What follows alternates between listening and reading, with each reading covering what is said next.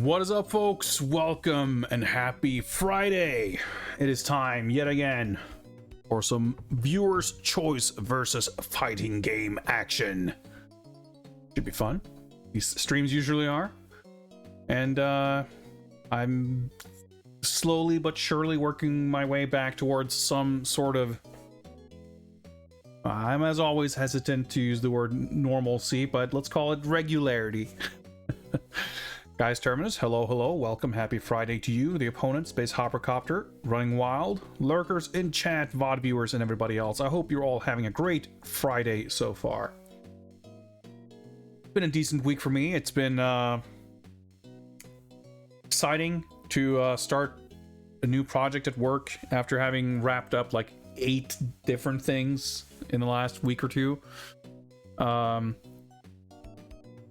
The entire production team kind of were just like not used to having like almost too little to do, but it's a nice change of pace, I'll tell you that. It's been good. I've been continuing to get deliveries left and right, and it was a whole ordeal getting this package from DHL. I feel like I ranted about this last time, but I guess I would, yeah, because I thought I was going to receive it on Wednesday, but then it took sure to turn out that it was going to show up yesterday. It's a whole thing. I really can't be fucked going through it. I guess we'll talk about it tomorrow, because the shipment that did finally arrive will be unboxed on stream tomorrow, and it's dare I say, historic unboxing. It is an unboxing of an artifact, let's call it, that it's maybe marking a milestone of sorts in my collecting of various junk. I'll keep it secretive, you know, we'll keep it light on details till then. But it's I'm pretty excited. I think there's maybe another small thing or two that we might look at that I think I have something else to collect tomorrow morning, or I got it yesterday. I don't know, like I've been buying these like Marvel Legends and shit off of these different Amazon stores, and they keep delivering things in like, they split up one order between like 3 different deliveries, and then I have like 5 simultaneous orders while other things arrive from like previous pre-orders and shit, and it's a whole confusing ordeal. But there will be unboxing happening tomorrow. We will, I'm sure, also be playing video games or doing something, because as mythically large as this box will be, although it's physically it was packaged honestly much smaller than I expected. It's a big deal, but it's not going to be an entire stream's worth of unboxing, that's for sure.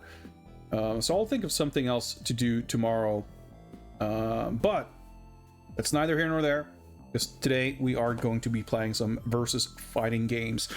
First time doing one of these streams in a while. First time doing one of these streams on my new PC. These kind of streams are always a little bit of a challenge in terms of stream production, logistics stuff, swapping between all these different consoles and everything. But at least that part, I mean, we will almost certainly have technical difficulties of some kind. That's like a given with these streams. But at least on that end, everything just ultimately goes into the capture card, and that seems to be working fine, so we shouldn't have new PC related issues with that. However, I do not have all of the arcade stuff set up at all, so for the most part, games in the game list that are listed as being in on arcade will most likely not be available unless there might be some technical exceptions.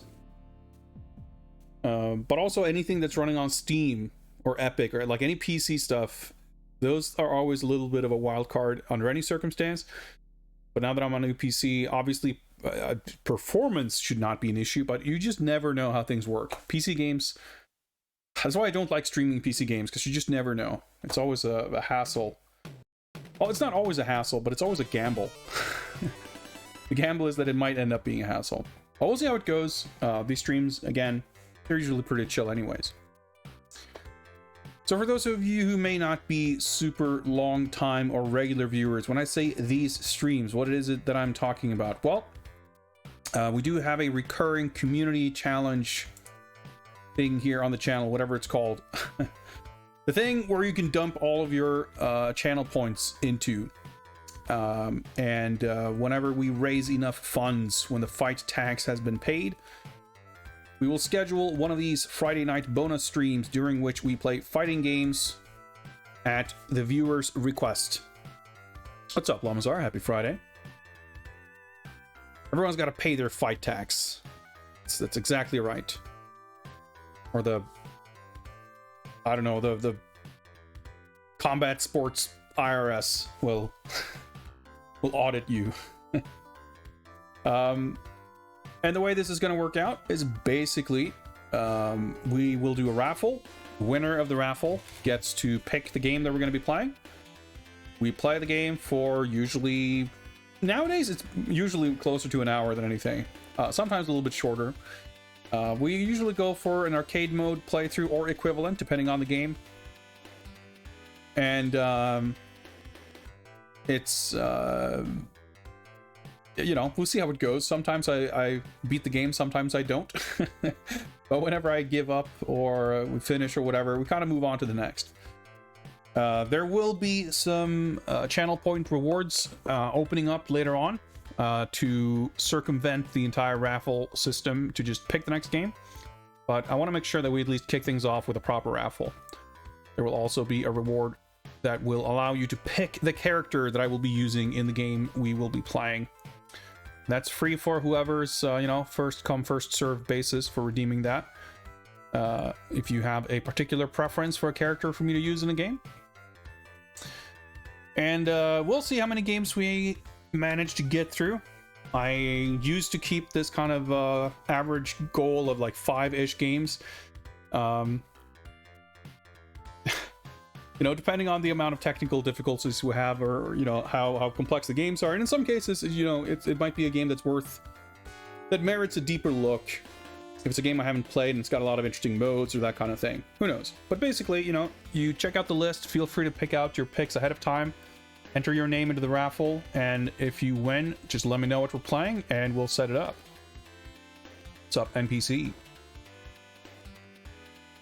Do we have the IRS where I live? Well, I mean, there's the equivalent. It's the tax agency, whatever, I guess. I mean, let me tell you, Sweden loves taxes, so don't you worry about that. It's I think we got that shit covered pretty well. Speaking of, it's tax season now, which means because I live in a civilized country, I basically get a text message that I reply to, or I log into a website and I click a button, and then it's done. And then a couple of weeks later, they tell me that, hey, you paid $100 more than you needed to in taxes last year, so here's your money back. That's typically how that goes. So, whenever I hear about people in less civilized countries for whom tax season is like a whole ordeal, I feel bad. I sympathize, even though I can't relate. I will say though, the first year in which I actually had like income and had to do my taxes was when I had worked in Bulgaria. Some people may know I went to school for game development, the same school at which I technically don't really teach anymore. I used to, but whatever, it's a whole thing. And I did my internship and subsequently was employed for a while at Ubisoft in Sofia, Bulgaria. And that was not technically my first job, but more basically my first job as an adult anyway. And so when you have income from like multiple countries or a foreign country, it's not as straightforward to do your taxes. And that was yeah, that was sure was a way to get introduced to that whole concept, but it wasn't. Ultimately, it was fine. But I remember it being a little bit stressful and confusing because I had to like get in touch with HR, because at the time I hadn't worked there for a couple of months. I was back in Sweden and everything. So I had to like get in touch with them to have them send me like papers, and it was a whole thing. So compared to that, I mean, yeah, it's not having to, I mean, they were very helpful. It was all fine. Like, it was just first time having to do your taxes. Like, it can be a little daunting regardless, and then you have to like, yeah, send emails or make phone calls or whatever to like the I don't know, accountants and shit in a different country. But it was fine. It was fine. I didn't end up having to pay any money back or anything, so that's the most important thing. Con coins are minted and circulated by the brutal reserve insured by the Fatal Direct Incineration Commission. It sounds about right. Sounds about right. Self-employed people in the US are always sweating bullets. I mean, if you're self-employed here, it is definitely a little bit more complex. But yeah, the idea of like having to hire someone to like figure that shit out for you sounds like a lot. Yeah, having a tax person it just sounds very foreign. That's all. Anyway, let's not talk about taxes, shall we? Let's talk about fighting games. Or in fact, instead of talking about fighting games, why don't we play some fighting games? Why don't we set up our first raffle and get this shit underway? Enough of this chit chat. I mean, we've been doing a good amount, a healthy amount of just chatting in the past week, so I think we can make time for some video games. What's up, Schubert, for the poll? Greetings. So let's see if I remember how this works. I think. Oh yeah, never mind. I should actually. Oh yeah, never mind.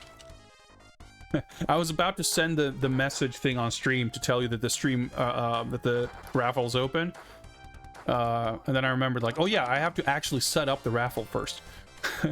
And then for a second I was like, oh, I can just send the thing and I can set up the raffle in the meantime, and it's like, wait, hang on, I should probably set it up first so that people can actually enter the raffle. We'll get there. I'm trying to remember how to do this. I think we're there now. Subscriber luck engaged raffle is the keyword.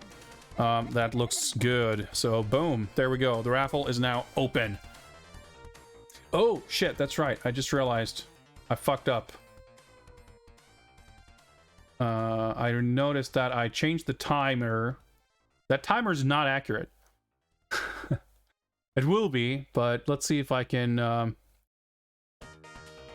just realized as I was doing some testing before and it didn't seem to work, and now I understand why it didn't work properly. Because I changed the OBS thing to say you have 2 minutes, but I didn't actually change the thing that triggers the sound effect and whatever else. I just updated it now, so it should be consistent. We're gonna hear a sound effect play at some point. Probably not when the timer ends, but that's fine. The raffle's open for now. Everyone who's typed the word raffle in chat, whether or not you add any other punctuation, have successfully entered the raffle. So we'll see. We'll tinker with the timing and everything. How cursed we feel. I mean, I mean, you're free to conspire in chat by all means. But I feel like it's ultimately up to each and every one of you, each and every one of us, to determine the level of cursedness that we want to bring to this endeavor. Before I forget, let me, boom, activate the Choose My Fighter reward. That should now be available for anyone to pick the character in whatever game we're playing. And once we're getting started with the first game, we will activate the challenge, the reward rather, to pick the next game. Got him going hard on the curse. All right, let's see. All right, okay, the sound effect definitely not playing when it... Well, technically speaking, it will play when it's supposed to, which is in about 50 seconds. But because I changed it, I'd activated the action before I changed it. But the next time we do it, it should be in sync. So in a little bit, we'll hear sound effect from the hybrid front. Someone getting excited about, let's go! But we're not gonna wait for that. We'll just... I wonder if... Oh, that's right. Okay, yeah, this is gonna stay on screen a little longer too, I guess. But that's fine. The counter's not on the screen, so screw it. Let's do the raffle. Roll it! Boom! Lamisar. Congrats. You get to set the tone here for cursedness. So let us know what's gonna be. Let's go! There you go. Let's go. Criticom, the critical combat. Well, I'll tell you this much. We are definitely not getting a full playthrough of this jacked ass game. And I'll explain why as we get playing, I suppose. Boy. All right, let's set up.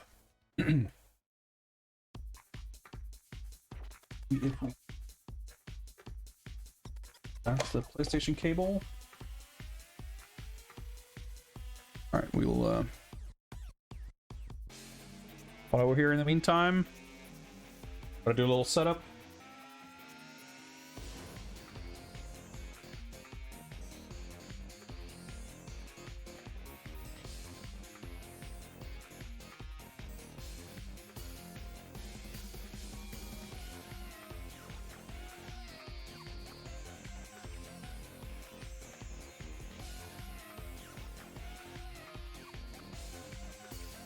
I guess this is probably... I don't think necessarily this is like an arcade stick kind of a game. You know what?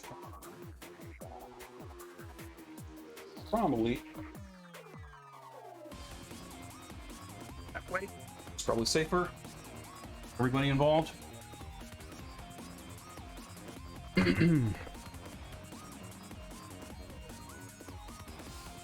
Let's see if we... get the oh yeah, turning on the retro tank might help. No signal. Hooking it up might also help. I was using the HDMI cable for my Switch.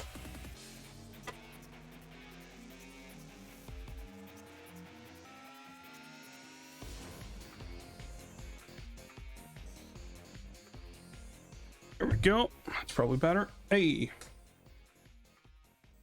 Good sign. It's showing up on your end.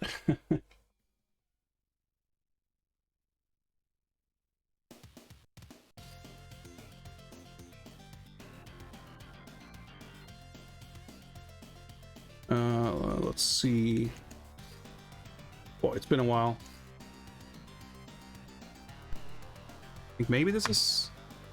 Alright, okay.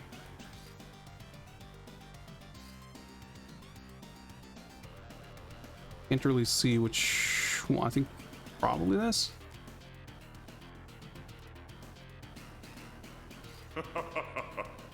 Unspeakable horror awaits you. NPC on their 2nd month streak. Thank you very much for your 9 months in the Skull Club. Need your sub buff for this. I appreciate that greatly. Okay, so let's see. Doesn't look quite right.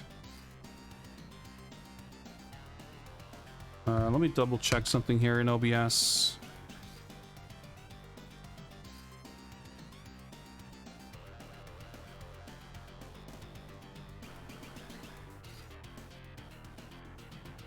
It is such a limited... I mean, yeah, that's more washed out, but... Maybe it's my screen. I don't know. I feel like the black level's all messed up. Alright, well, whatever. A browser. That's right. Which actually, I should, to check. That reminds me, my virtual memory card. So this is set to... Let me access my Mem Card Pro. Oh, fucking hell, I don't have it in my...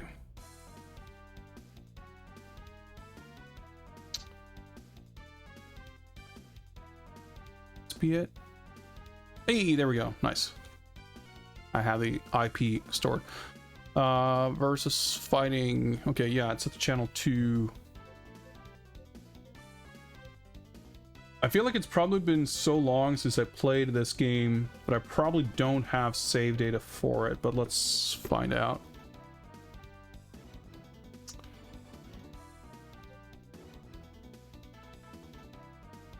At some point I did have like started listing in a spreadsheet where I kept each of the saves. So I'm using a Mem Card Pro, which is a memory card adapter for the PlayStation that lets you save games on SD cards, and it also has a...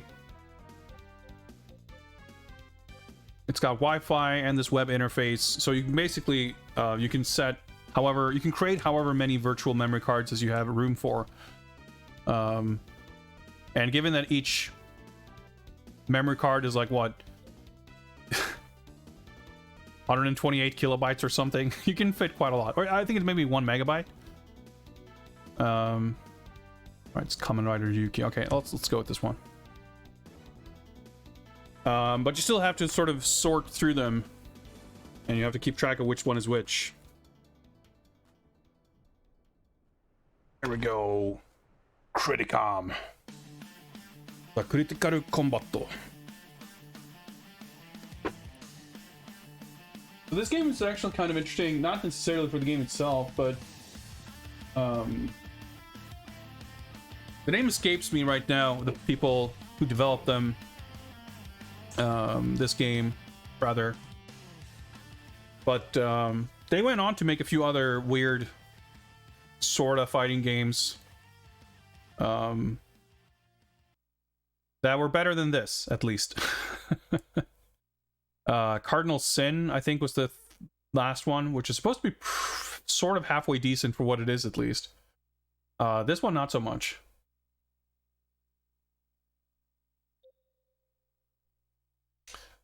Oh yeah, let's update the game info here.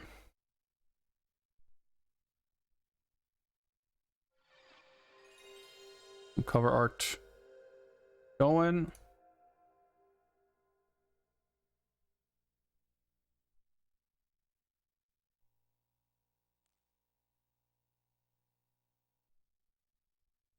What the hell is up with my... As soon as the camera in my layout is all messed up.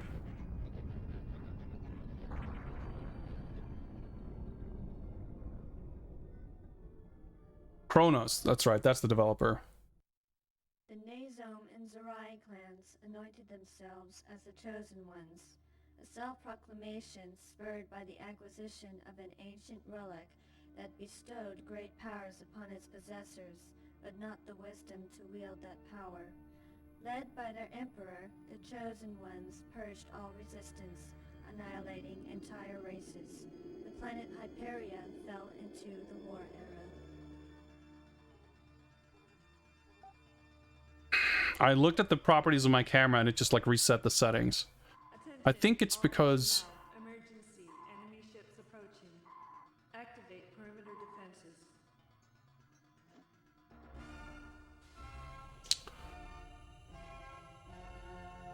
Let me try something.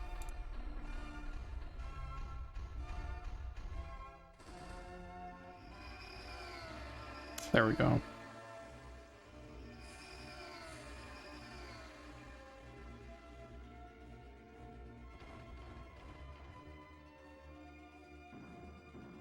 It's because at some point in the past I changed the resolution on my camera from 720 to 1080, And all the crop settings are in like pixels, so it's based on the old resolution. So that's why the crop settings were all messed up. Sinuge, LCC, greetings everybody. It's Gorm time. All right.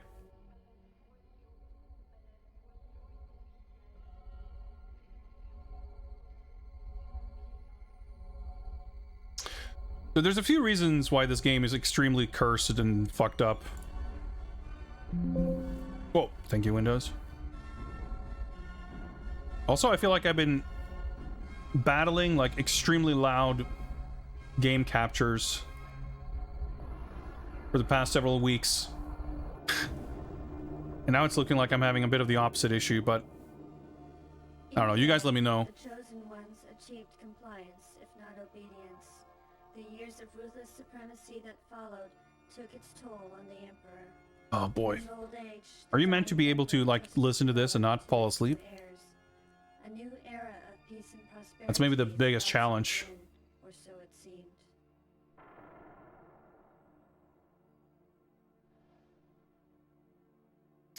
Despite the art in the game, I do think this game has a few like sort of cool characters. At least, you know, it's got that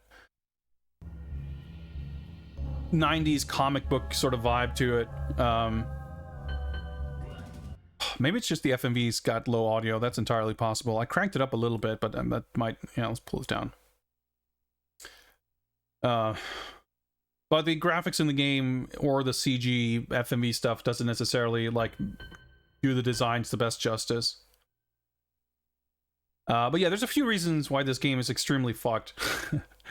Generally the fights are like really slow and long. Oh yeah, I should do that. Got the timer on there, and let's enable this pick next game thing. I'm not gonna remember it otherwise. You're on these like giant arenas and everything is sluggish and awkward. Well, I mean, you'll see. Well, the other thing too is the structure of the game is really weird. You have to like level up your characters to gain access to special moves. And you have to like, you're meant to like replay the game multiple times with every character. Like every time you beat every other character, you kind of like gain a rank with that character or something.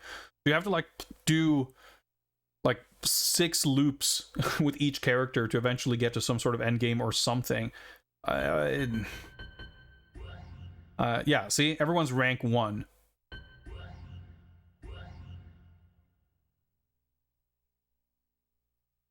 Save okay.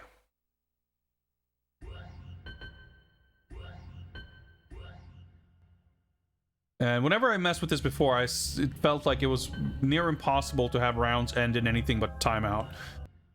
Well, we'll see how it goes. Let's start the timer. Alright, do we get character names here? Alright, yeah, Delara. See, she looks sick. Exene. Sonork. Looks pretty alright. Demonica. That's a 90s comic character for sure. I mean, everyone kind of is.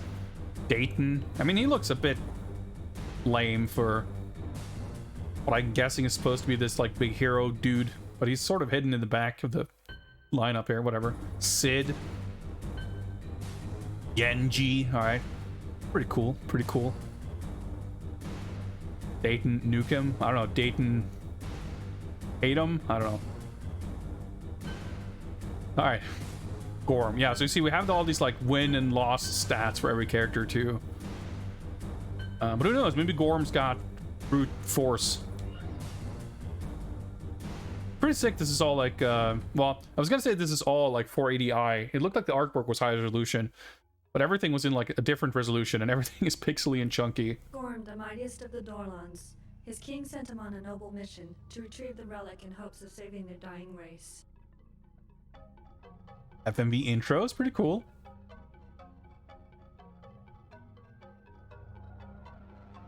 Like I feel like there is stuff about this game, like sort of in the around the edges, that is very likable. That kind of goes out the window once the game actually starts, but you know, not every bad fighting game has that going for it. Yeah, for their time, like, this was a reasonably hyped up game.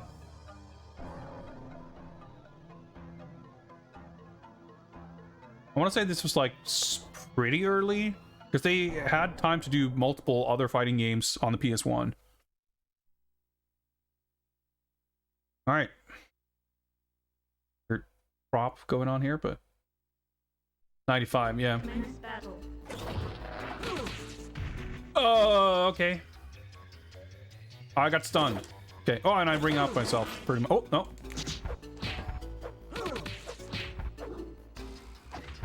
I don't remember what the controls were, but my little icon is flashing. That's probably not good. Oh. Wait. I'm on my second life bar, I guess. Did I lose the first round? Okay, very good game. Probably should have looked at what the controls were.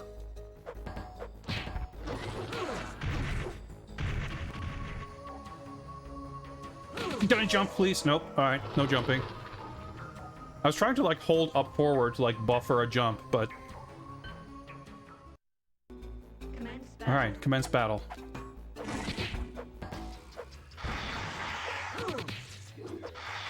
So I'm not sure why that like sweep did like 80% that other time. But I think L2 and R2 was it? That's like special move buttons. They don't currently do anything because I don't have any special moves yet. Yeah, I was curious about that too, LCC. I did turn around, like it looked like I hit him with the turnaround animation. The next time I jumped over and I didn't press any buttons to sort of check, and it didn't do damage that time. I'm like mashing square while turning around, so that could just be my like... Yeah, I think that's my back turned light punch animation that looks like I'm just turning around.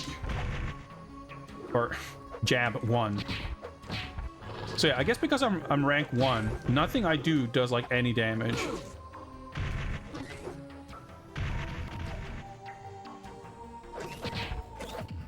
And as I recall, there were no like difficulty options or anything.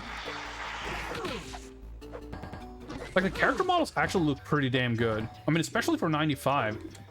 Like Tekken 1 barely had textures. Okay, I pressed like 4 buttons in midair. Nothing happened.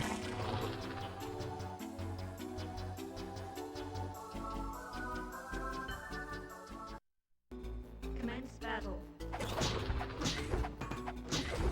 So I wonder if there's like...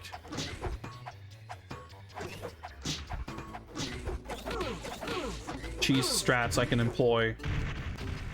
It's like I'm pretty sure I know I have won fights in this. My memory was that it's like just really slow and matches take forever. I guess the real thing is like you just don't do any damage. But I definitely recall that like in the event that I was able to win anything, it was either through like timer scamming or like ring outs, or basically like you're not gonna win around. Oh, I'm stunned. Okay. Oh. So I'm not sure if... Do I have a... Okay, I got some kind of roll buttons. Like, I don't know if I can knock him down. Because even if I were to push him towards the edge... Right. Camera is a little questionable. It doesn't really deal very well with the whole sidestepping thing.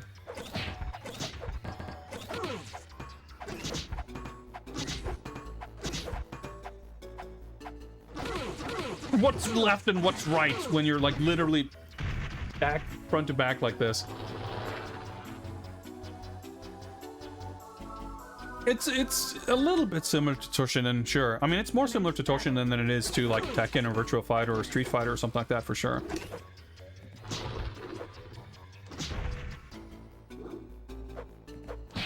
Like you tap back and there's like this set range for you to walk.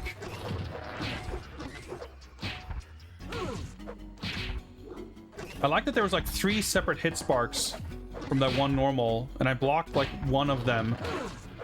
Not the third one, or whatever.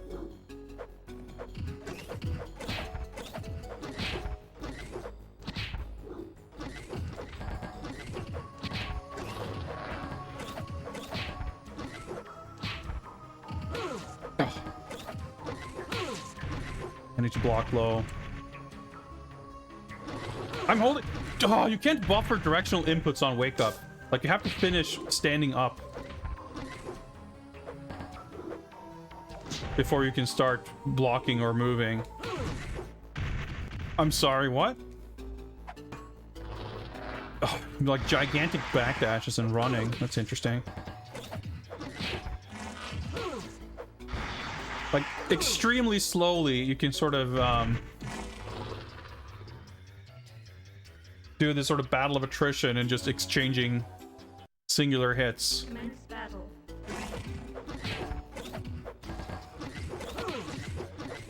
And I can, like, as long as he perfectly cooperates, I can sort of get the advantage.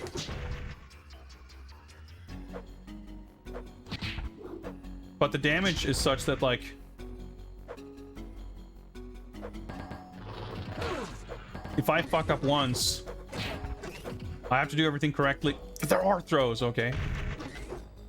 Like 20 times for it to even out. But it's still the closest I've gotten to, like, any kind of strat.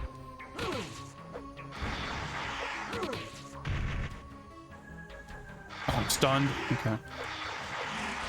Oh, and I get thrown. Okay. I do have the manual. Oh, okay. That killed me.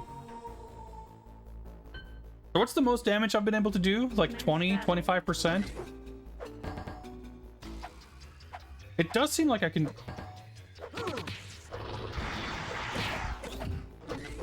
Could most likely get him into some sort of pat. Oh, you can't block on wake up, basically. Is that an overhead? I would like to know how to throw. Stuff like that, I'm sure, would be in the manual.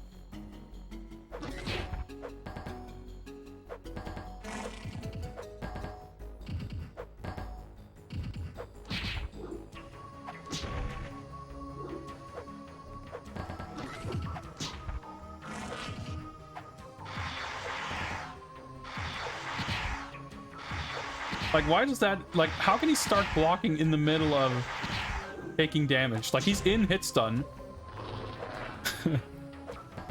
He's getting hit by an attack. And then he's blocking the later active frames of the same attack. Oh, with the cross up. See, that's the thing. Like, even if you actually do successfully deal damage...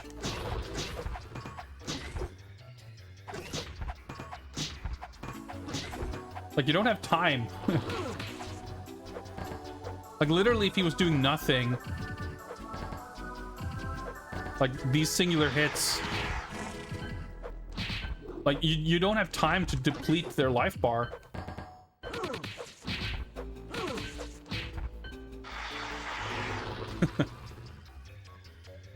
Well, I survived to the end. Alright, let's, Commence battle. see. Vernon G picking MK9. Well, you're in luck because I did, since last time, I did get it up and running on PS3. So we'll play the PS3 version. I was actually installing a bunch of Steam games today to make sure I have them up and running, and I sort of decided I wouldn't even bother installing MK. Because it probably wouldn't run. Well, we'll get the PS3 version running. Oh, the fact that you get, like, you have to, like, wait for the wake up animation to, like, fully finish before you can do anything. Oh, this is hitting both punch buttons, I guess. Oh, are we onto something? Because I can kind of move forward. Wait, did I stun him? Nope. Just randomly knocked down.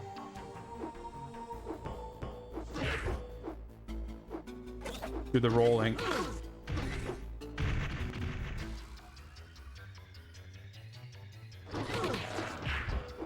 I don't know if,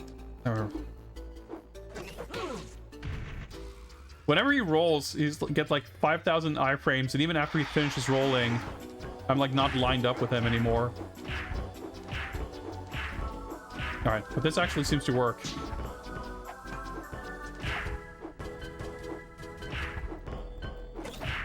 I'm probably not winning now, but taking the round off like this. Yeah. All right, that was... I think we got this. We got this. Battle. Fine, we can recover this.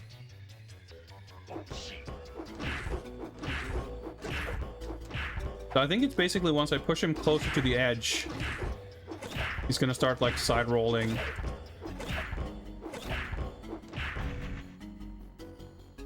Him standing up can hurt me, by the way, so I gotta...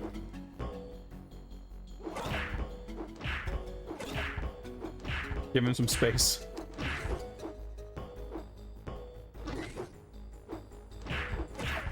Head boxes.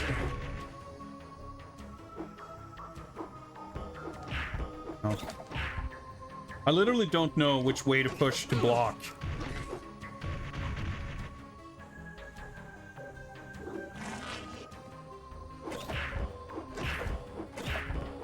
Alright, forget blocking or trying to walk forward. I'll just do this over and over. Like, how does a game get made like this? How does one make this and go, yeah, this is, we can release this. This should do well in the marketplace. Ah! Player 1 triumphs. Triumphs, sure is a word for that. Alright, it just took 13 minutes.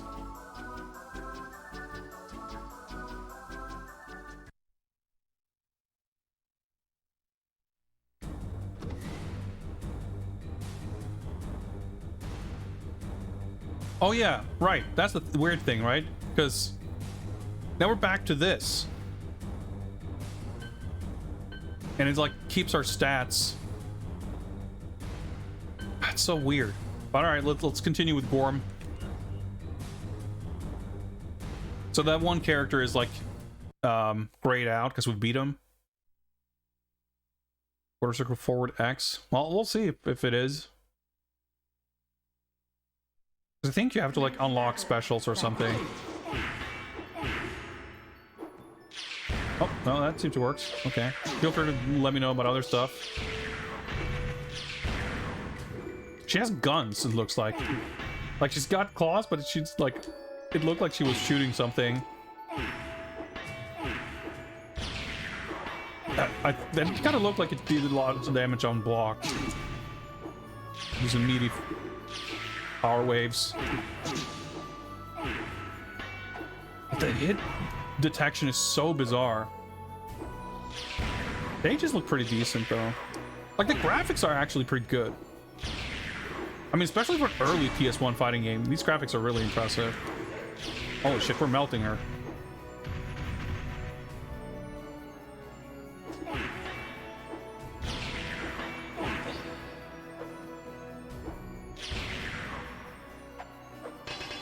Hold R1 and square. Okay, I guess that was a thing. Alright, okay, shit. We're going places now.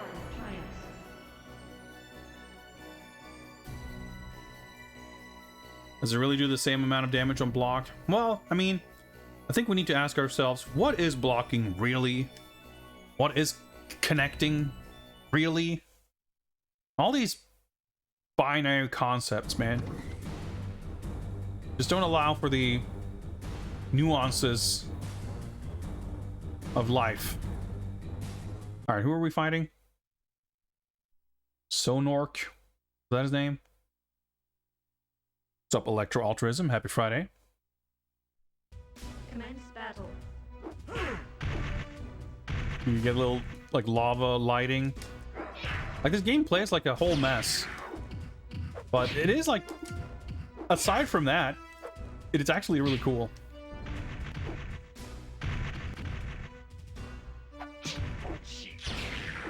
What is Oki set play wake up game really? Well, in this game, it's a guaranteed combo, it looks like. But facing the right direction is anything but guaranteed. That's a mix-up.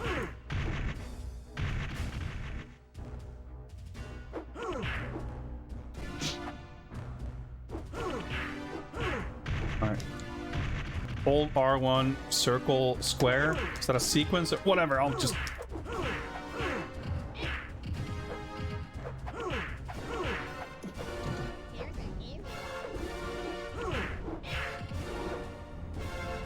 Music is aptly dramatic, at least. Oh, he has a whole life bar left. I didn't realize. Well, okay. This is whatever then. Player 2, triumph. Commence battle. No, like load times or anything though. That's pretty sick.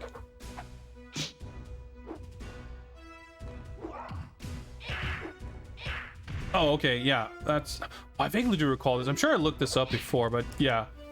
You hold R1 and then you press 2 buttons, and then he does this whole spiel on his own. Like, oh, I got thrown. I think. Okay, I took like a bunch of damage after I landed. Yeah, I don't know about these R1 specials.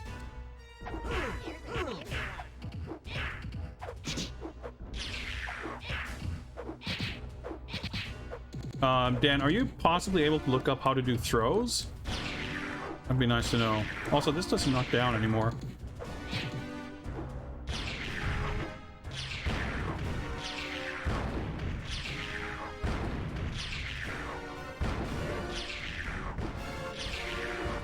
Can I put more of these on screen at once? Toss up.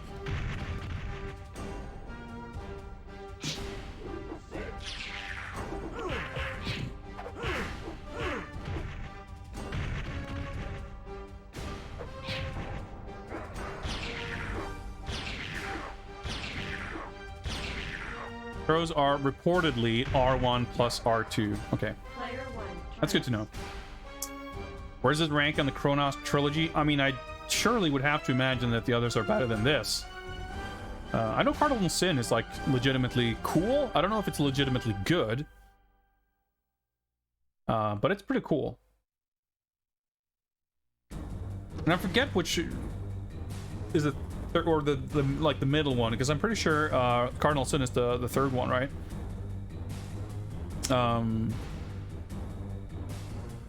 Is it? Did they do the Dungeons and Dragons game? Dark Rift. All right. Yeah, there's so many of these dank, weird 3D pseudo fighters that they can kind of blend together a little bit. Close your opponent, tap forward, hold and press R1 and R2 simultaneously. Okay. We'll try mashing a little bit R1 and R2 if the opportunity presents itself.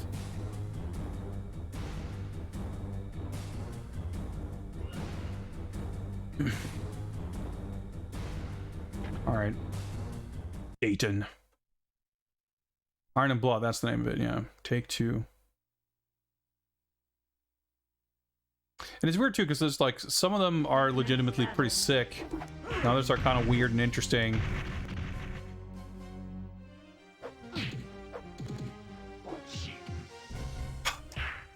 I get thrown out of my special move combo.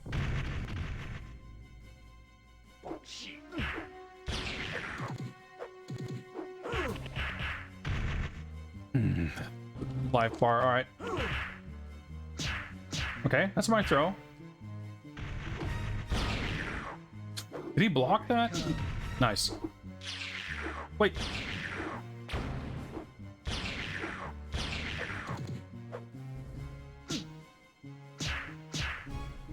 Yeah, throwing seems...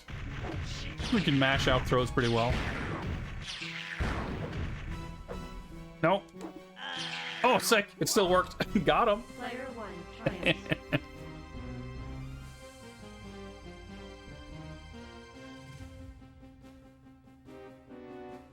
Oh, that's fighting games.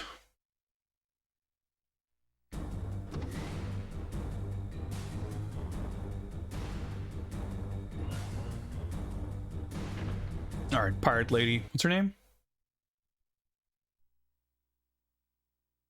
I mean, she's not a pirate exactly, but she's got an eye patch. I mean, she looks kind of aquatic themed, doesn't she? I don't know. I mean, there's a lot of room for interpretation.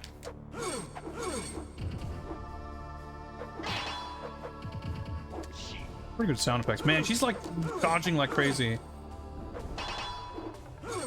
Maybe I need to throw her. Jump! Okay, well, we didn't get to see that much of what she can do, but we'll take it. That's basically the strat I tried to go for in that first match, but I didn't know any moves that could actually like knock down. And the fireball is pretty buff because it can knock them down when they're already knocked down. I mean, except for when it doesn't, of course. But you know, that's how it goes. Oh shit. We're at the boss. Do we get a different skin or something? I'm curious what he would look like. I mean, I'll presume it's just different texture with different colors, but you never know with these like early 3D games. Commence battle. All right.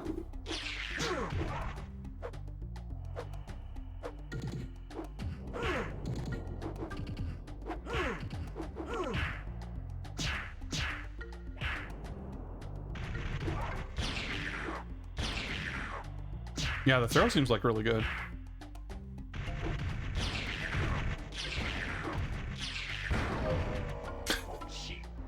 Player 1 triumphs. Incredible. We spent 13 minutes on the first dude and then 10 minutes on everyone else. Thanks, Dan, for giving us the strats. Infinite. I mean, it's infinite for as long as it works. And then it doesn't, and then it's not. I think, or do no, we didn't fight everyone. That's right. We got like Exene and interesting. So yeah, I was thinking like maybe the character I've highlighted shows like which characters are still available, but it doesn't matter who I pick here. Like it doesn't change what's happening over on the other side. But yeah, we didn't fight Army Girl and Naked Girl, Magic Girl, whatever. Yeah, 6 wins. So there's 8 characters. Not too shabby. I mean, not particularly impressive, but it's like early VF Tekken character counts, basically. I think Tekken 1 had like 10 characters. The stages actually, yeah, they definitely look pretty impressive.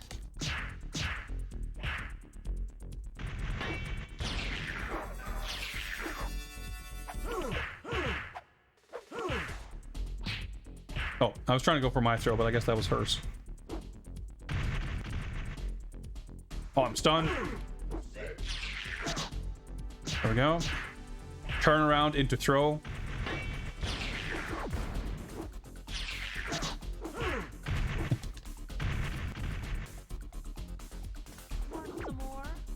Want some more? Oh, I'm good, thank you. Appreciate being asked, though. And the fact that like everything can interrupt everything in these really bizarre ways. Like they can just sort of interrupt hit stun with sidestepping. Oh, nice. That throw. Perfectly synced up animation there.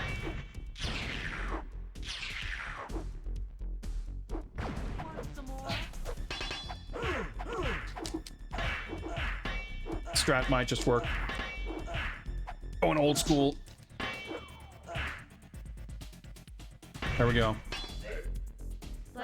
Is that her 2-player color, by the way? Maybe everyone we've been fighting has been using their 2-player color. Actually, I think they probably have. I just noticed it because she was so distinctly green on the character portrait. But I think even Dayton had like a black shirt or whatever. I think probably everyone's been using their 2-player color on the 2-player side. I wouldn't expect a game like this to have unlockable characters. This game doesn't really seem to have much of anything. I mean, it's got FMV stuff. It had like the little intro.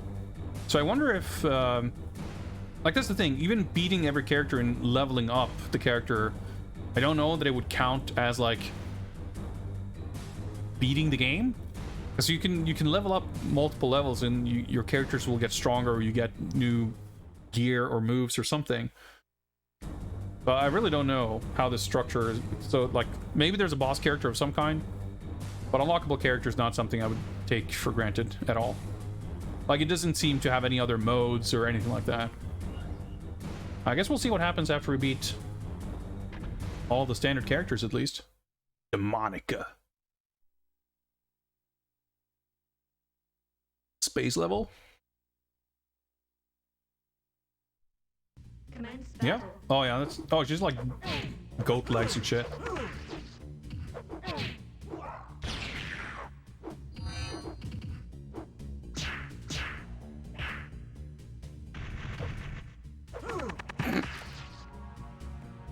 I'm trying to throw her. There we go. Camera, please. Can you adjust? It's nice that the throw can kind of reset that a little bit. Trying to throw. There we go.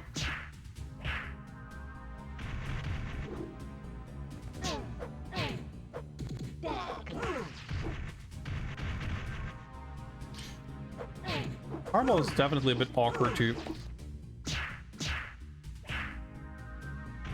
pull off.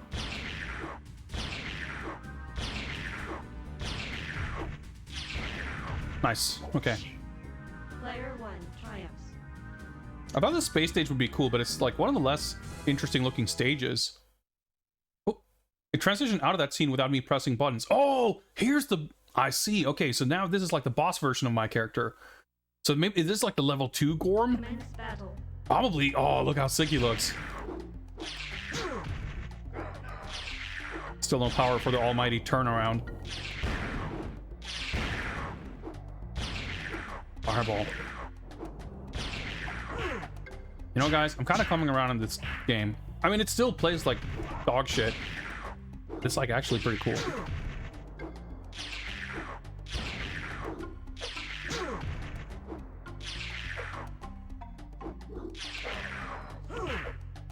Like, it's highly inscrutable and makes no sense. It was clearly made by people who had no idea what they were doing. It's like, it's kind of sick. See, this is dangerous because now I kind of want to see the higher level versions of all characters. Player 1 triumphs. Like, this stage is really cool. The space stage was like just empty. So now what? Oh! Power-ups completed. Level 2 code CHAM. Their password? Wait. Was it supposed to do that? We saw the first frame of another character's video? Oh. Level 2. I like the way this sucks. I mean, that's, sure. You could put it that way.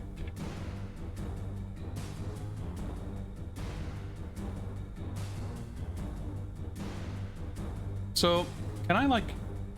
Alright, select. Oh, wow, okay, it just brings us right here. Interesting. Well, I wanted to save. That was the whole thing, so sure. Ah, Gorm rank 2. Yeah, but the whole, like, code, like... I haven't seen... anywhere to enter a code. That's what has me a little confused.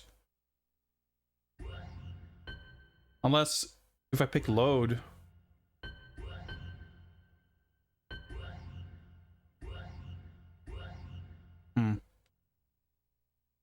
Sometimes with early PS1 games, they can, like, the handling of saves and passwords and stuff can be a little funky. Maybe it's just a button on the character select screen or something, because select brought me to the options menu. Wait. I can put a fucking name here?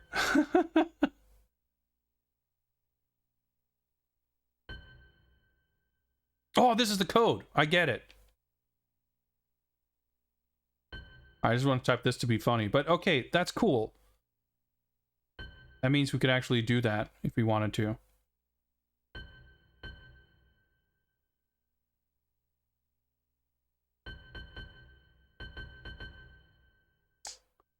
Oh, man, that has me actually really tempted just to use some codes to see the... Like, I'm assuming... actually, I could just look it up myself. I'm assuming you could get a list of passwords pretty easily.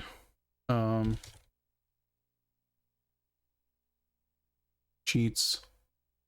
Oh, there are character endings.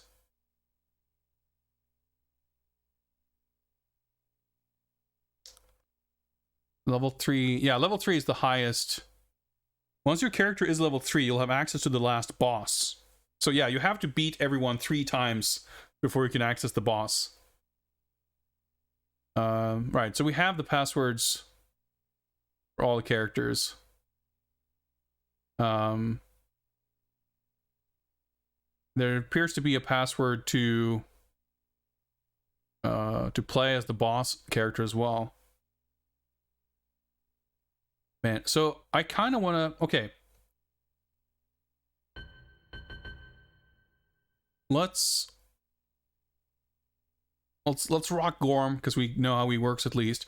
Maybe if you're at level 2 or 3, the other characters will be level 2 and 3 as well, so we get to see what they look like. Let's see. Gorm. Oh, these passwords are different. Shit, so these might not be...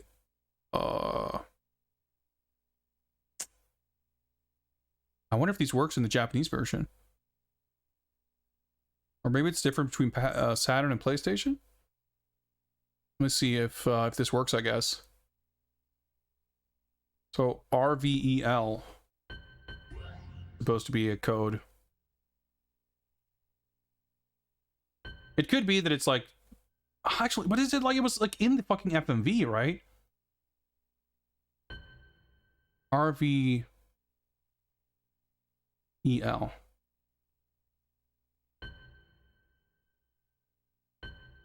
Yeah, it doesn't work.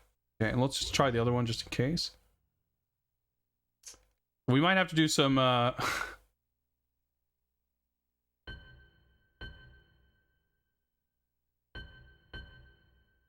some real work to uncover the Japanese version passwords if they're different. Yeah, that doesn't work either. Holy shit. Okay. Okay, let's do this. Right,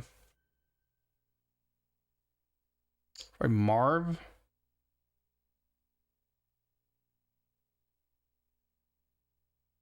Oh yeah, you're right. I see this other list here. Yeah, that could work. Because I saw 2 sets of passwords that match each other. And neither of those 2 worked here, so this one might. Yeah, okay, sick. So let's try this.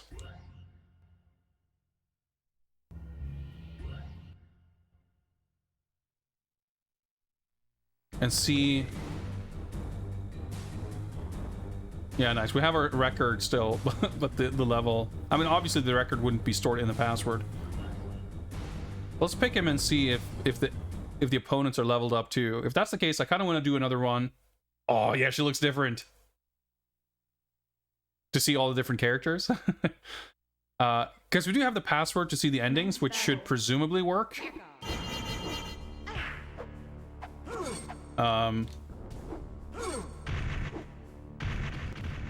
But I kind of don't want to like spoil like seeing the ending before I even see what the boss looks like. I mean, this could also be impossible, but I'm pretty sure it's... I don't think she's that different from what she was like before. Yeah, let me do that attack. Whoa!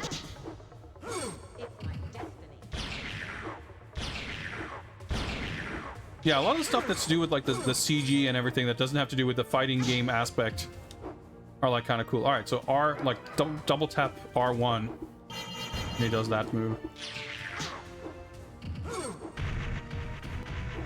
Or R1 and forward, is that what that is? Maybe. Player 2 triumphs. Yeah, because she was kind of tricky before too. She didn't really give me a lot of room to actually do. Like, I got a pretty fast ring out against her. That's like how I won last time. Yeah.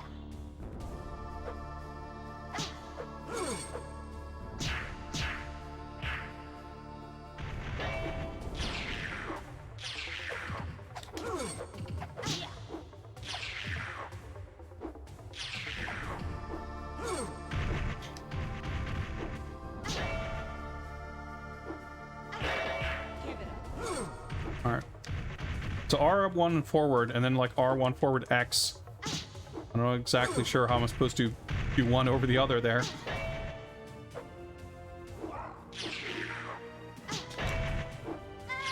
Nice. Okay. See? We get it eventually. Player 1 triumphs. Yeah, the projectile knocks down, but the spear itself doesn't. Yeah, I guess that seems plausible. I was about to say I guess that makes sense. It really does not, but that seems like a believable explanation, sure.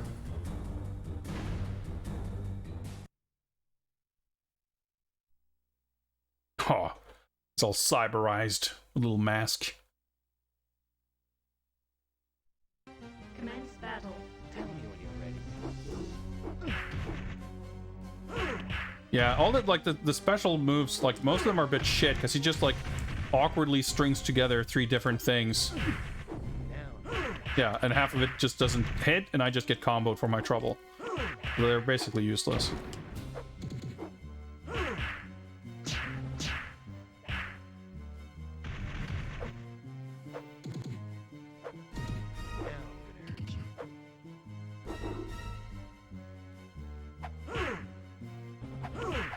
Trying to throw him. Right.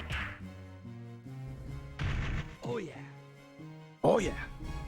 Player 2 It does seem like they're a little more, if not aggressive, at least Commence battle. fucking around. Like, staying still a little bit less. Yeah, see, that just didn't knock down there that time.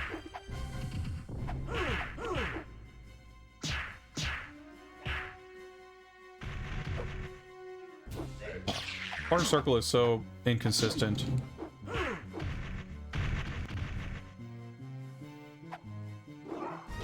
Alright, so that's the... Okay, I see. That's the other projectile.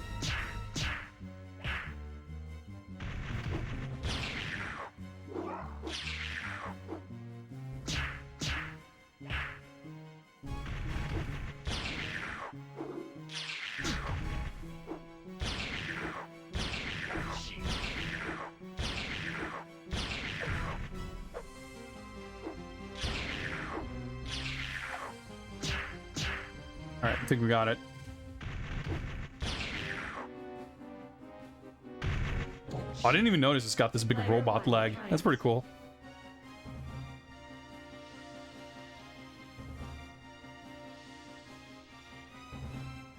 Oh yeah, right. I keep forgetting you have to actually press a button to go out of the windscreen.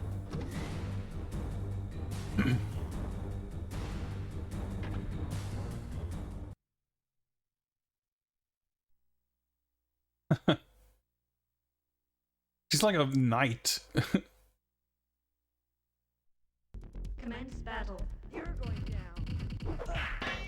Alright, well actually, at least in the 2-player color, she looks like a RoboCop. Okay, alright, that was pretty fast. Player 2 93 triumphs. seconds. I don't feel like she looks anything like the render though. Battle.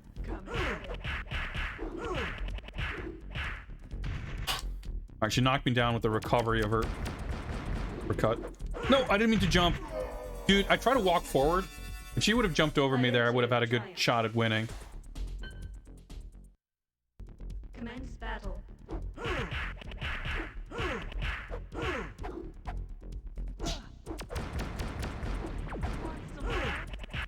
Dude, the plus frames.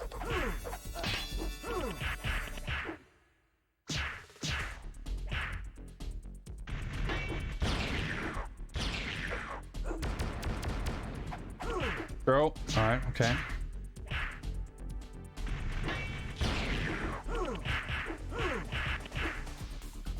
Like, her damage is a bit... Oh, never mind. I was gonna say it's a bit shit, but I just realized she'd empty my whole first life bar. Player 2 triumphs. Yeah, it's ramping up in difficulty for sure here. But yeah, see, that, like, doesn't do all that much.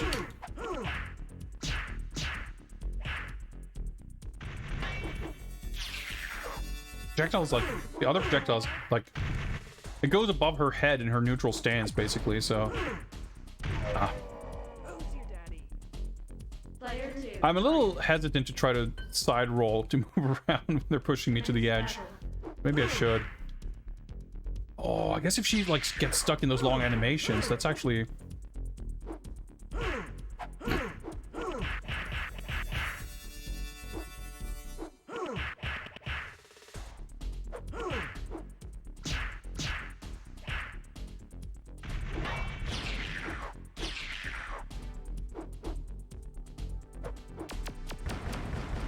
Am I blocking or not? Like, what even is blocking?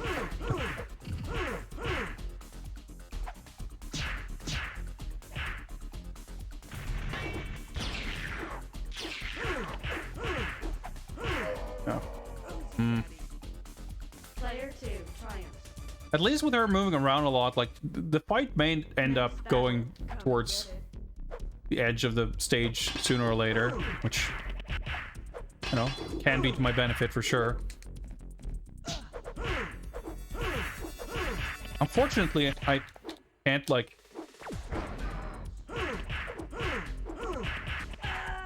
See?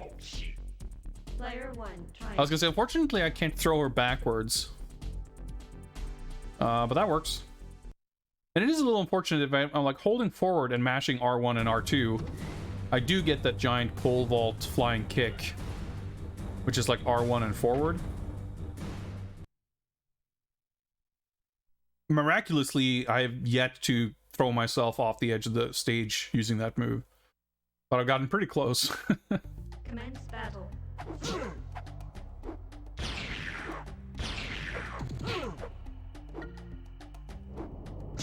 I haven't done that knee move, which I don't know if I'm missing out on exactly, but... Man, remember what this move used to knock down? Those were good times. Alright, press a button. It's funny how matches in this are like extremely tedious and long, or they're over 5 seconds. Alright, just 2 guys left, I think? Demonica and Sonork. Holy shit. Yeah, I was kind of thinking, like, a character design like that, I feel like the whole concept is that she's, like, basically naked. Is she gonna get a bunch of big armor? But nah, she gets, like, rock skin instead. I mean, that's kind of neat.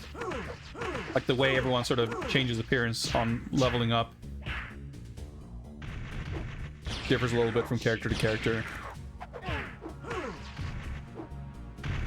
Still doesn't deal all that much damage, all things considered. If I can please stand up. Getting stunned by fucking OTG loops. Player 2 triumphs. It's a bit fucked.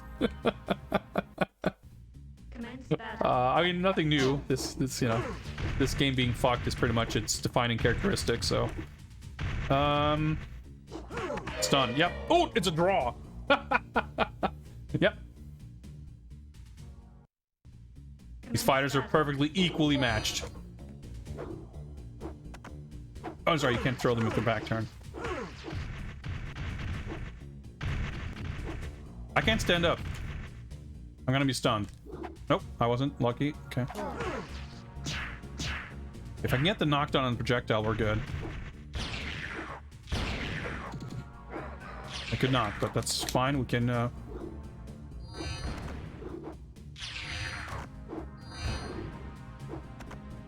Dude! I did not... Okay. My inputs got, like, crossed up when she jumped over me. And I just started running.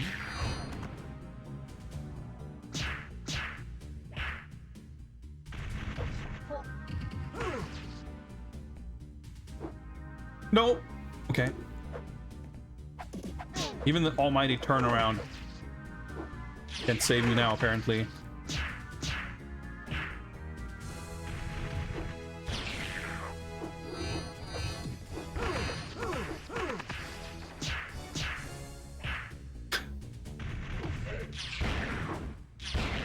Music's got some shit going on. These projectiles are a bit cheap. Commence battle. Although, I guess being cheap sort of presumes that things can hit normally. Alright, let's just spin around.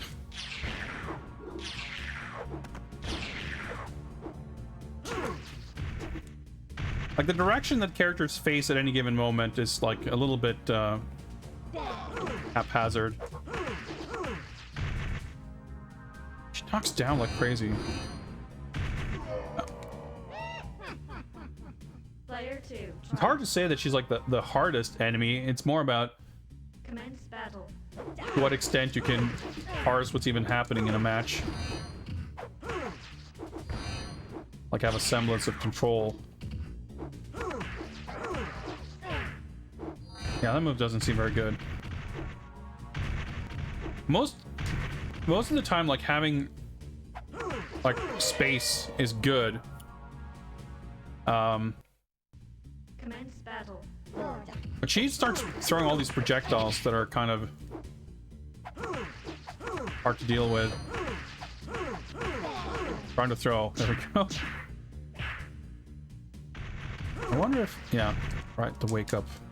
I wonder if there's... I guess there's probably some way of doing a wake up attack that I just haven't figured out. Oh, that's her throw.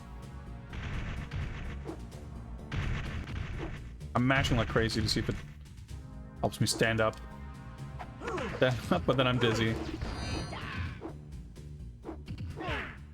Like the full iframes on side spinning is definitely weird.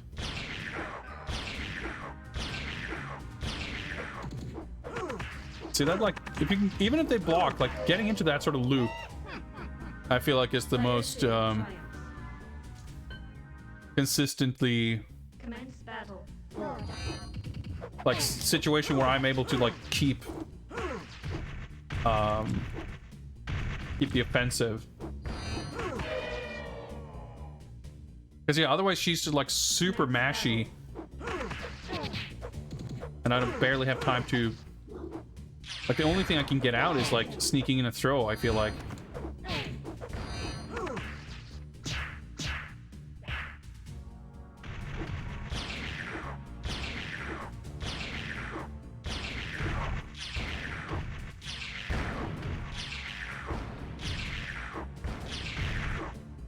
Yep, I can definitely have multiples of these on screen. That's pretty good.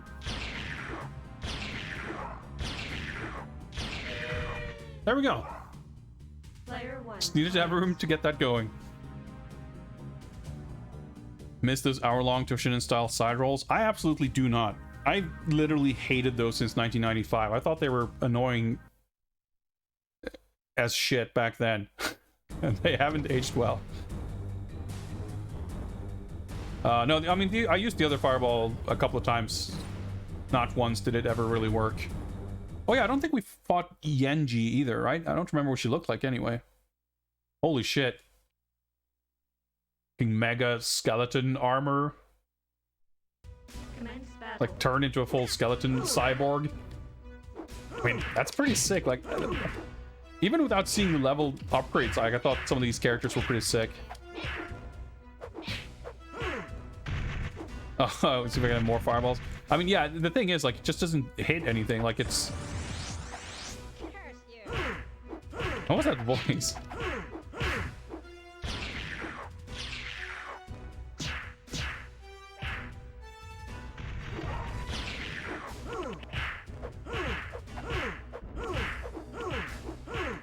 Trying to throw. Funny, like, as soon as I'm stunned, they just, like, do nothing. Maybe I don't have a hurt box when I'm stunned. Wouldn't shock me with this game.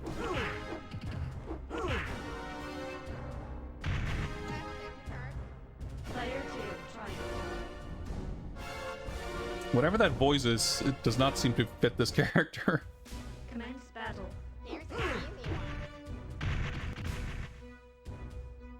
Okay, I tried to throw it, I just walked through him instead.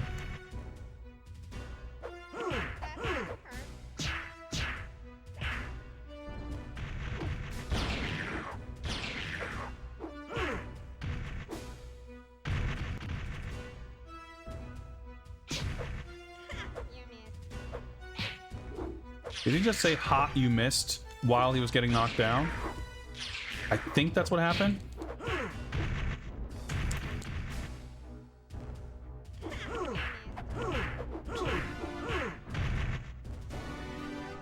Can I stand up without falling in?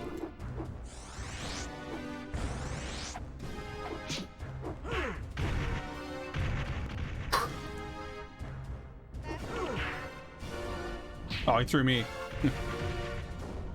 Oh, shit. I'm shocked that I didn't fall in. But I also got stunned, and I also had no health left, so I was already dead.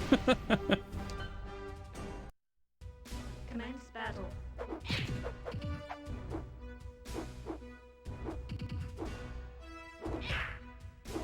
Maybe it's time to return to our roots. Maybe not. The damage, though.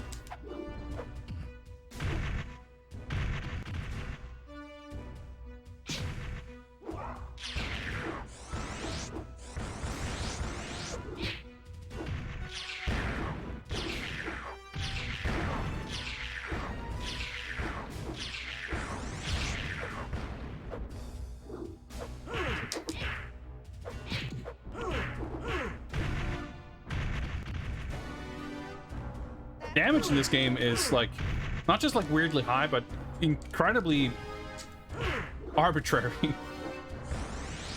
There's like no sense of what, like, I don't know. It definitely feels like some moves just hit 4 times and just deal Commence battle. absurd damage because of that.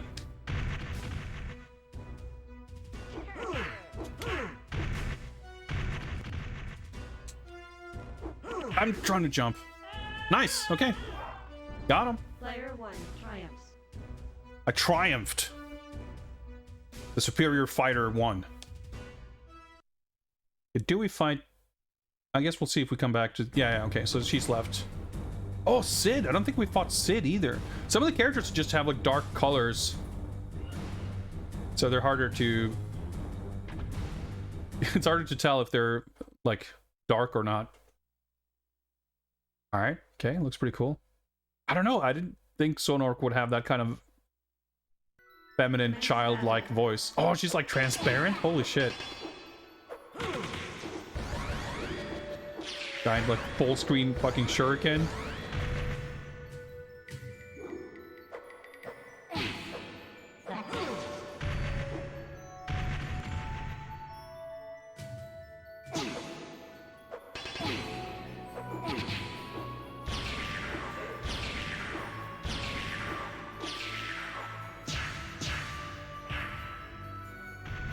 How close are we to the edge?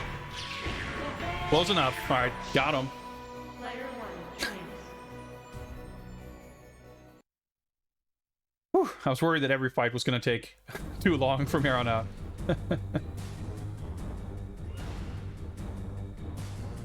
Sid, all right.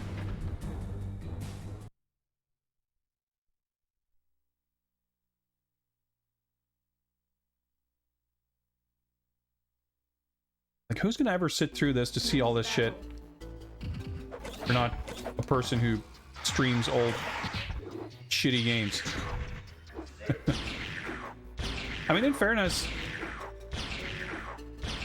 I think they're, you know, it's interesting to think of like 70 bits. Oh boy. what's up, Nico Jazz? Thank you for those 70 bits. Thank you very much for that. You know, looking to sort of innovate beyond the scope of what an arcade fighting game is like. Because Tao Feng is actually not too dissimilar from this in its sort of structure. I mean, it doesn't have the weird level up thing where you have to do everything like multiple times. But there's this sort of campaign sort of goes across, like picking multiple characters and playing the game multiple times, sort of. I'm dead. Oh, he actually threw me backwards, but I'm still dead.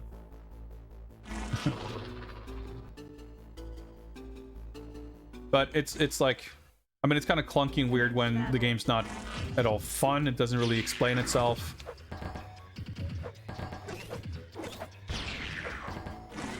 I wouldn't say that I find it particularly successful, but in the context of at least like advancing beyond the ability to win a fight and progress,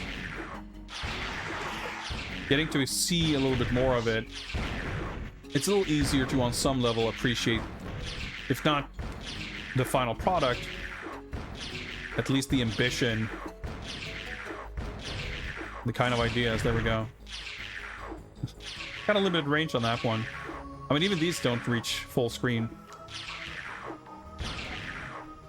but they reach a little bit further. Okay, this is exciting. I guess we get to see a boss character. My thumb is getting all getting a workout.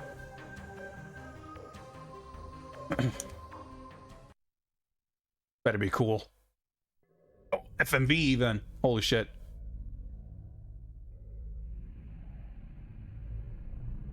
Fighting a monk, druid, wizard. Or are they gonna summon the Dark Lord?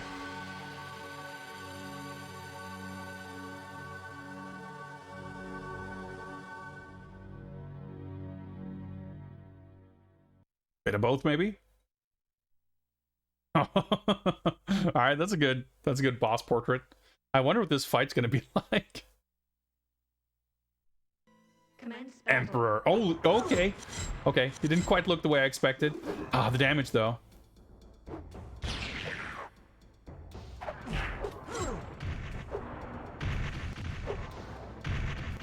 I please stand up, maybe?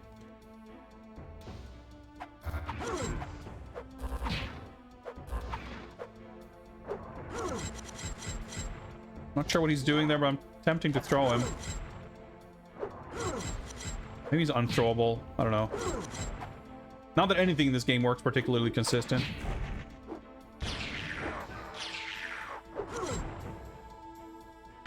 Alright, so at this point...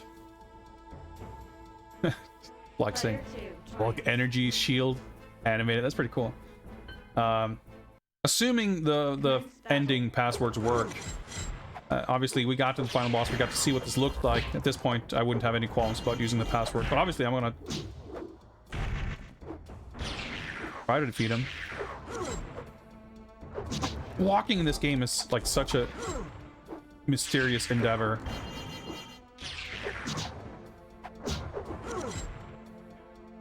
I mean, as is most things.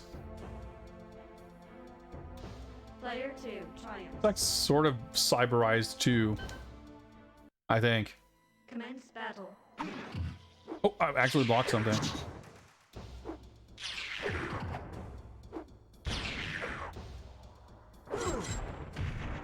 Like, it's sort of...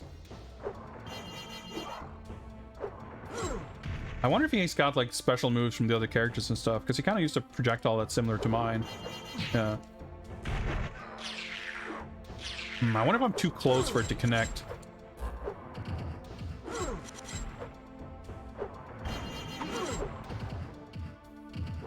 Camera, like, I can't see what's going on. Dad. Yeah, he seems pretty tough. I've not been able to land a single throw, but it's hard to tell if it's because I can't, like, he's not throwable. Or something else. Commence battle. Yeah, I tried to jump away. Probably foolish, but... Well, I mean, actually, trying to, like, have him ring out himself is... I mean, it's kind of how I won most fights, right? There we go, pretty much.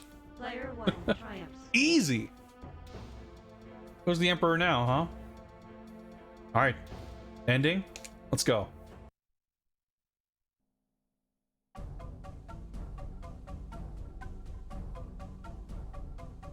Get that juicy monotone narration on.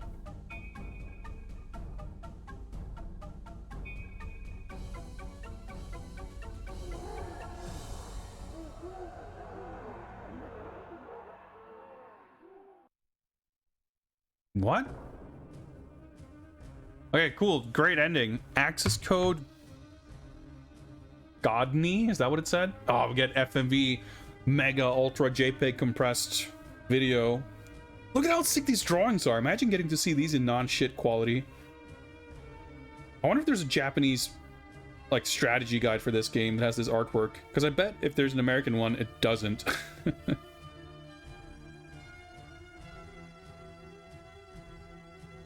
So I'm just like, what's the, like, yeah, this like Stan Liu guy. He's like the lead original concept, lead artist, designer. He, like, came up with everything.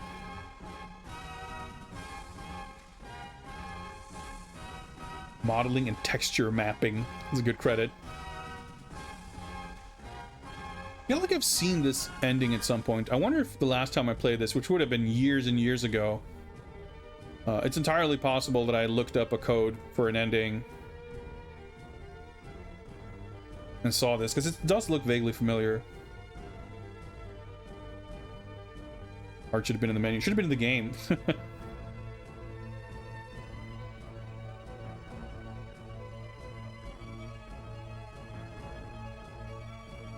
I guess these are probably snippets from the other endings, maybe? They look a lot more exciting than his one.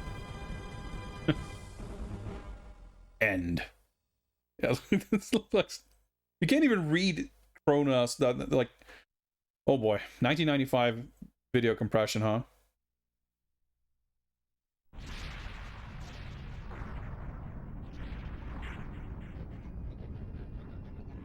This looks kind of decent.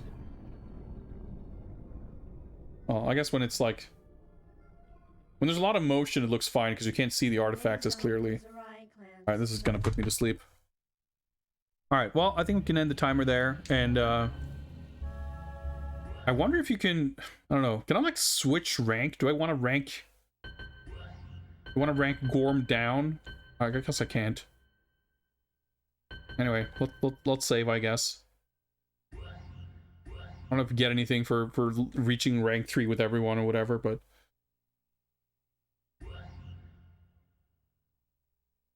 But that's the nice thing about it being an early game. Like, yeah, it has memory card support and everything, and it's kind of built around it, but you also have passwords for everything. So you could easily just go in here, rank everybody up to level 3. Or, you know, pick up from where you left off. I mean, there's plenty of early PS1 game that doesn't even have support for memory card at all. But yeah, there you go. There's Criticom. I'm actually very happy about this pick as well. That worked out well, and I feel like I've been very... I like this game better now than I did an hour ago. We'll put it that way. I mean, it's still garbage in a lot of ways, but I feel like less of a crazy person now saying that there's a bunch of cool shit about this game than I did when we started playing it. All right. Time to add a redeem for Criticom 1cc attempts. I don't know about that. But I had a good time with it. All right. Next up will be Mortal Kombat 9. Bruin and G redeemed the pick the next game, and it's about time to. Sadly, this was picked previously, and due to technical circumstances, could not be played. So, well, we're gonna make up for that now, or at least we'll make up for it in a few minutes, because I do need to take a very short break. I'll be back in a few minutes with MK9. We're definitely not going to play story mode. I have a save file that's like in the middle of story mode or whatever. The way that works is a bit whack. We wouldn't like story mode is like 3 hours or something anyway, so it's cool, but there's plenty other to explore in that game. Oh, choose my file. That's why you asked. I see. All right, I don't know how to play her at all, but that's fine. We'll figure something out. We'll have a good time, I'm sure. All right, we'll play MK9 with Melina in a couple of minutes. I'll see you guys shortly.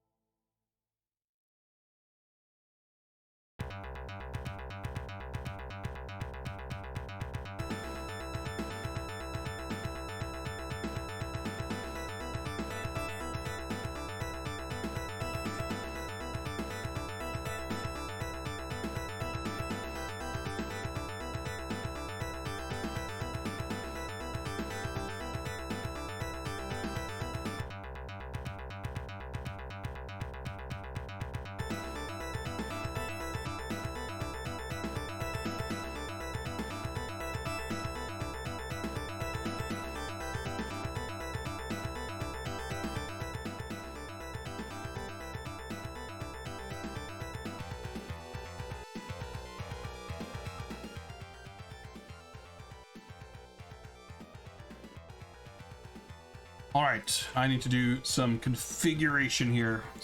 Camera a little bit. Let's make it better.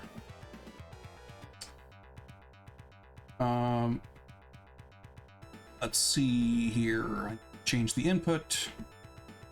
Actually connect it. Doesn't look like it is.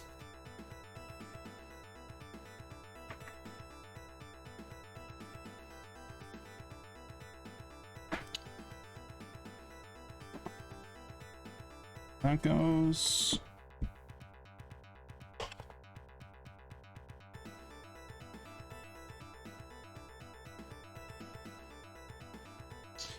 Go the right way. That might help.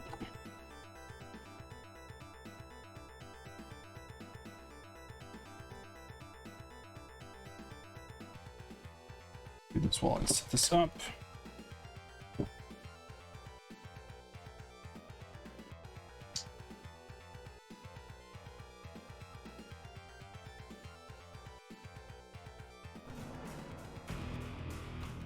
I need to change resolution.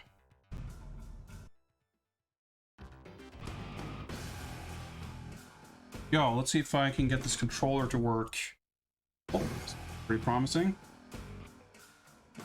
Sure looks pretty blurry, but hey.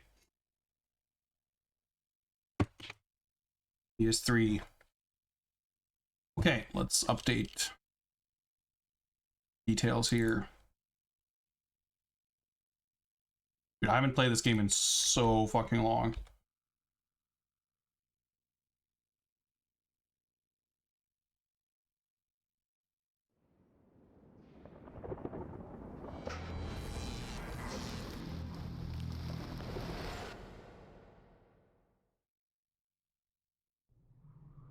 So basically none of the PS3 pads I have really work very reliably. So I'm using a PS4 controller connected over USB, and it's like the controller itself functions better, but it's always a little bit dicey, and like the PlayStation button doesn't, like the home button doesn't work properly and all that stuff, but should be all right. Should be all right.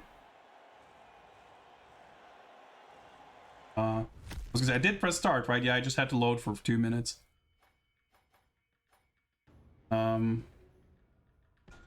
Audio seems extremely low. I wonder if I... Oh, okay. Did I do anything in my capture settings to do it?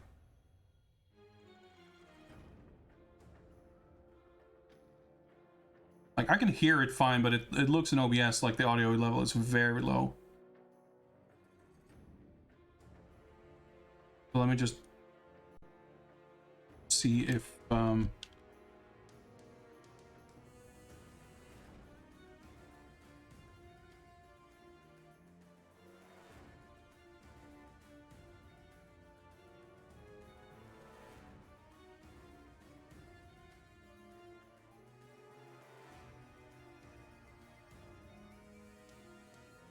I don't think there's anything to adjust there. Okay, I'll just bump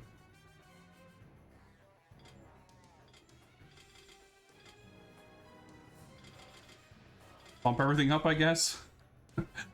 I'll crank it a little bit in OBS, about as far as I'm dare take it.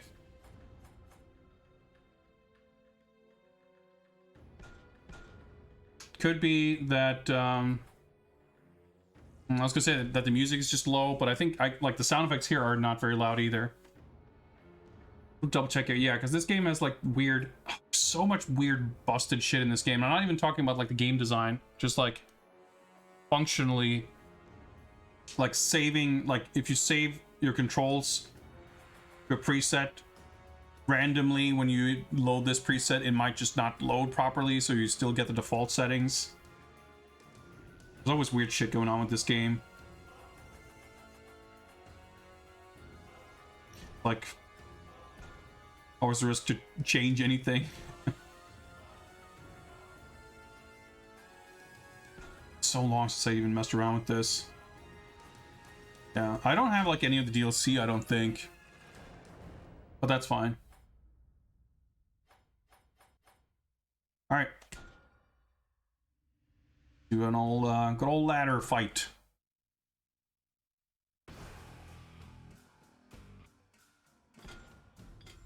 got Kratos, but yeah. So do they? Yeah, it's so.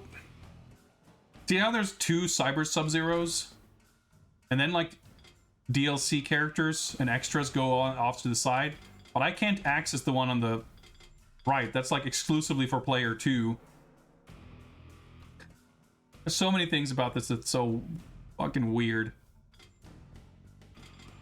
Like there's so much art in this game that's so like ineptly made that looks so weird. Like all these smoothly painted over renders of like really kind of ugly models. So weird and like amateurish and strange. Like look at the perspective on his sunglasses that like doesn't match his face. Like everyone's got these like this weirdly like chalky skin. There's like no sense of different like there's no like sense of material definition. Like skin and plastic and metal and whatever, everything has like the exact same glossiness to it. I enjoy this game just fine, but there's like a lot of aspects to this. It's like so weird how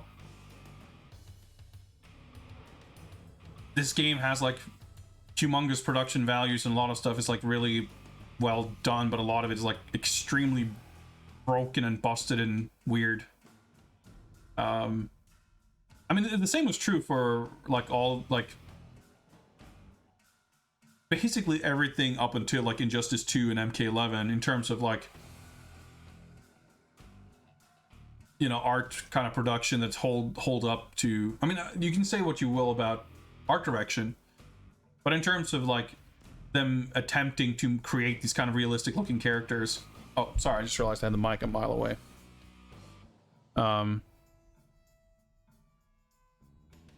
Like if you compare this to like, I don't know, Tekken or something, not even like Tekken Tag 2 or whatever, which would be like the contemporary. Compare this to like Tekken 4 and the character renders. Like everyone's got these like,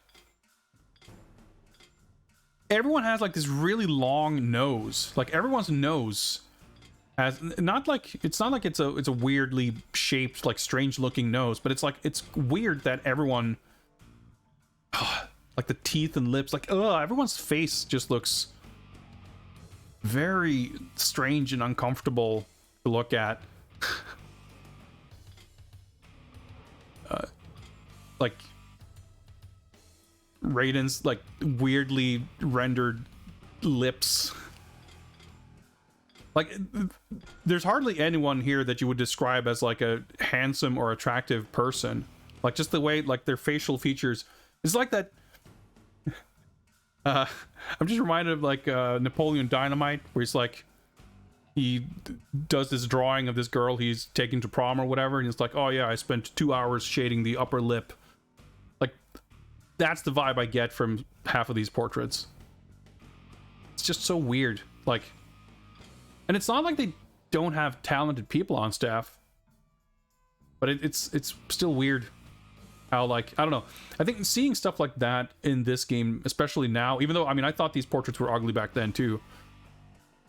But there's a lot of things like that, like, the more time passes, the more firmly it establishes how MK9 is like, yes, it's the birth of NetherRealm, both in literal sense that it's the first game they put out under that name, but also, like, it established everything that would come later in these upcoming games.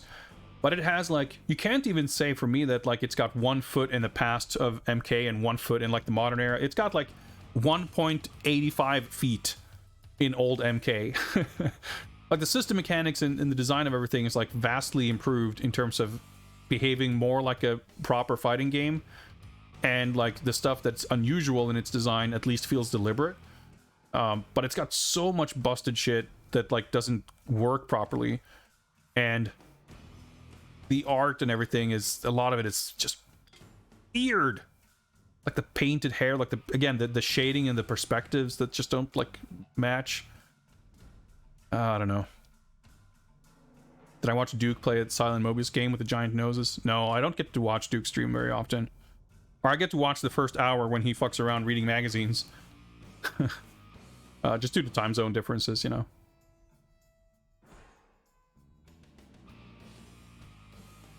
Right, so I guess if you press start, you get the costume select thing, but I think her first one is the best anyway. I don't remember exactly what her second one looked like, but that's fine. Melina it is. Oh yeah, wrong button. Melina. Well, that was pretty loud. Let's see how this goes. Let's go medium.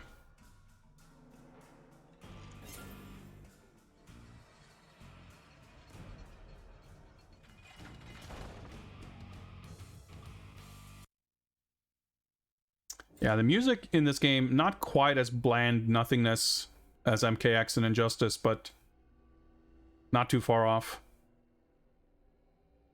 No, Flesh Bits is the third costume. Let us dance. Yeah, no subtitles, of course. Ancestors, give me strength. Yeah, the character models are so weird in this, like the proportions, and again, the kind of material definition stuff I was talking about is kind of the same here. Oh, yeah, Melina down 4. Insane poke. Yeah, up 4. Is it 4, 3, 1 plus 2? Yeah, there we go. Oh yeah, she can do like the double sweep, that's right. Nope, that's stand switch. R1 is throw, okay. L1 is usually throw in the later games. But here it's the tag button.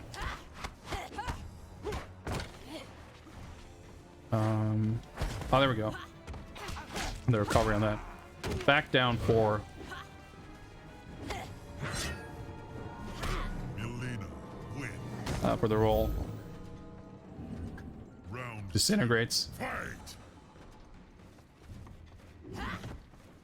I remember we can do this. I think, at least in like the demo or early versions or whatever, you can do like multiple... It's kind of an awkward input to do.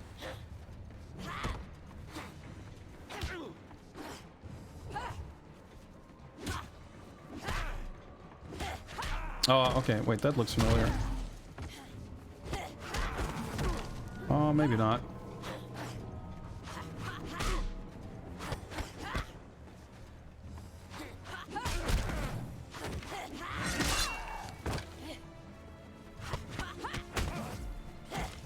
Wait, so you meter burn? Do you press...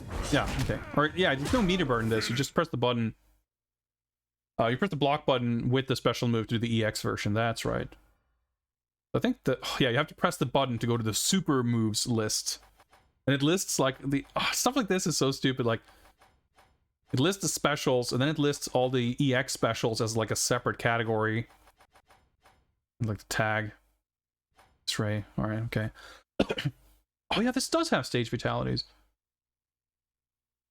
But there's no stage fatality on this stage, is there? I mean, there was an MK3, but I don't think there is in this game. Does anyone remember? I mean, we can try it. If I fuck up, it doesn't matter, I guess. Can I do... Did I block anything in this? Let me double check, because I think... Yeah, the arrows are, like, based on which side I'm on. There we go.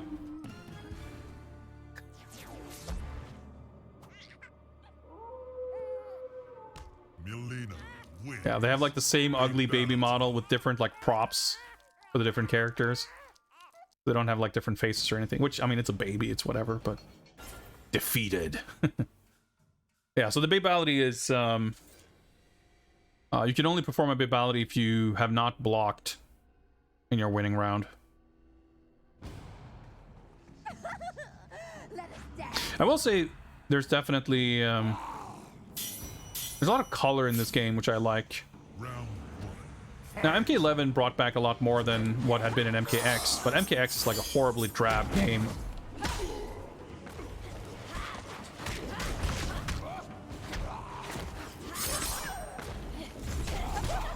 That's how that works, right?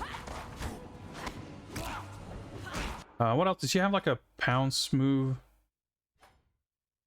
Leaping neck bite. Okay.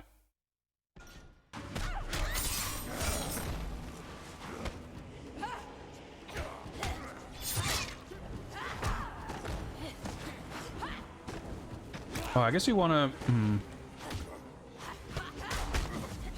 Yeah. What was the command?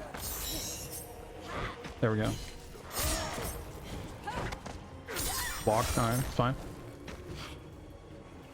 Oh, X-ray. Alright, we'll get to see that at least. Oh, remember when this shit was all 60 FPS? That was cool. I guess even fatalities and stuff are 60 FPS in this game. Stop blocking, that's fine.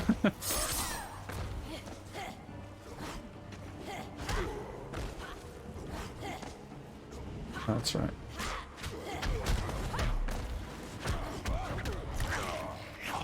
Like, super simple no meter damage, 30+%. Those were the days. Oh, I fucked it up. This isn't good use of meter, but we might as well. We're just fucking around anyway. 29%. Round 3, fight.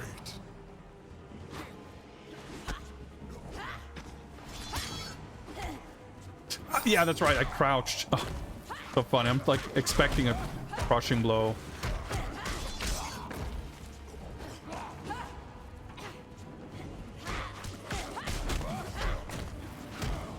Wait, why does that have 2 different combos? Something there didn't combo somehow. Yeah, Cyrix got a lot of crazy shit like that. A few characters do.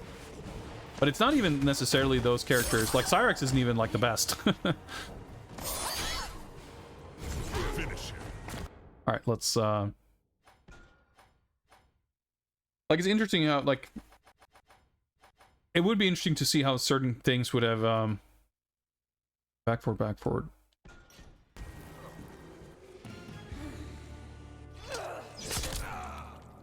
Yeah, see, like, even with the blacked out background and everything,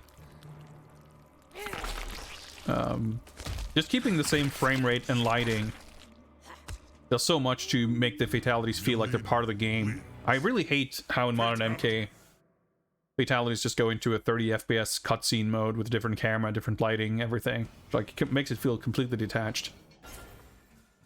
Oh yeah, this is the God of War stage. This does have a stage fatality. We should do that one.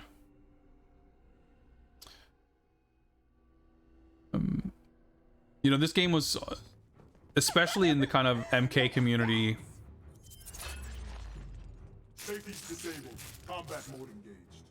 You know, Round 1. the discovery of tech, and like I remember how, like, very prominent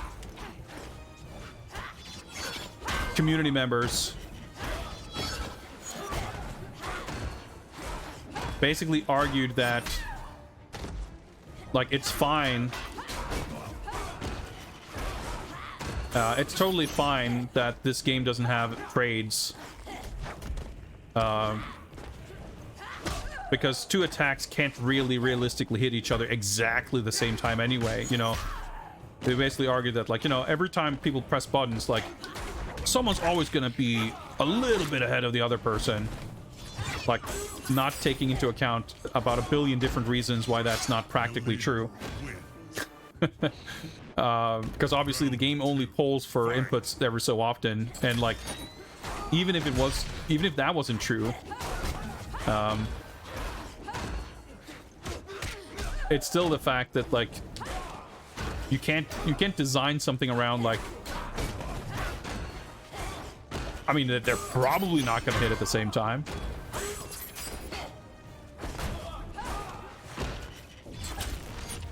Oh yeah, that drains my meter. Oh no, that was the normal one. The EX one does. Because yeah, in this game, in every MK up until MKX, like, 2 attacks cannot hit each other on the same frame. Like, if 2 attacks hit each other, one character will win over the other. And I forget the specifics of it, but there is, like, this thing that's very real that is player 1 advantage. And I don't know, like, it was speculated for a time. Like, that's a lot of things. that's the whole thing. There's a lot of things in this game where for years there were only speculation as to how the game actually worked, partially because like no one maybe thought to do the research. There wasn't really that habit and culture of doing it, and a lot of the stuff is just weirdly random. It just took a long time to figure out, but like it was theorized at least that like player one, if not always, at least generally has the advantage in trade situations. And like weird stuff like that. Is this the game with Alien? No, Alien is in MKX. The guest character in this game, Kratos, is in the PS3 version, but Freddy Krueger was the DLC character.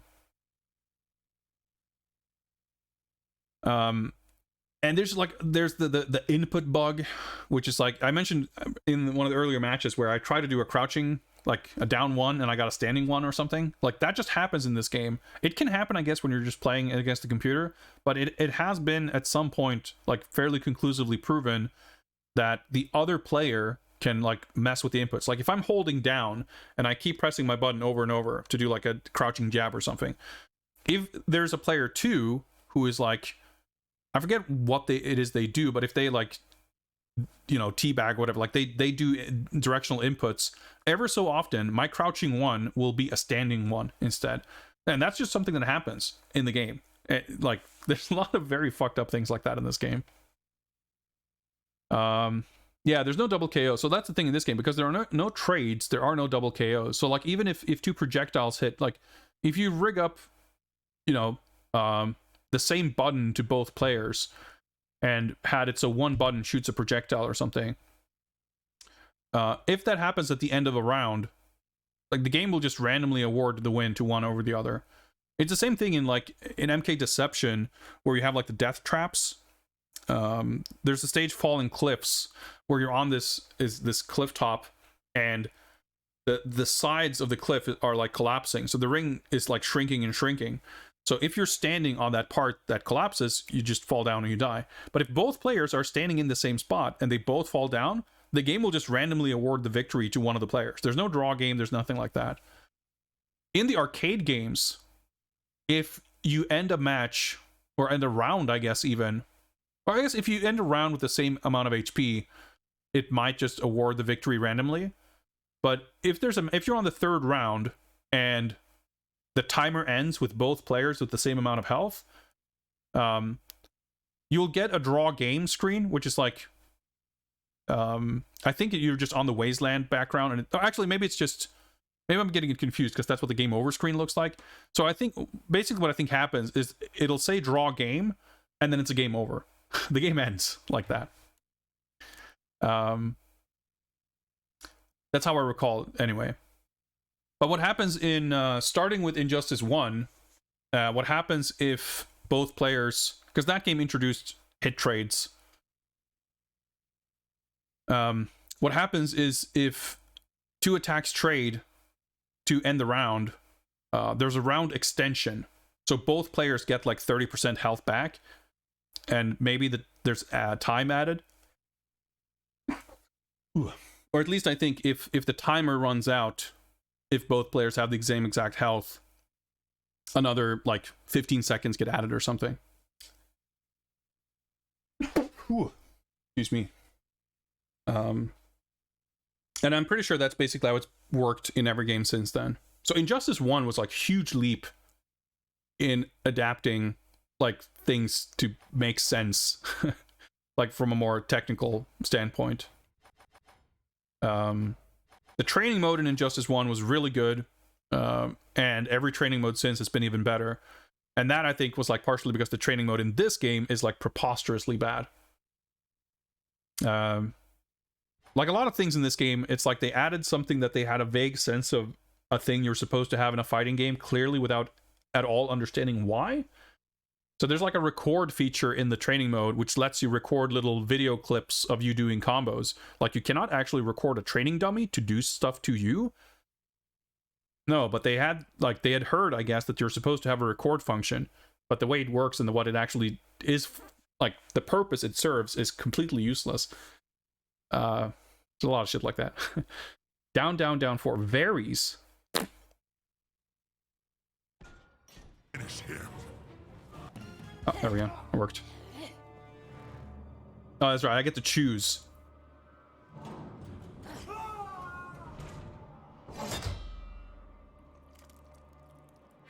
I want to say I think Kratos' X-ray Milena or one of his wins. fatalities also have like QTE Fatality. button prompts. Yeah, so this stage was always like banned. Obviously, it's only in this version. But it has like screen shakes and stuff like that. I think it has like FPS drops and shit too. It's never a stage you would ever see Let us dance. in competitive play.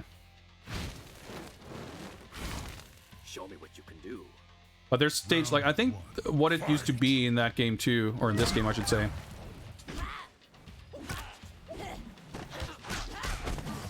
Yeah, that doesn't combo. That's right.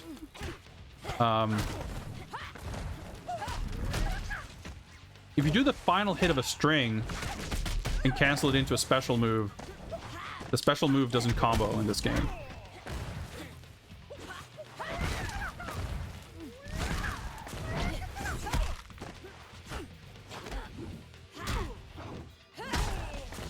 Which he hovers in the air. Looks kind of stupid.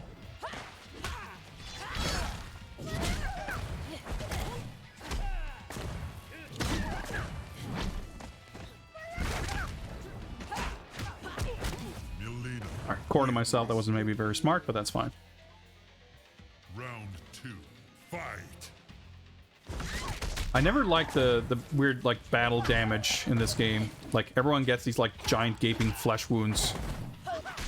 I'm glad that's something they didn't really do after this. Oh.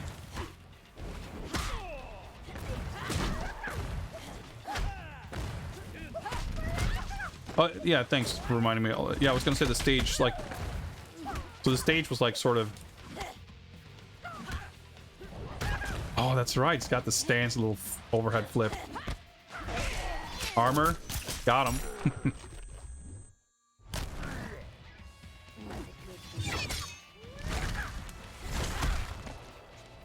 Finish. World's slowest soaring through the air. I always thought that looked so stupid. You do the uppercut, and as the guy goes like flying through the air, your character like casually strolls, like looks at them falling down. It looks a bit weird.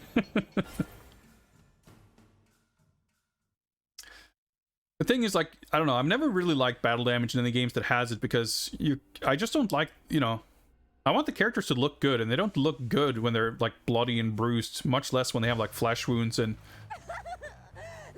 like Kung Lao's eyeballs like hanging out of its socket. Just looks gross. This fight will be your last. In MKX, they had this like weird sweat effect,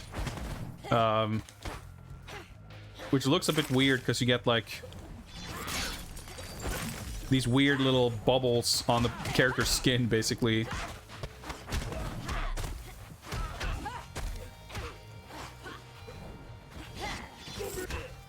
Oh, that's a thing, right?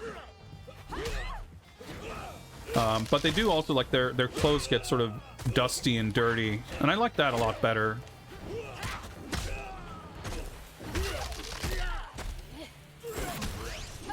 The range on that too.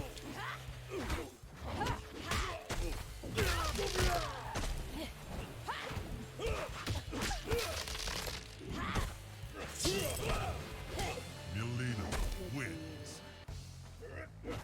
Round 2. But yeah, the stages too. Like the thing is, if I recall correctly, because I know that in versus mode you can pick stage. There's like a code or something. Forget exactly how it works. I guess it's just not. It's a button, but it's not in the arcade mode or the single player, whatever. Ladder.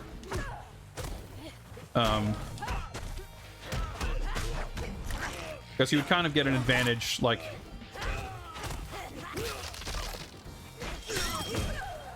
Like wake up attacks have like high frames, like weird armor properties in this.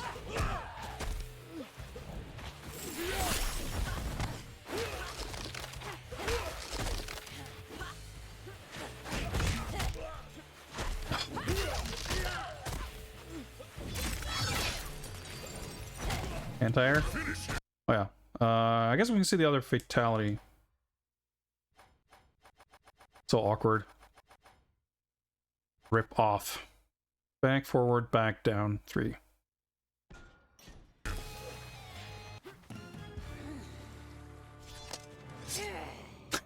The side just magically manifests on her back so she can pull them from her back.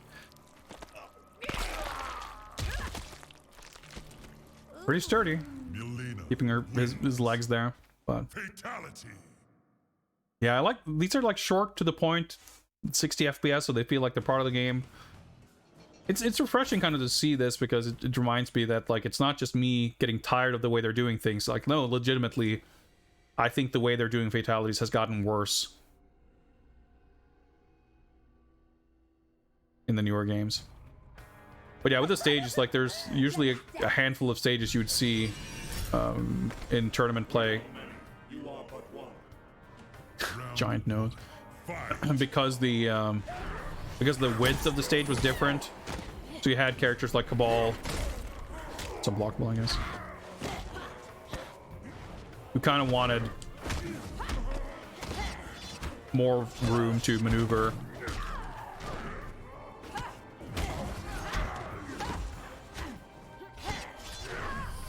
Well, Gundam, I'm not talking so much necessarily about what's happening in them. If anything, I think MK11 was a good like course correction, because MKX was much worse in like making them longer and elaborate and like, yeah, complete like just gross for the sake of it. I mean, not that they weren't always ridiculous, of course, but even like relatively speaking.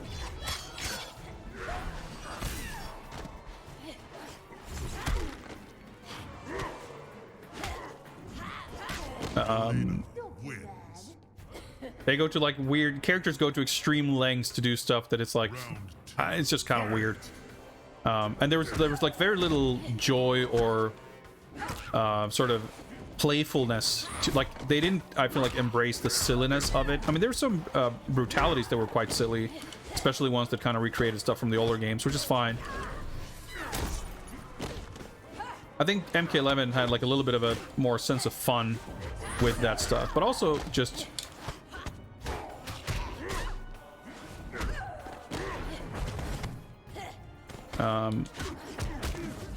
it's not just limited to the fatalities.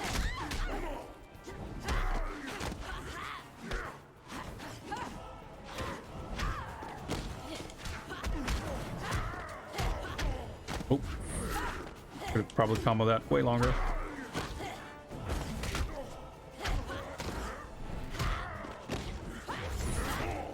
All right. All right. Okay, that's fine. That's fine. That's fine. Yeah, like MKX, like everything was kind of more drab, more violent, more disgusting.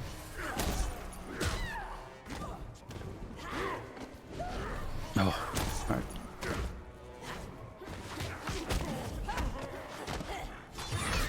Yeah, obviously I don't know actual combos, as you can probably tell.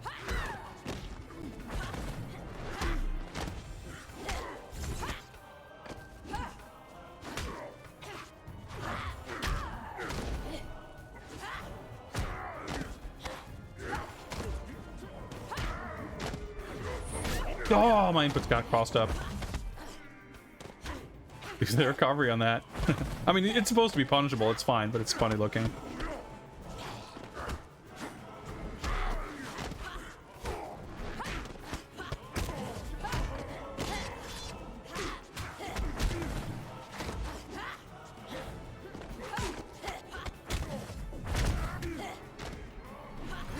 Oh, that's right, it's unblockable. No,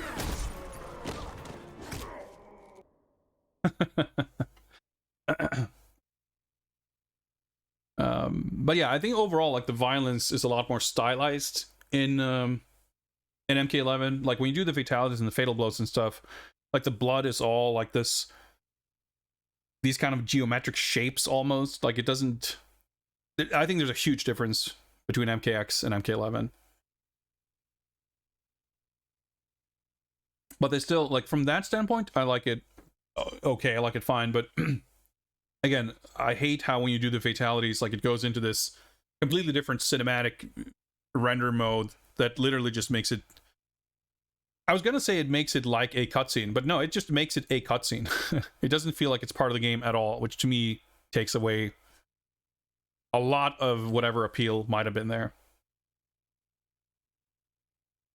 I think all NRS games have had good and bad costume design and artwork. I'm a big fan of Justin Murray's artwork as well, and Marco Nellor did a lot of like his artwork was my favorite probably for MKX, and he did some stuff for Injustice 2 as well. Injustice 2 generally had like trash character designs in my opinion in terms of what ended up in the final game. But I think none of the games in between, like MK9, Injustice 1, and MKX. Well, I was gonna say none of them, like the artwork in the game, like lived up to the illustrations. I guess that's not quite true for MK9 because we haven't seen as much of the kind of cutting room floor. Like they're like MKX has a lot more of the artwork of stuff that didn't make the game. They didn't really publish any of that for MK9, so we haven't seen as much of the stuff in progress. But even just the kind of illustrations, sort of schematic character sheets for the finished designs, like it's not like that artwork isn't as impressive. So there's less of a gap between the artwork. Like there's less of a gap between the concept art and the execution of the final in-game assets. Is that what it was? Yeah, whatever.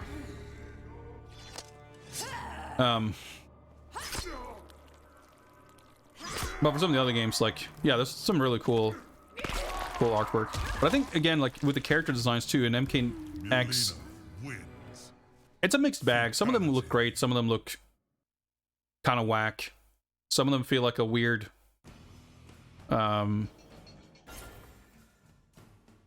of limp, toned-down version of some of the stuff from MK9. Like, it just had this...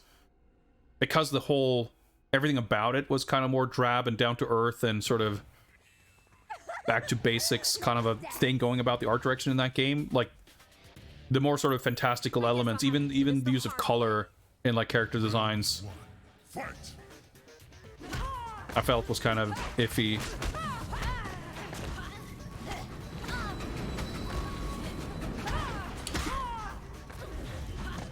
Yeah, flashing lights level.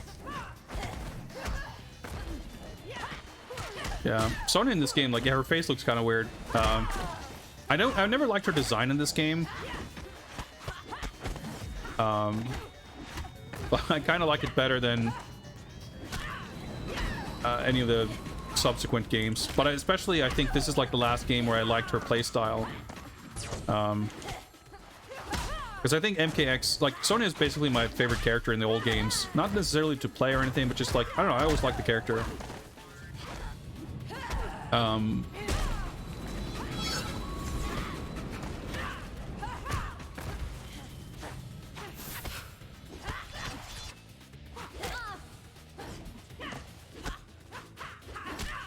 Crouching normals do like 0.5% of damage.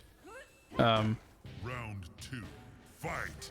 But in this game, like, she has a lot of her sort of classic moves. She has a bunch of new stuff, like her stance, her dive kick, the arc kick, which is sort of a take on her old square wave punch. I think that's a fine, like, kind of reinvention. But she has, like, this... Yeah, the cartwheel she had in MKDC. Like, they try to incorporate a little bit more of this sort of army whatever style, which it's fine.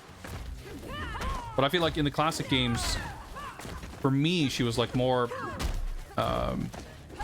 defined by this sort of agile, acrobatic style. And in the modern games, like, she doesn't have that at all. She's all about, like, Round 3, drones and guns and, like, army shit and, like, submission arm bars and whatever. And it's like, it's a logical direction to take the character to differentiate it from others, I understand.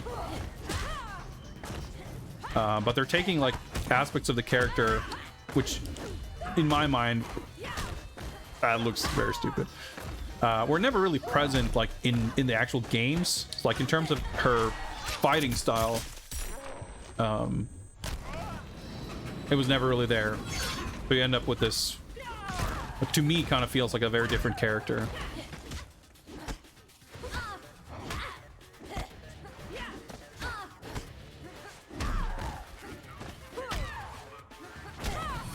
All right.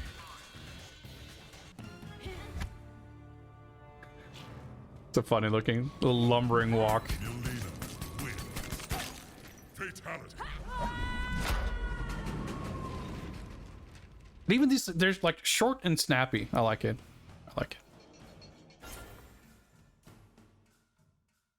All right, I guess in the arcade mode, yeah, you fight him in the throne room. One thing I don't like, I mentioned how I like that this game has like color.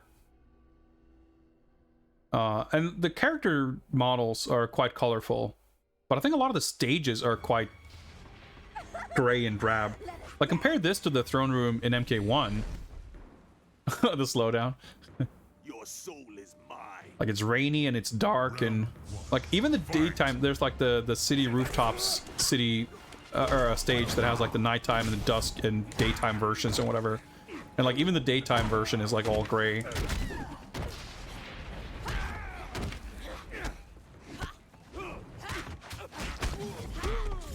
No, that's not what I meant to do. It's kind of interesting. Shang Tsung was like not the most popular or strongest character in this game, but it's interesting because he has like a thing, which is like his combos are all projectile based, and in this game you cannot, breakers don't work against projectiles. So he has a lot of sort of unbreakable damage. Like in the grand scheme of things, ultimately didn't like really, like that's not enough for him to really compete.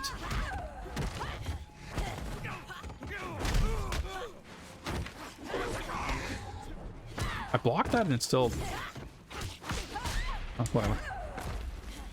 But at least it gave him, like, I think this game, it was like a, you know, a tiny little first step towards like higher degree of individuality for the characters.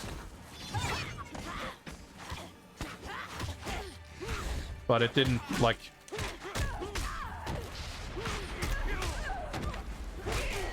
we're going. They hadn't quite figured out how to make like actual proper fighting game characters. Wins. Round 3. Fight.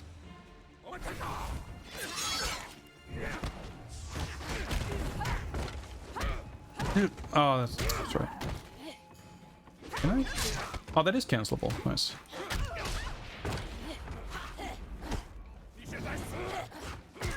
I have some MK gibberish. Oh, okay. I guess that didn't have armor after all.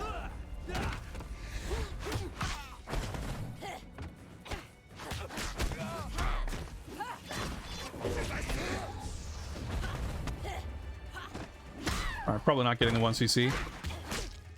Unless. Finish her. Alright.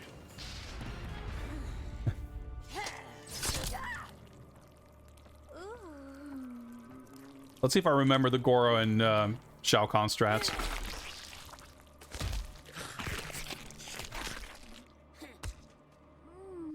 Milena wins. Fatality. I think the battle damage to the outfits is like kind of a cool touch. I don't know that I necessarily like the execution of it, but conceptually I think it's kind of neat. I like that better than the giant flesh wounds, at least. Alright, Goro's lair. Not a big fan of Goro's design in this game. I mean, he looks alright, but Let's dance.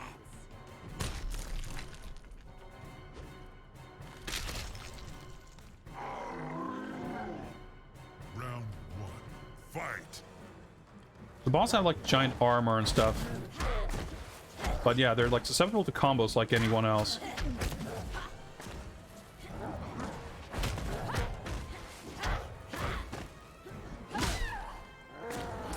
But as I recall, you can sort of like jump over a lot of them.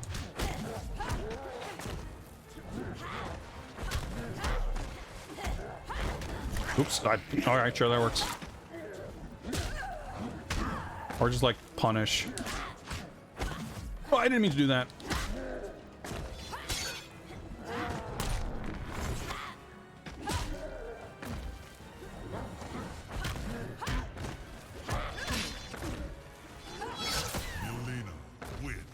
Yeah, so he's got like armor on all of his moves.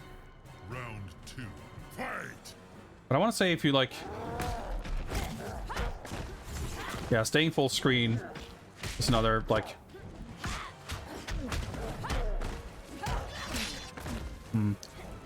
Weird, that's like cancelable on the ground, but not when I do a combo. Also, they take like boss damage.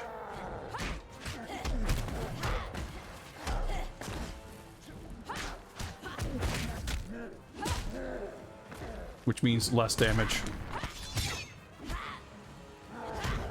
Alright. There we go. Yep. Milena wins.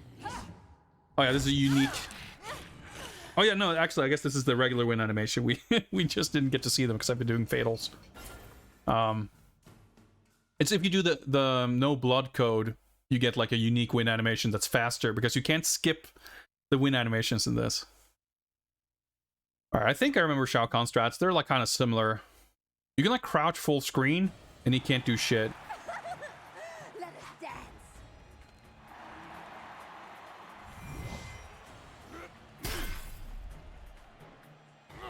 Round But I think I'm gonna jump over him here. There we go. Because that's a high. Goes that.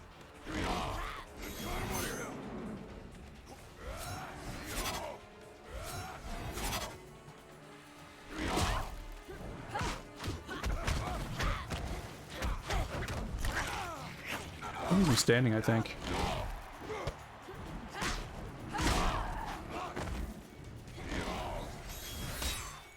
Now, obviously, this isn't like my character, really. Right, that move didn't come out quite as I intended. That's right, I have to... I forgot how that hit. I think I could just block it. It does like a crazy damage.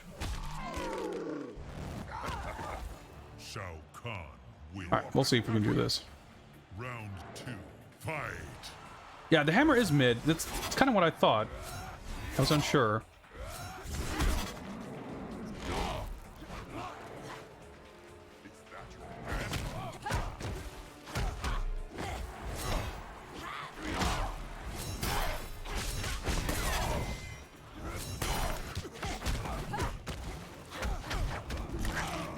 It's probably not the finish I should do.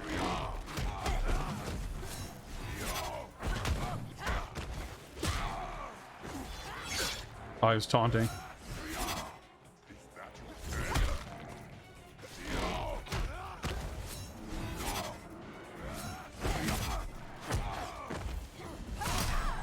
I want to see if you can like jump over on his like wake up or something.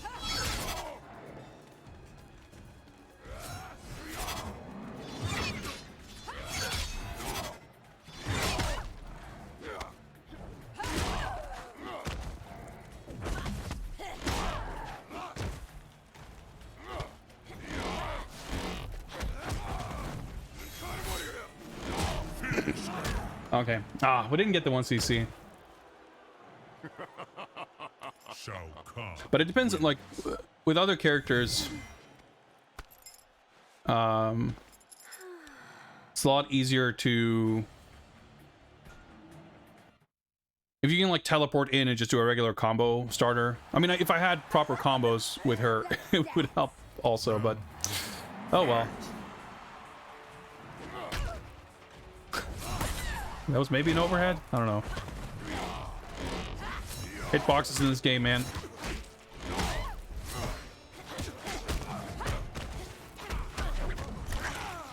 Yeah, so of course he takes much less damage.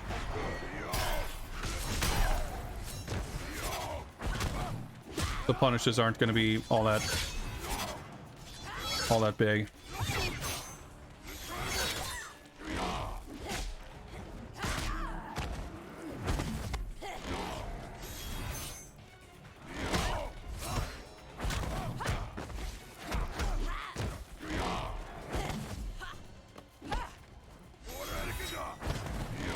Should have done that faster.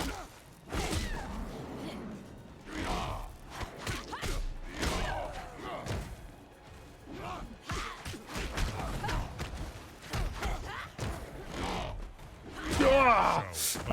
My finger slipped on the D-pad. That standing four was supposed to be a roll. Oh. Oh yeah, the hammer stuns. That's right.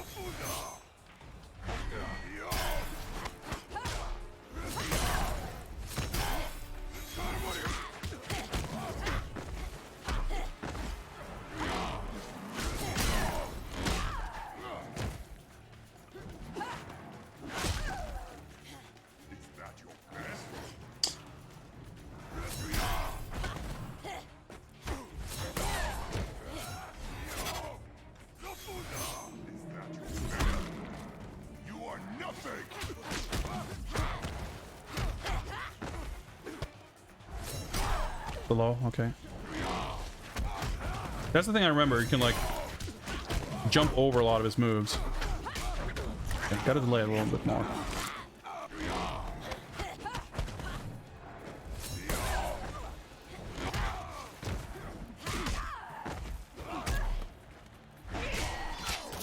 Yeah, just survival.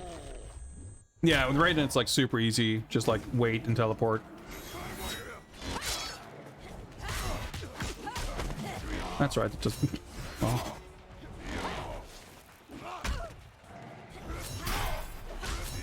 Oh my god. Okay. Yeah, this is so annoying. Like, I can pause, but I can't, like... I can't skip. I can pause at this point, too. But yeah, everyone was so annoyed with this that in Injustice they added the restart match button. You could, like, skip this and everything. Which, like, yeah, how do you make it you can pause during that, but you can't skip it? And you can skip the intro, but not the win pose. Like, there's a lot of weird things about this game. That doesn't combo.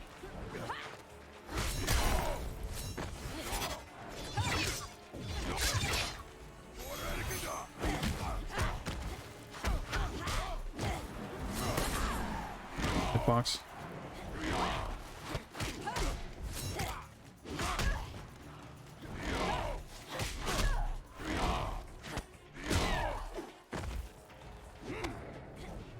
That's the thing, you don't really want to be in this kind of scrap with Shao Kahn. You're not going to really win these kinds of exchanges. That's not a combo. It's so, like, feels so unusual.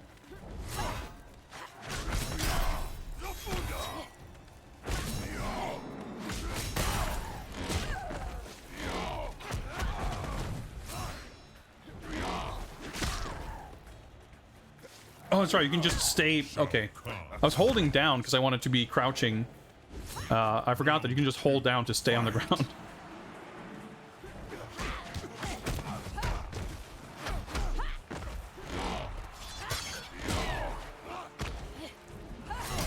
Wonder... Yeah.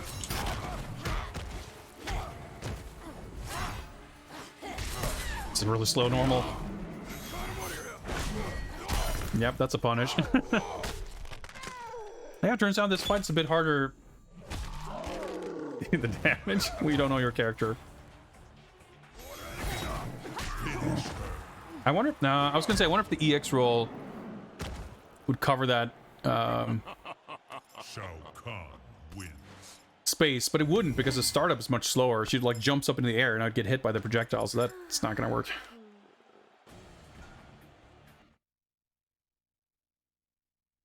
But yeah, with Raiden, you can literally just do the teleport and do a combo starter as soon as you see him throw a projectile.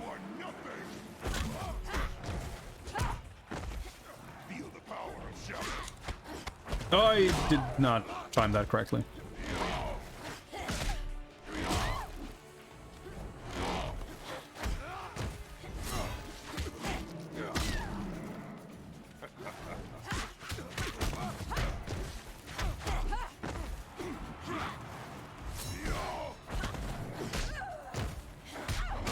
Lightly there.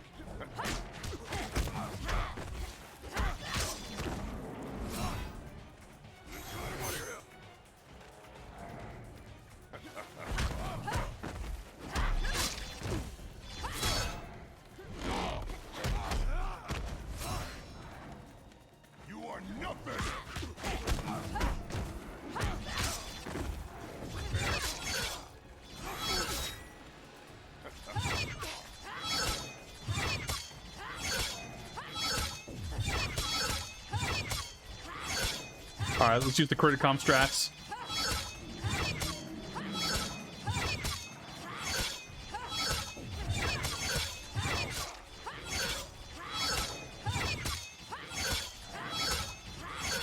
Melina wins. Like, he could stick a projectile through there at some point and be armored, but I'd be able to crouch his projectile, so...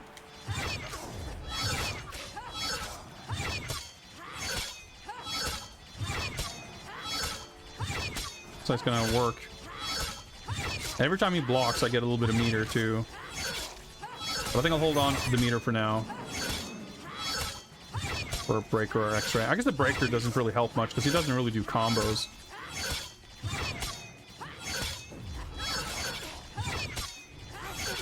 It's funny that EX projectile didn't actually combo. Barely does more damage than the regular one anyway. Well, hard to tell, and nothing really does much damage at this point.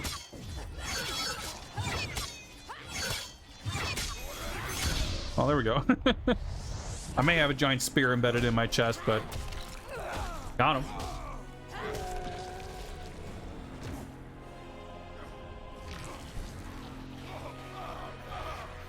It's time, I guess.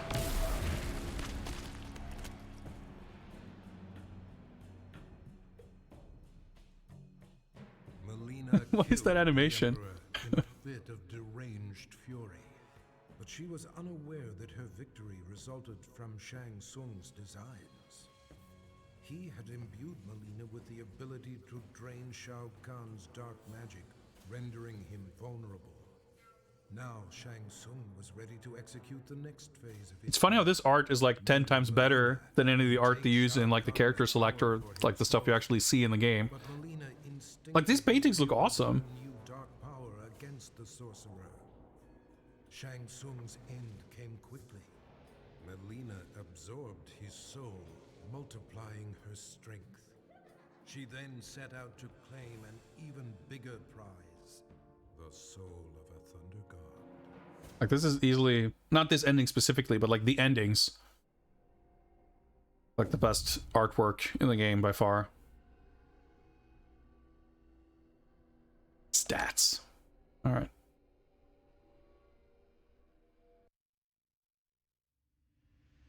Three continues against Shao Kahn, but not too bad, having not played this in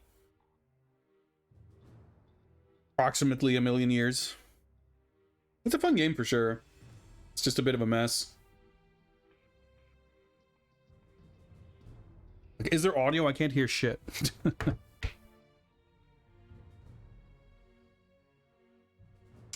But yeah, it was really interesting a couple of years, I mean, more than a few years ago at this point. I think it was in 2017 or something. We did, like, I guess it was, I was going to say the first, but I guess not. Because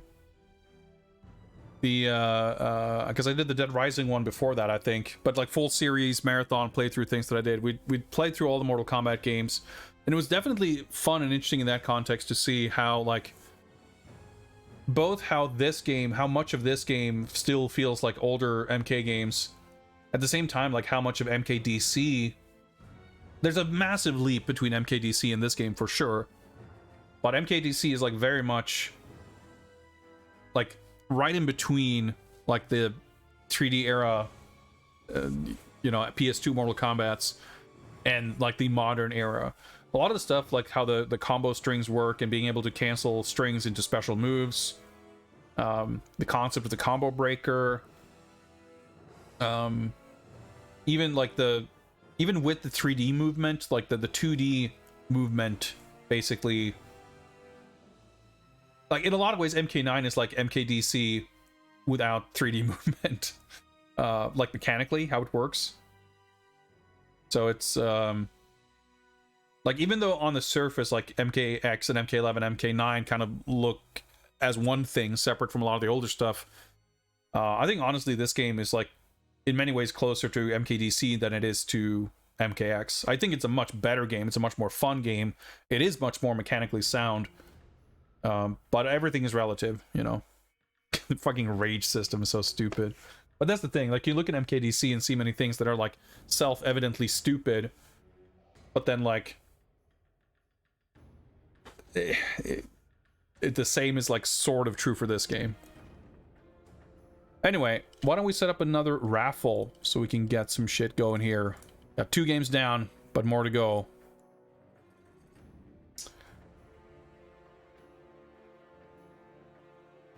Let's... Oh, I almost rolled a raffle before anyone had time to enter. That's not what I meant to do.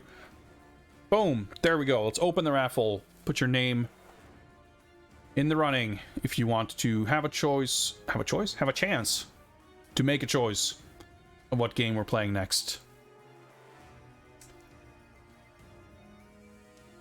Man, this is getting me pumped for MK12, though. I'm, yeah, you never know what to expect, which is, you know, can be, nerve-wracking, but it's fun at the same time. I feel like there's always going to be, I mean, I like MK11 a lot. It's my favorite MK game, pretty much. But there's aspects of it that I like. Obviously, it's not like MK is such a huge thing. It's been so many different things over the years, over the decades even, that like no one MK fan is gonna have their entire, like, no MK game is gonna be perfectly catered to any one person, I feel like. And me being a weirdo with like strange tastes, it's especially not going to be catered to my taste. You know, in some aspects, and in others not so much. Like mechanically, I think MK11 is awesome. I love the mechanics of that game. But at the same time, like, I think some of the character designs are pretty whack. I think the choice of roster is pretty iffy. You know, there's certainly a lot of things I feel like to make my sort of ideal dream MK game. Even if I were to sort of take MK11 as a starting point, there's a ton of things I would change. All right, last chance to enter the raffle.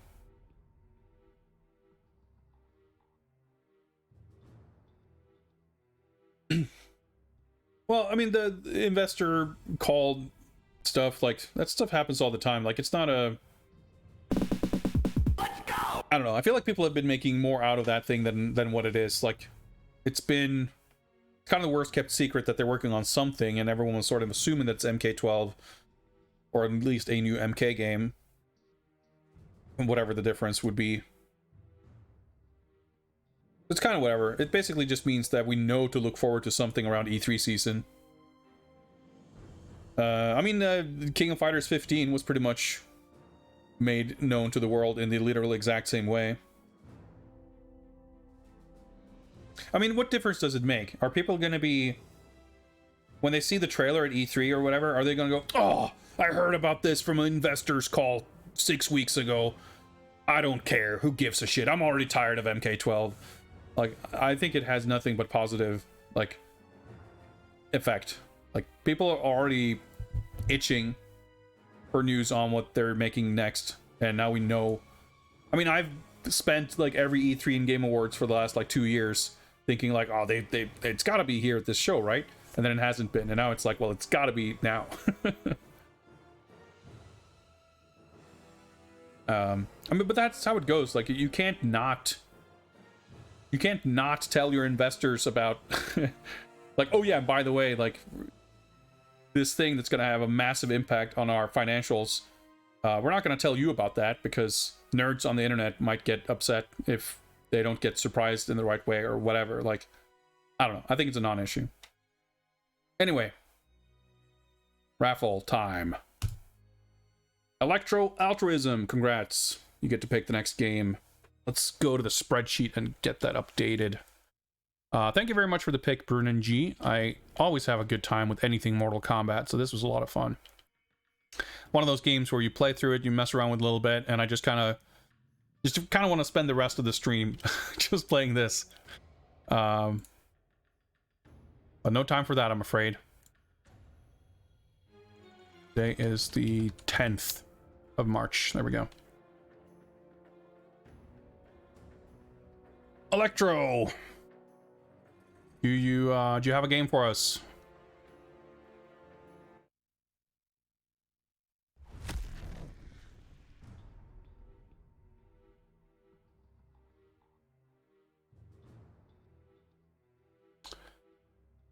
Time for everyone's favorite virtual fighting game, Virtual Hiryu no Ken. That is a pretty cool game, and I definitely recall I played it when I first got it, and I was like, this was cool. I should look up a guide before I play it the next time, and I definitely have not. But it should be fun. All right, let's get it set up.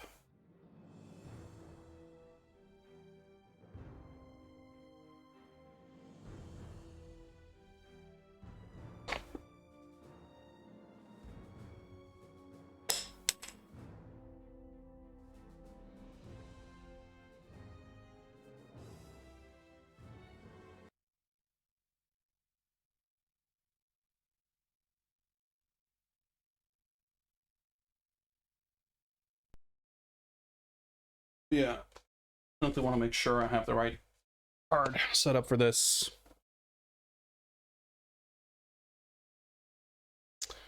Oh yeah, let's configure the capture again.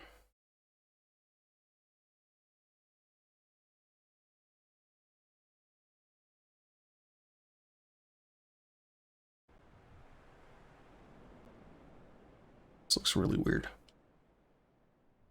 Gotta look into the colors. I don't know what's going on. I feel like the black is definitely not black.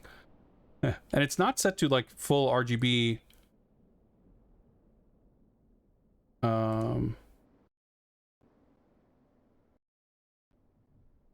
Color space. This be different? More options here for some. Oh, there you go. This doesn't look quite correct either. Is it like the bright colors look like completely blown out? I want to stick for this, but let's just see if I can see. Like, this looks kind of fucked.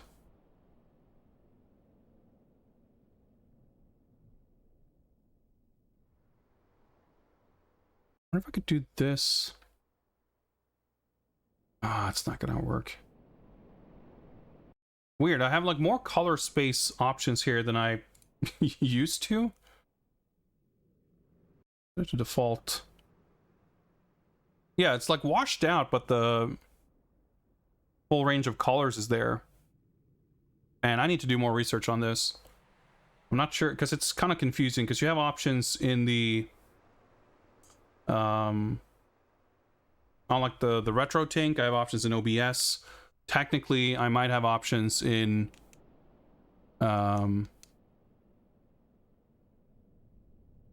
my capture card. Yeah, because this is just, I'm just curious to see. Is interpolation, this shouldn't make any difference.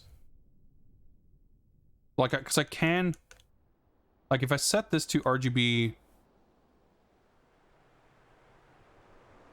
full, okay, that looks correct all of a sudden, which is really weird because it's not. Dude, this is, how is this so confusing?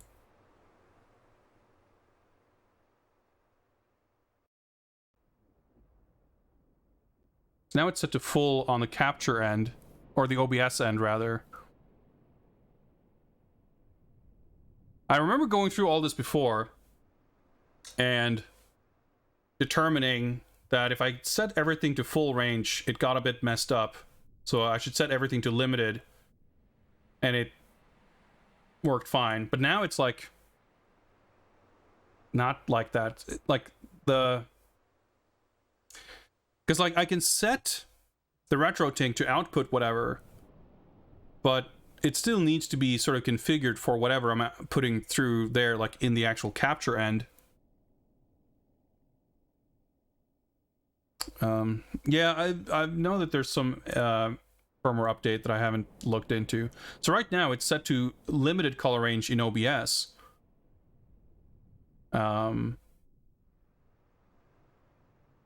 it looks way more correct than when I have it set to full, even though I set full, like, I'm mostly confused by the fact that it's like, it seems to be behaving completely different from the way it did on my other PC, and there's like no reason why it should. I feel like. I don't know if this is like correct, but it looks better to me. Because yeah. I don't know, we'll rock it like this, I guess. Oh yeah, so the one thing that I wish the MemCard Pro could do was to actually show me the contents of a memory card through the web interface, which it cannot. So that's why I have to go through this on the PlayStation, which is a little bit tedious. I don't really mind, but it obviously would be more convenient if I didn't have to. What are we playing? Virtual Hiryu no Ken.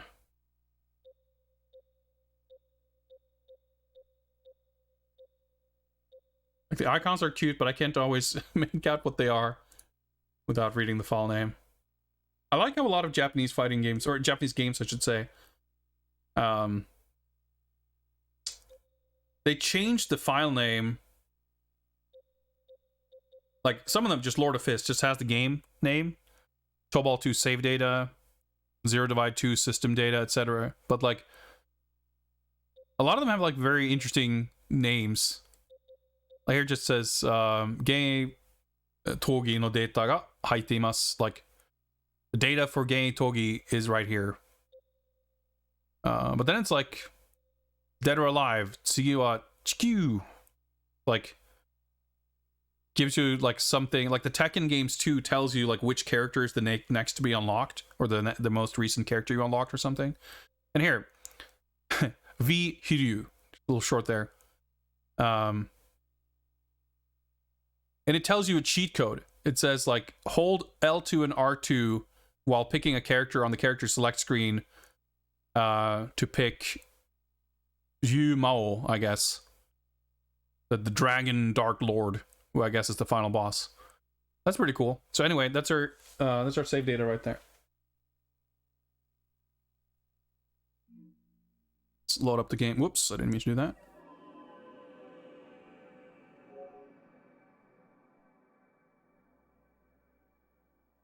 Do I have any of the other Hiryu no Ken games? I have SD Hiryu no Ken for the Super Famicom. I mean, any other fighting games I have should be on the list. There's definitely a few others I've been like kind of wanting to get. There's a Culture Brain collection cartridge for the Super Famicom, if not two of them, that has like Hiryu no Ken S or whatever, and there's like the Golden Fighter, whatever. There's like an upgraded version of that one. And there's like the SD Hiryu no Ken. There's one on the N64 and another one, a different one on PlayStation, I think. Definitely a series I'd like to get more of the games.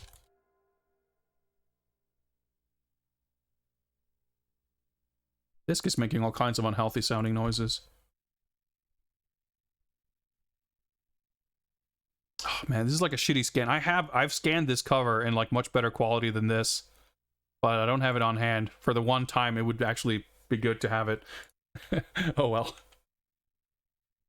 Oh yeah, let me change this so I can actually see what I'm doing.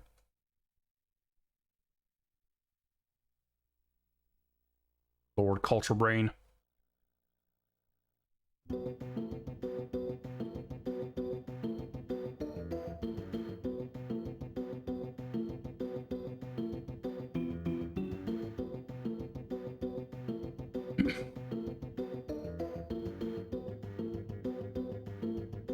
Music's pretty sick.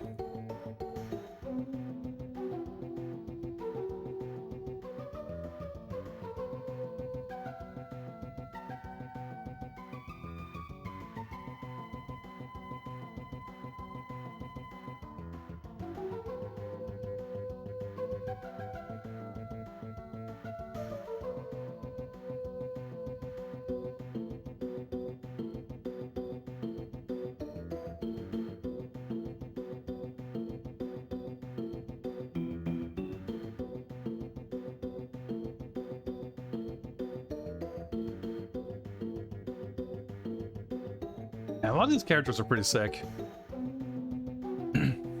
Better looking portraits than MK9? I can't disagree with you. I cannot disagree with you.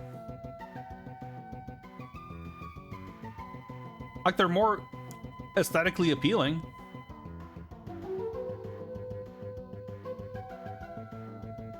I mean, I think the same could be said for the models and animation too. Shoryu.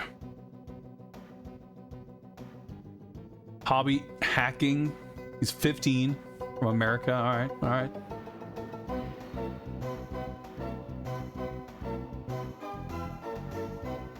Music's picking up.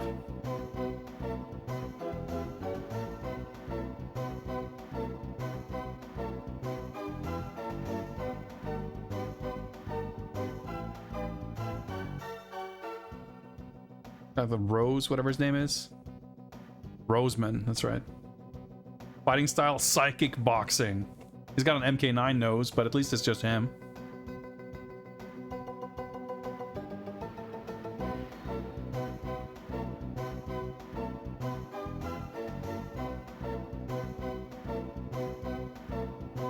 Laima. Fighting style, cyber ninjutsu. Is this from an anime or something? Nope, it's just a very long-running series of games from our friends at Culture Brain. Lariato! It's so sick. Kevin.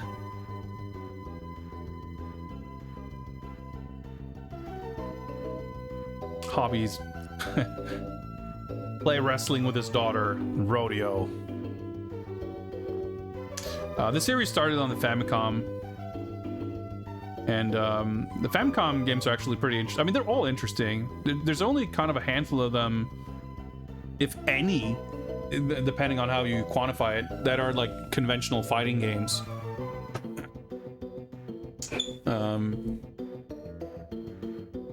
Kate, very Swedish name.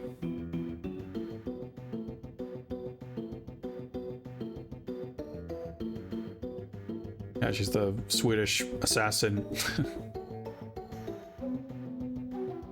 But the first Famicom games are like kind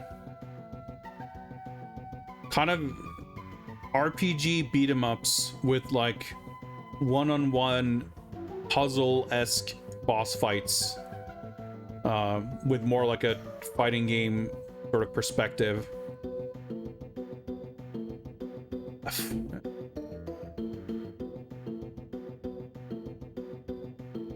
And like a lot of the other, like on Super Famicom, they started, like, obviously post Street Fighter 2, kind of makes sense that you would go into more of a, you know, versus fighter direction.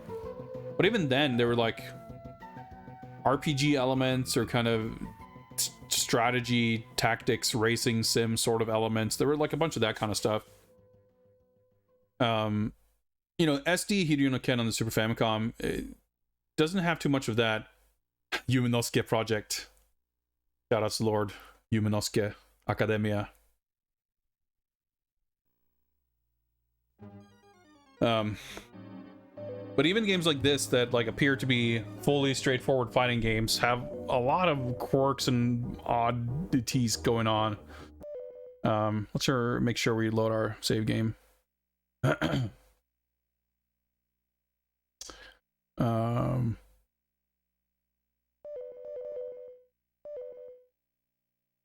All right, set to auto load and auto save, but let's just make sure. Yeah, that's a funny thing you mentioned too. The first game localized as Shanghai Kid. A surprising amount of these games were actually localized. Certainly not all of them, but there's a good couple of them. So Hiryu no Ken translates to Fist of the Flying Dragon. And I believe one of the N64 games were released in the West as Flying Dragon. So there's been like parts of this series sprinkled out here and there released internationally. But it wouldn't surprise me if they were like all localized by different companies or different ways with different like changes to the characters and whatever. All right, so there's like normal mode and exciting mode. That's like where this game gets a bit weird, because there's like all these different modes for how to control the character and play the game. Flying Dragon and Ultimate Fighter. Okay, so there's only like 3 sets, I guess. So punches, kicks, step, block, super attack, and super attack. All right. So that was exciting, I think. Yeah, so normal doesn't have the super attack buttons. No, okay, no, never mind. Oh, but it only has 1 punch and 1 kick. Step, punch, kick, super attack, step. See, it's like kind of confusing. So difficulty, normal, easy, very hard. Okay, it's kind of weird. I go right and it goes like the difficulty's lowered. I remember this being quite difficult and I was stuck on it for quite a while last time I played. So I think I'm going to bump it down to easy. Next, defense, normal, or expert. What does that even mean? Set, all right.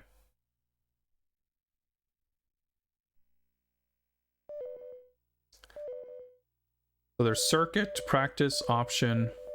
All right, well, let's go circuit. Mode select. Hiryu type 1, Hiryu type 2, or exciting, or expert. There's 4 different modes where it's like, okay. I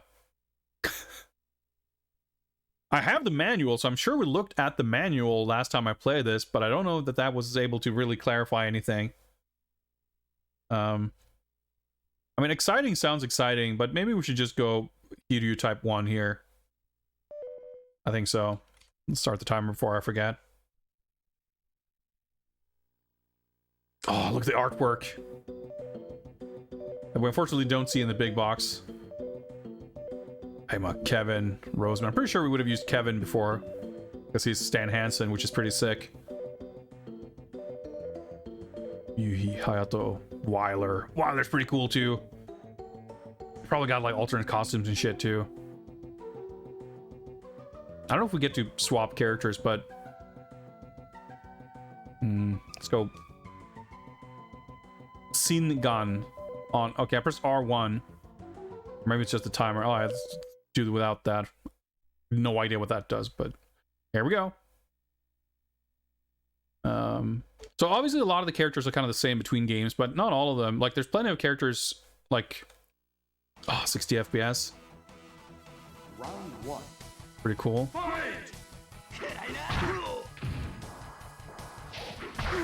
All right, there's the guard button. I forgot.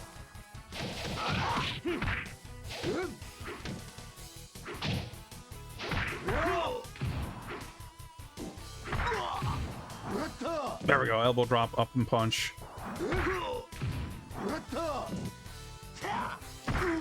I wonder if it's punch plus guard grab, maybe? Nope. I might need to consult the manual. Unless there's... Doesn't appear to be a command list. It's a step button. Can I do it down kick? Nope. That worked. Okay. Whew. Knockout. You win. Yeah, it's pretty fancy. It's got the high-res mode UI. Pretty detailed character models, all at 60 FPS. Obviously, the stages are, like, not a lot going on. Oh, super defense.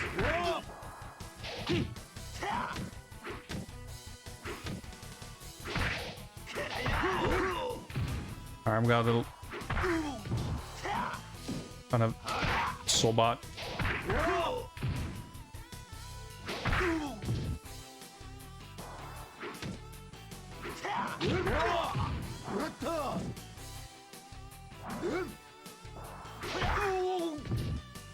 Voice clips. Trying to press all different buttons here to see if I can figure out different moves.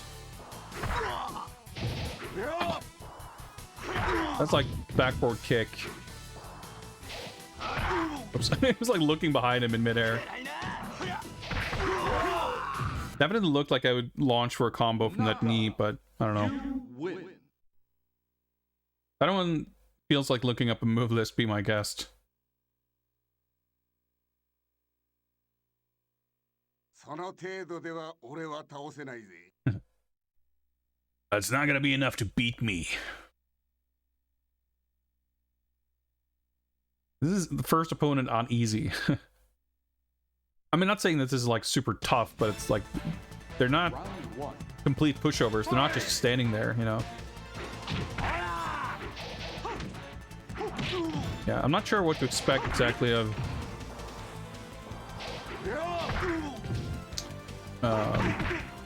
what kind of input commands. Okay, that's just forward and kick. All right, yeah, I do get a juggle from there. Seems fast, so it's like probably a decent punish. It's like a that looked like a guard cancel. There was like a flash, but I couldn't tell if it like depleted any of my meters. The recovery on the knee is much longer than it looks, but yeah. So there's clearly super defense. Tekken strings. Maybe if I press like guard and evade, whatever the step button, maybe that's super defense. I don't know if it requires meter. Okay, it didn't do as much damage as it might look like, but still getting destroyed.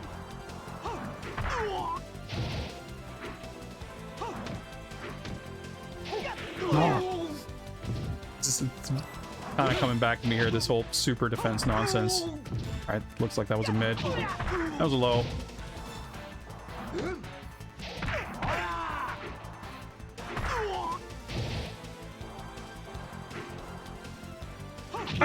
I'm pressing down and kick, and I'm just doing empty crouching. I was pressing the kick button like 6 times, and nothing came out.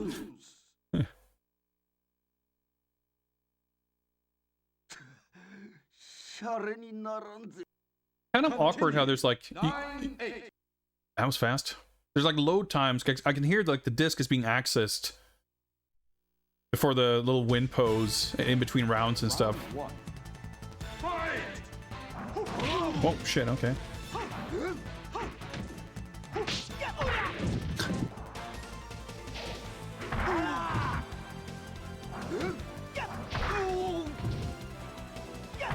Oh.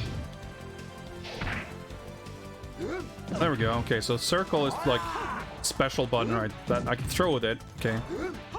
And I can combine it with others, I guess. Maybe I should have just realized, like, why am I playing this on pad? I should be playing this on stick.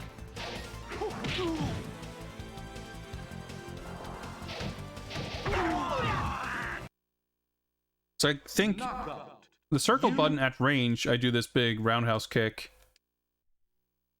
Up close is a throw. But when I press the step button, I think triangle is step. Yeah. I did something else. What if I do this plus... Can I guard on L1? Nope. Nope, I can't. Right.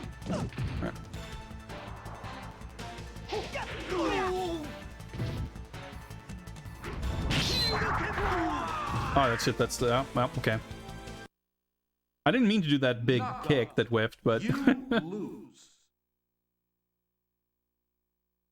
Not sure where that... Because he... Obviously his pink meter was all full.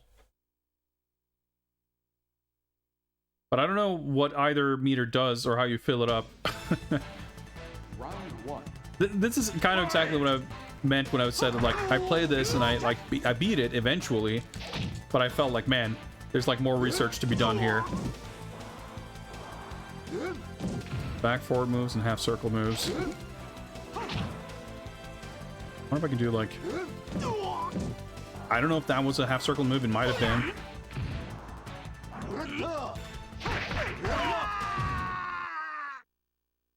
But there's like so many...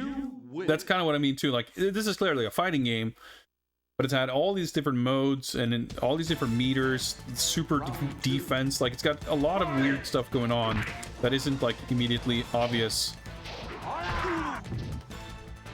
Like the stuff you can sort of intuit using your like familiarity with fighting games.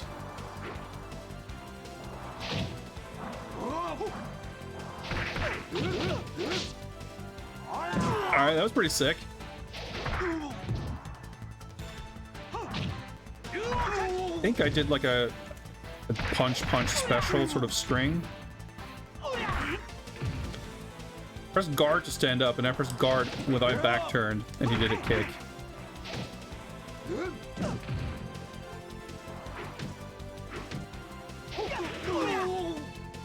A little tiresome. Alright, his meter's flashing. That's fine. We're okay. Knockout. You win. Go to training mode. Like training 2. Hold select, use. Yeah, so there's like a move list training thing. That's cool. We're not going to bother because we're already 3-4 fights in here. That's good to know. We're going to do SoulCalibur IV next. I don't think I'm not sure if I've literally ever played that. That's going to be interesting. Round 1. Fight! Alright, got the jams.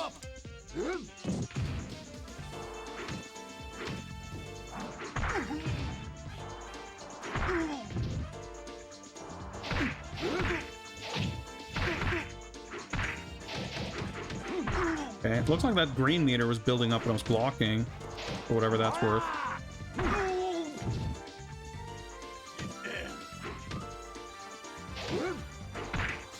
Oh yeah, I got very sidetracked, but I was going to say before about the characters. Like Roseman I know is in some of the other games I've played, or at least seen.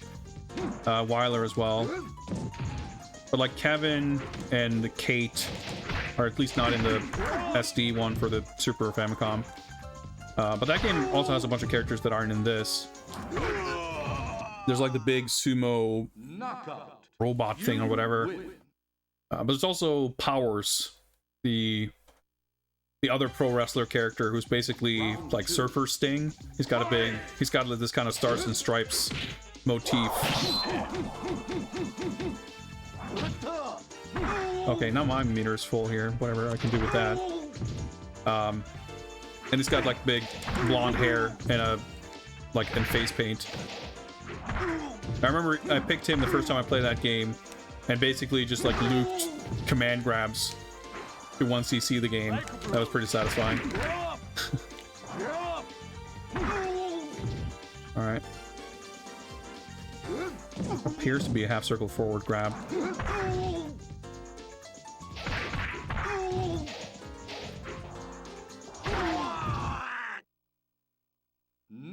Parts of this like feel like a normal civilized fighting games, and then other parts like don't. Especially the way like buttons just seem to do different things based on some kind of context that is fairly inscrutable, and then like whether you can block or not. It feels a little strange. It's yeah.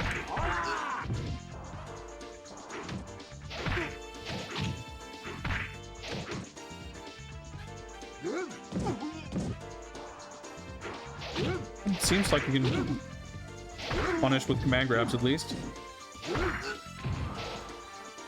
Okay, that was meant to be an elbow drop, not a giant empty moon jump.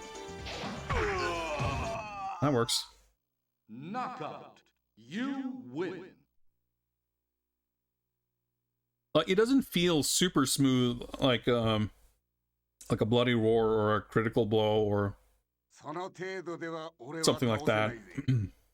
But it doesn't feel super clunky either. It just feels strange. It's a little hard to quantify.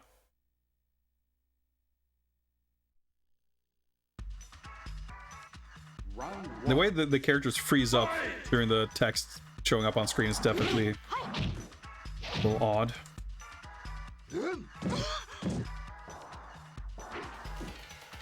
Big drop kick.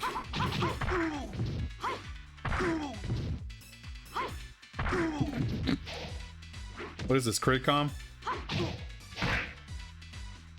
Oh boy. Oh shit, okay. Wasn't expecting that kind of fucking giant power bomb.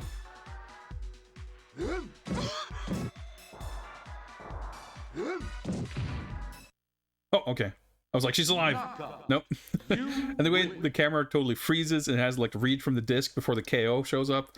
There's a lot of stuff like that that sort of kills the momentum a little bit. I just noticed, by the way, he like finished his animation before he's like froze up, and it wasn't like the camera just froze up. It's like they each finished one loop of their idle animation, and then they just stopped there. Also, I think it only launched that high on counter hit. It looked like the hit spark is different. Yeah, you get that kind of flash. And that would explain why I couldn't combo before. Dude, that move is shit.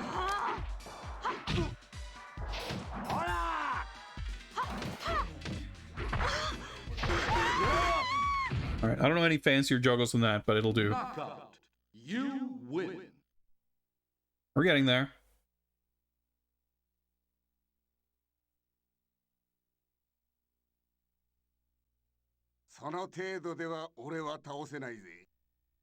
Just keeps talking through the load screen. I mean, why not? Just start loading faster. Just be efficient. Oh, it's a pretty cool stage, pretty cool character.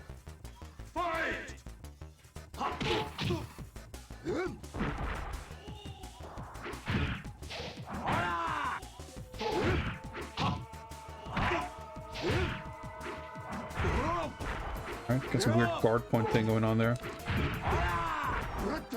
Hey, it actually connected. How about that?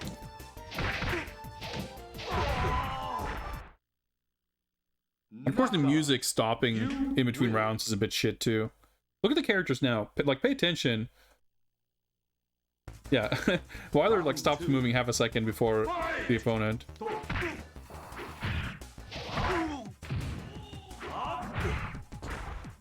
Oh, didn't come out quickly as I pressed the button. It's fine.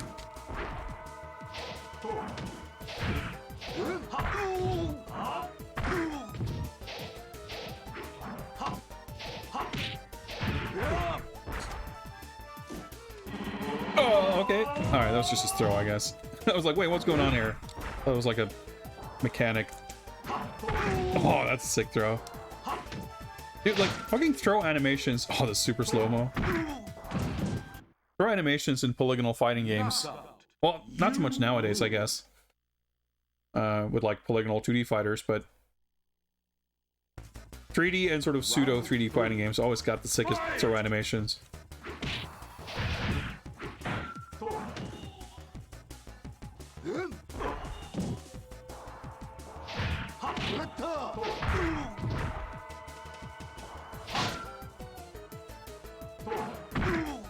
This is no shit ton of damage at least, but... Ah, I was hoping for a back turn throw there, but...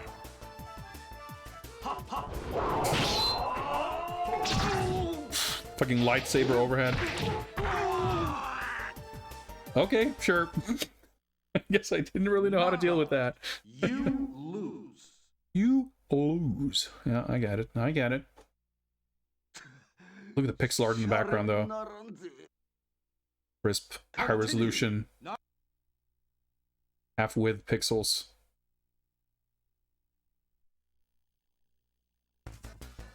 Round one. Fight!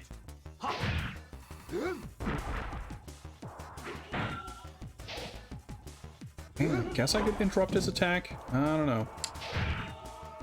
Okay, we can just pick throw. Guess so. Doesn't matter if the punch is like blocked or if it's hitting or just whiffed through his wake up animation. He was still, I don't know. He froze up long enough for my throw to connect.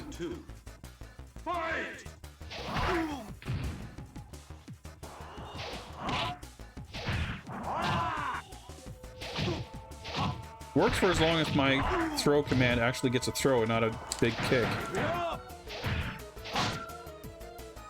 I was literally like, alright, let's do one jab and then throw again, but then he super defensed my jab.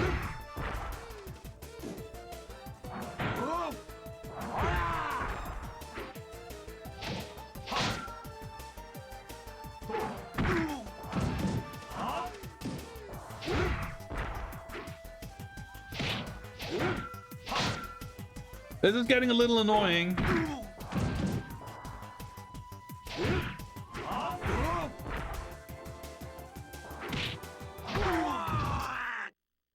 Hmm. Knockout. So the top bar, his one is green, mine is red, and then a little bit of blue from the other end.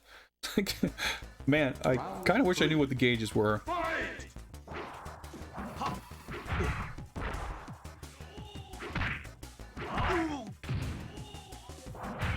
Maybe it was green because it was full something. But then again, why was my red?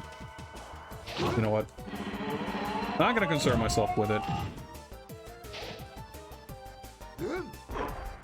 That's good damage at least.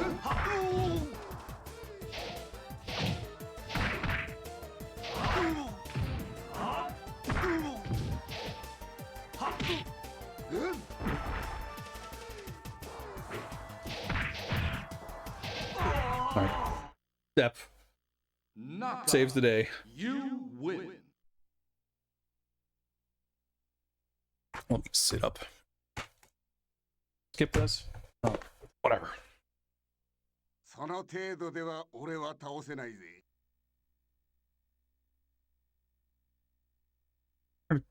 Count how many people we beat up. We're making good progress, but I don't know how many fights there are. Oh, Kevin. It's a good stage. Round 1. Fight! Seems a bit disappointing that it doesn't fight with his hat on, but maybe that's just his like player 2 costume or something. Quality cowboy boots at least.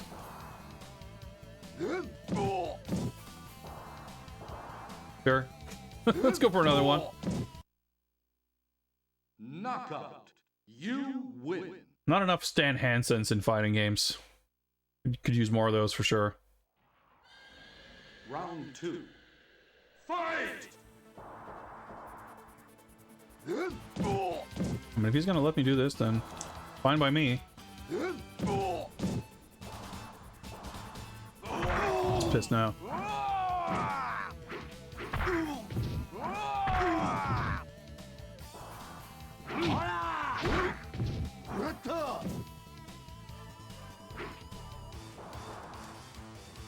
Yeah, the music's like, it's not that similar. Kind of sounds like, or maybe I'm just hearing things like elements of Stan Hansen's theme song. I'm not even sure if there's like character themes in this or what's going on with the music. Oh. Did he do that animation before? The voice clip was the same, but I didn't recognize the animation. Maybe I'm just not paying attention. I kind of started zoning out the samey wind poses after a while. Alright, Shoryu. Round 1. American teenage hacker. Fucking Power Rangers outfit. I mean, he's definitely pretty cool though. I don't think he's in the other games either. Like Yuhi and I think Red Falcon. Holy shit. Are some of the kind of, and Min Min, of course. They're the kind of characters who are in pretty much all of them.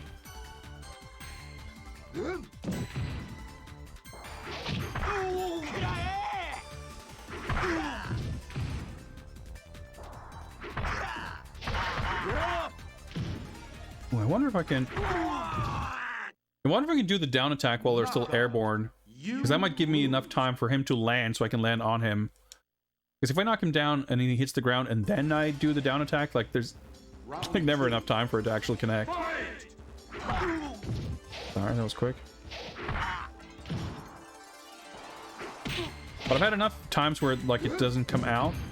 I'm not sure about like... Yeah, see? I'm not sure what the mechanics of it are.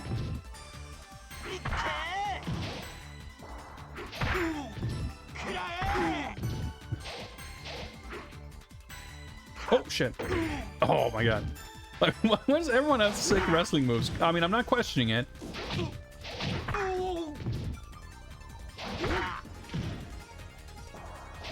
Like, you wouldn't expect this little punk to have like a fucking backbreaker. But, I mean, wrestling moves make any game better. Round 3. Fight!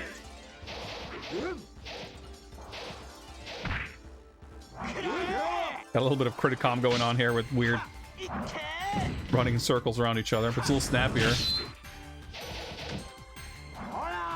exciting mode engage here.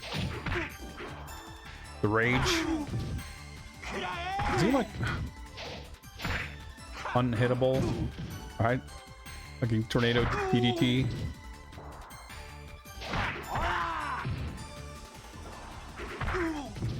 I mean, this kind of backgrounds were pretty standard for a lot of 3D fighters at the time. That was supposed to be a throw, but... Knockout. You lose. But I think, like, seeing how this game looks and how it runs and the backgrounds and everything, it's a very interesting contrast with Criticom, because this game is like 2 years later, and obviously I think it's the better looking game. It's certainly the game that feels better to play. But like, the character models in this, I think, look better. Like, the polygons are a little more solid. But I don't know that there's much more, and like the art direction is better. Certainly there must have been some technical advancements in terms of just software and like the means by which you were able to create 3D models and everything. But technically, in terms of what's being run on the PlayStation and what's being rendered, it's not as if you look at these player models and they're so much more detailed that you go like, oh yeah, it makes sense that the backgrounds are completely empty and flat in this game. If you consider like the stages in Criticom, almost all of them having, you know, cliffs and like various elements going on in the background. They were still simple, but it's like there aren't really any 3D fighting games on PS1 that have elaborate backgrounds. The closest you'd get are maybe certain games like Soul Edge has some that are kind of cool, but even then, like, geometrically, like, the actual 3D scenes aren't that complex, and that game is a 30 FPS game anyway. But like, some of the Toshinden sequels, stuff like Bloody Roar or Heaven's Gate,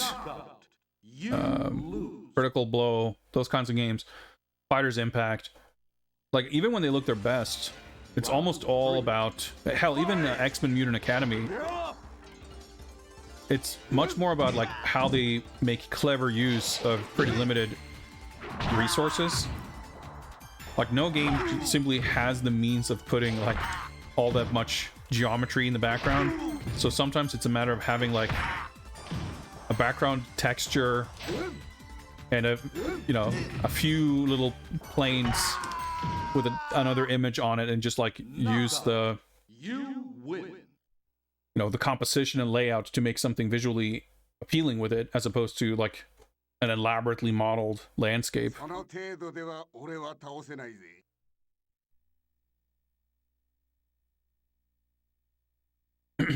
Just use the VF games. Yeah, I mean, they good example, like stuff like VF2, even like the Saturn version of VF2 has pretty simplified stages, and there's like nothing on the PlayStation really that has stages like that. Like DOA, definitely like simpler than the arcade version in terms of okay, sure. I like this stage. I mean, for being this kind of stage, like the way these are built, I feel like these compare just fine to something like Tekken 2 in terms of like atmosphere and design. Knockout. You win. But having said that, you know, I'm definitely not that fond of this style of stage. I think if you look at like Tekken Tag 1, it's like really bizarre because you have like on PS2. I'm not as familiar with the arcade version. I mean, I'm not super familiar with the PS2 version either, but like that stage or that game has more actual 3D in the background, just like they started doing for the Infinite stages in the later Tekken games. But it's like there's like the 3D perspective of the stage that you're standing on, and then it's like a completely separate 3D perspective of the backdrop, and then there's like a seam in the middle It's very strange. Knockout. You lose. Like in the modern games, they obviously, by like Tekken 5 onwards, Round they kind of got the hang of making it look more natural, and it's, you know, it's basically fine. For a while there, when, you know, when the fidelity was increased by like, but the actual, because I mean obviously the seam here between the 3D floor and the backdrop is very obvious if you look for it. And you know, when the camera angle changes, the backdrop doesn't, so the like it doesn't match at all because it's all fully 2D.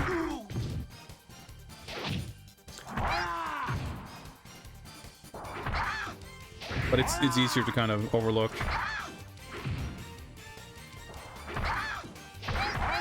All right, can we do this? Ugh. The knee. Power of the knee. Look at that knee. knockout. You win. We got him. Oh, beautiful. Beautiful. その程度では俺は倒せないぜ。 Well, yeah, I think this game's definitely a bit clunky for sure compared to more like higher end games. But I think it does kind of punch above its weight when it comes to some stuff, particularly the visuals. You know, not saying it's amazing, but it's like there are games that came out, you know, globally that more people would be familiar with, maybe, and fond memories of, even, that are kind of don't look as good as this. I mean, MK9, for example, you know. Okay, that's pretty interesting looking.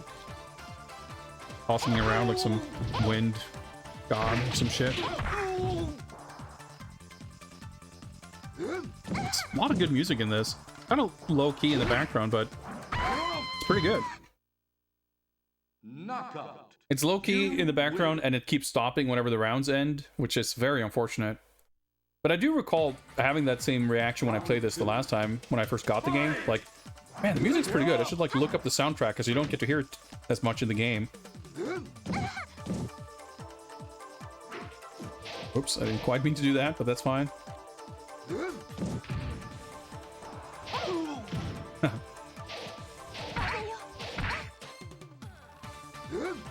Figure out different throw animations or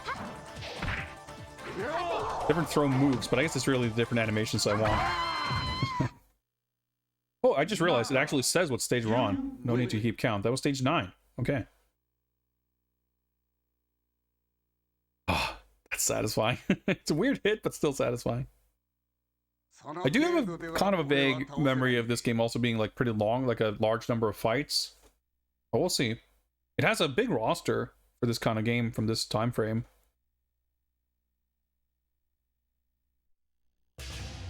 Gengai. Round 1.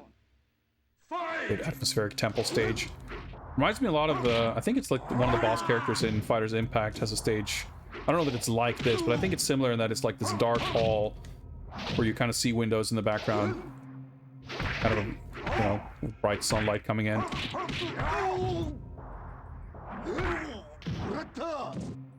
Dude, the elbow drop is so shit.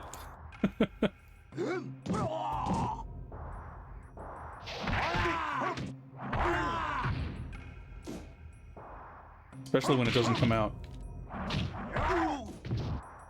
Pretty cool animations. I think it's surprisingly cool.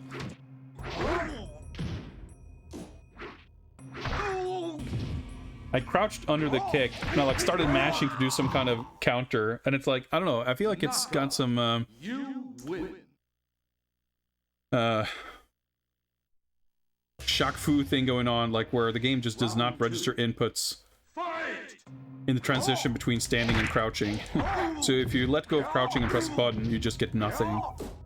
Kind of seems like it's got that going on, which, you know, isn't great, and it sort of exemplifies the weirdness. Like, at times the game feels like incredibly unresponsive. Okay.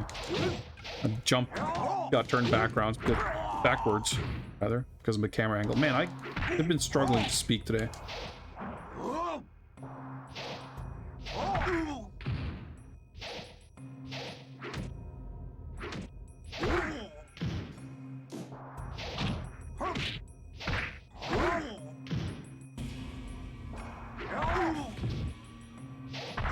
Outsmarted the knee. Okay, we're in danger, guys.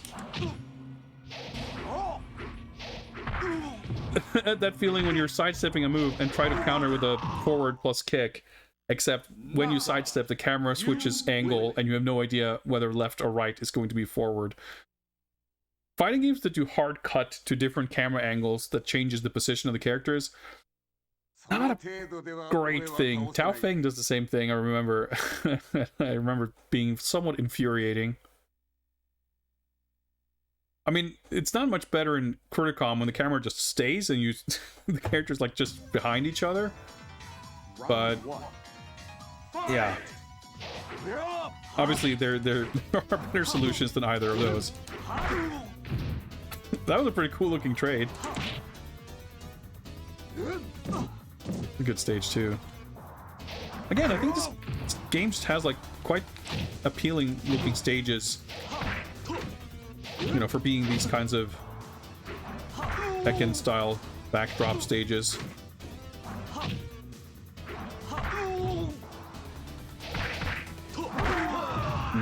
Okay, that. Yeah, stage 11. You lose. For an arcade fighter, for sure, that's like a pretty long. Round 2. Fight!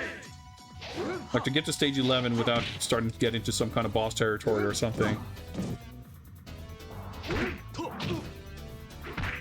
That was an overhead.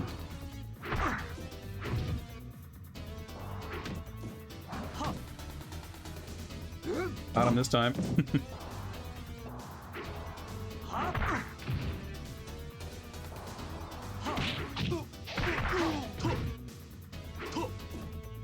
Nice with punish. Knockout. You win. So I guess characters do have these like relatively lengthy strings. I haven't really been able to figure many of them out. Round 3. Fight! Of course, I don't know if there are a lot of like directional inputs in the middle of them or something.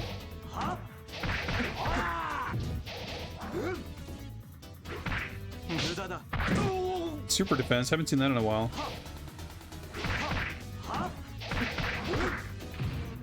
Moves me back turn. Hey, the elbow drop actually connected. Ooh, that's a throw.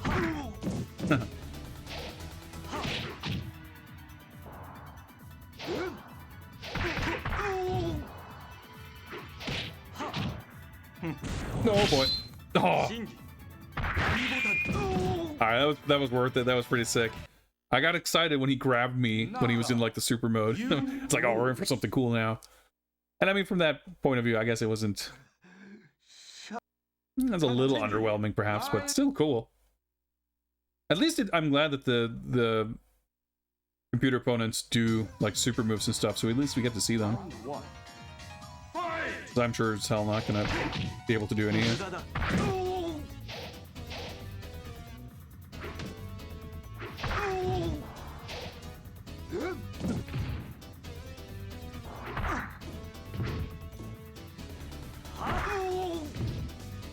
Full screen flash counter hits are a little much, but at least it's flashing black and not white.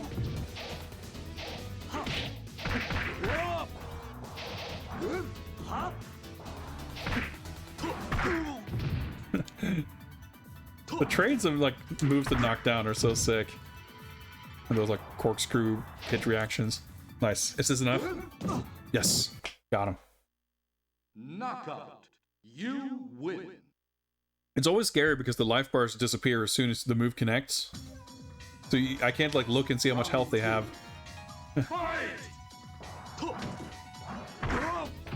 Try to punish with the command grab, but he's like crouching, I guess. At least you don't get a whiff throw animation, you get a big kick instead, but I guess that's for better or for worse. It's not always a good thing. Nice. Oops. No elbow drop for me, I guess.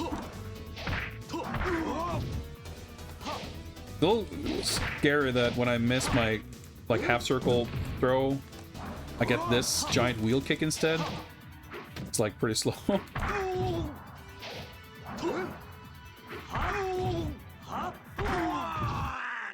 It's like, well, I'm not standing up away from this. You lose.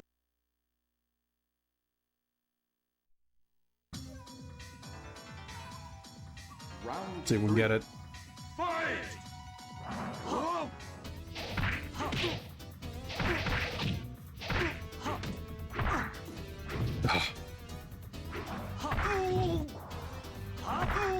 Standing up a little bit of a challenge in this game. All right.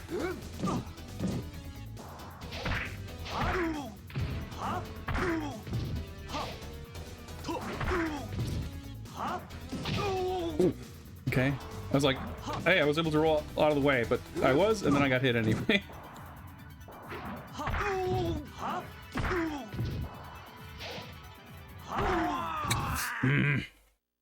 Knockout. Kind of funny looking how a lot of moves leave you like back turn, but then there's a lot of sidestep movement that also kind of end. You end up in a weird position relative to the other player. But it's not too like obnoxious. It's not like you start throwing punches in a completely like you always whenever you attack, you at least attack towards your opponent. Like whether you're facing them or not, you at least turn towards them. Mostly reliable way. Dude, crouching is fucking weird though.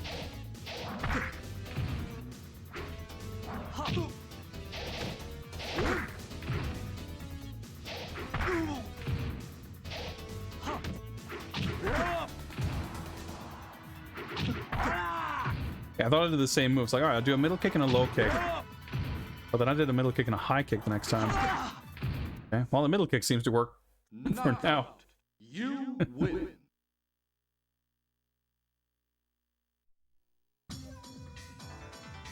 Round two. All right, this time my animation ended before he's.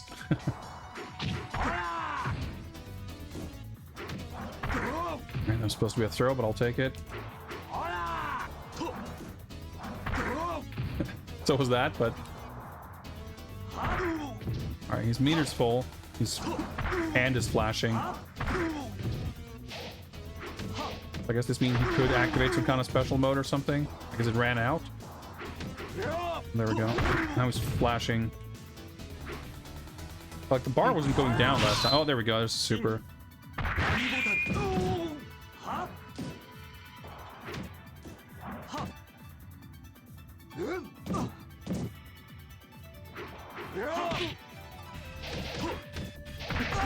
Nice. Okay.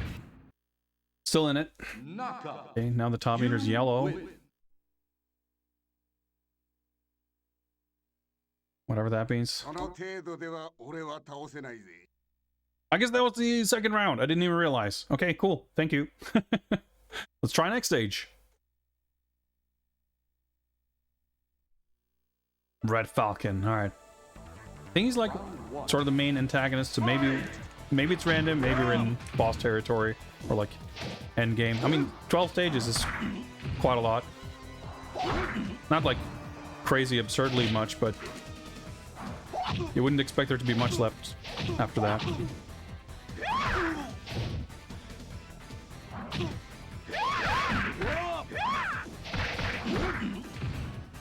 I guess every hit was a counter hit. Works for me. Knockout. You win.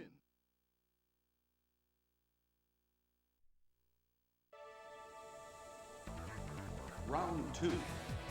Fight!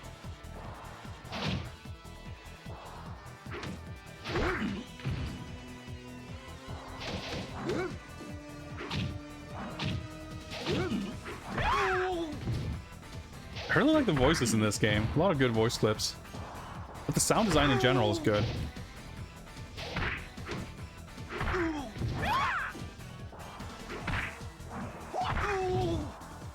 Okay.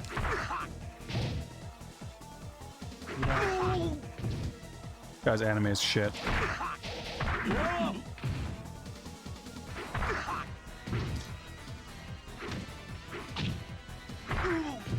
So for defense.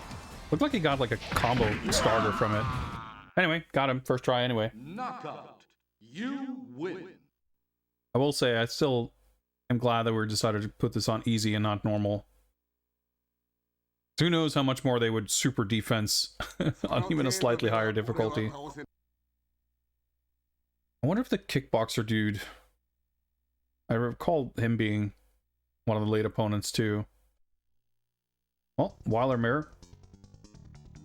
Proper two-player costume, that's pretty sick. Although I think, well, I was gonna say, I think that's more of a standard look. But in the FME and everything, he had the leather jacket. But I think like in the other games, the green, like the... That's more of his default look. Blasting ahead. Full circular sweeps.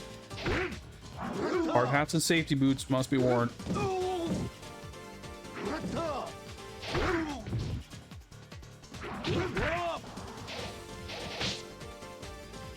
Okay. It's cool super defense. I wish I knew how to do that. Ah, that was supposed to be a throw. Okay. Lucked out of that. You win. It works. It works. Conceptually, you know, this kind of stage works, but it's not visually the most exciting, I think. Oh, okay. I did that weird tackle before. Maybe it creates a throw mix-up situation or something. Fuck's sake. I pressed the button to do a throw, but I guess context made it a punch. Exactly the same thing again. Because I want to say that, like, forward circle did the tackle before. So that was what I was trying to do after he did it, but now I couldn't get it to come out. Because I probably didn't know the real command for it. Round 3.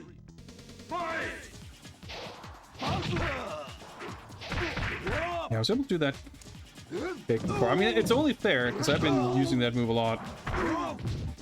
It looks like it's basically 0 frame startup, so... Yeah, well, I was gonna say I should have thrown, but even if I would have tried to throw, it might have given me a punch, which he would have countered, so... Who knows? Continue.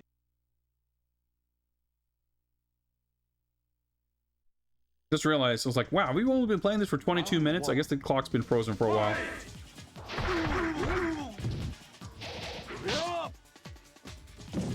Every time I do a string, like, oh, I learned a new string, and I try to do it again immediately afterwards, and it's like, doesn't come out the same way.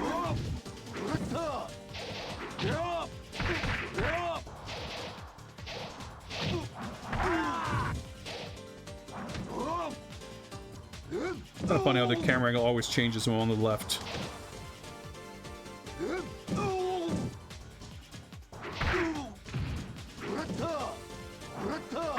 Oh, I try to stand up or block or anything. I say, surely I can just mash jabs to punish that, and indeed. You win. Alright, we got the round advantage.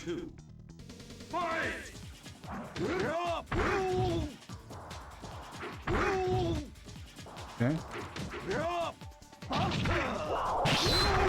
Okay, that was pretty sick.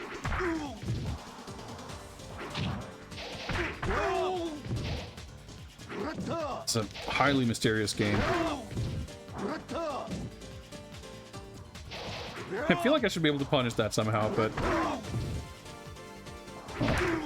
this round is not going very well. Punish. Fair enough. I don't know how to stand up in this game. I always roll around and then I end up standing up with my back turned. Round 3. I didn't realize I was standing that far away. I was thinking, like, what's that punch? Yeah, it looks like a down forward. Indeed.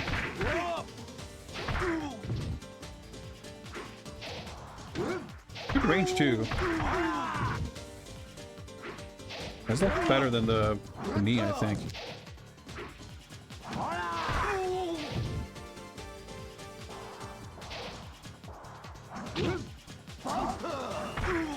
Yeah, like I press down and punch, and it does a little sweep kick because like I'm like back turned.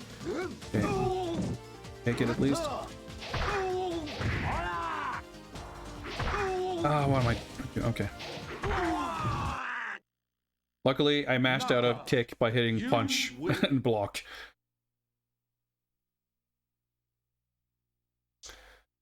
The meter's disappearing. I think it's like kind of cool, but it's a little jarring the way it happens. Like, it's kind of cool in a way. I don't hate it for sure, but it can make it a little awkward, just the timing of it. There we go, Dava. I think this might be...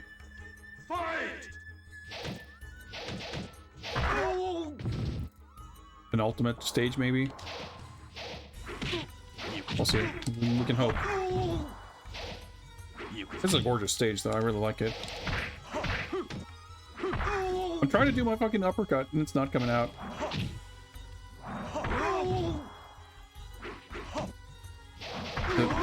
Yeah, he's got, like, legs for days.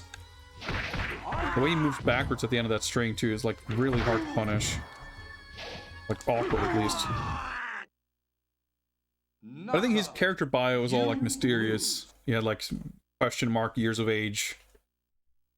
And some other question marks, so I wonder if he's supposed to be this mystery villain type character. That's cheap.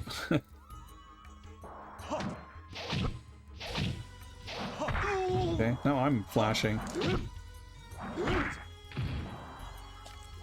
I'm matching every button to see if some cool button combinations make something happen, but... Oh, that's a cool string. 4 hits, at least.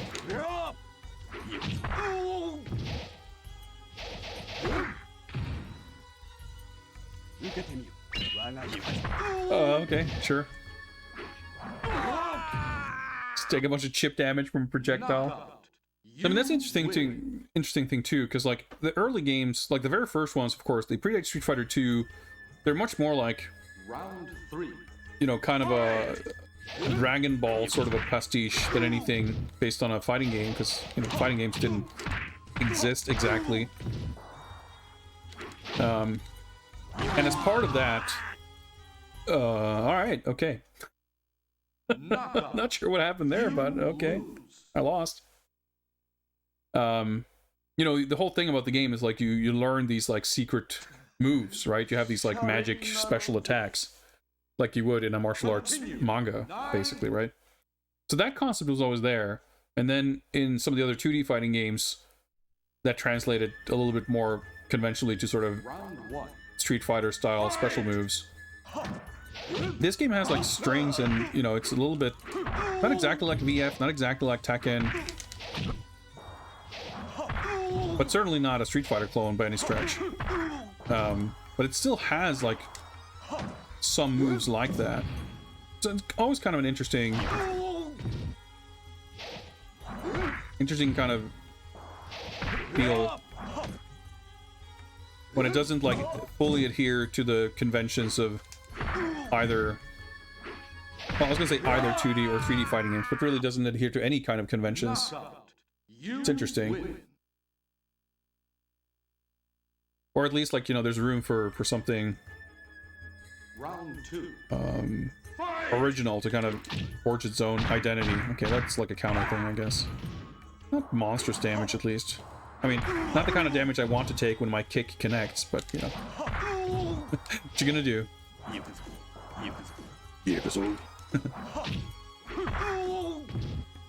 I do remember this guy being a pain. And I do recall there being the final boss after this guy, but I don't remember what he looks like or what he fights like at all.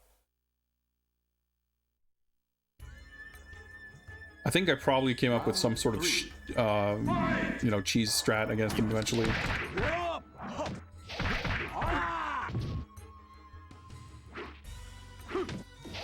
I don't know if I can rely on just blocking and punishing. Seems to work alright so far. Turn around, please. Yeah, look at my damage. I mean, it's worth it, but... Alright. He figured out the strat. Knockout. You win. had to sidestep around it, but okay, that worked. Just being a little patient pays off.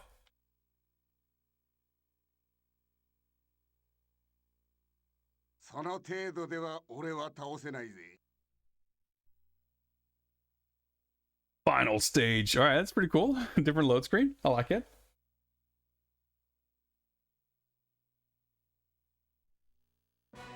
Mao. That's pretty cool. Pretty cool. Infinite time. Timer scamming here. Oh yeah, you don't block. I was like, I held back. It's like, oh yeah, there's a block button.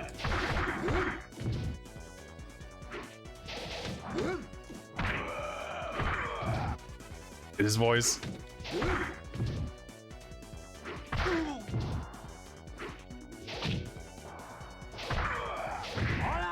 His little tiny head, his giant buff body. He's basically fucking Nobunaga.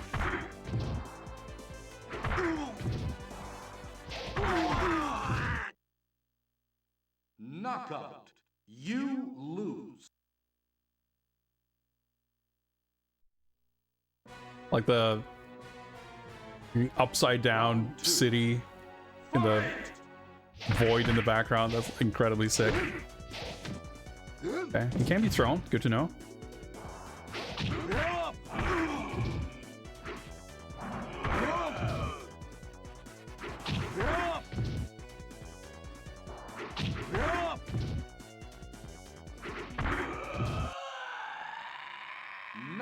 Dude, that's a fucking 15 out of 10 KO noise. Pretty good, pretty good. Yeah, my timer program has crashed. Can't really be bothered trying to do something about it mid game here. Dude, my buttons. Okay.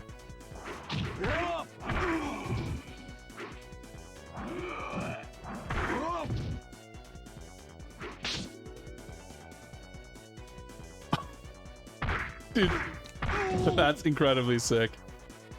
Oh, they got the fucking giant skeleton, dinosaur skeletons. Yeah, I guess he is, like, invincible. That's pretty cheap. And that's not even a boss thing. Like, other characters did that before, too. Okay, whatever that was, it could not be blocked standing. You lose.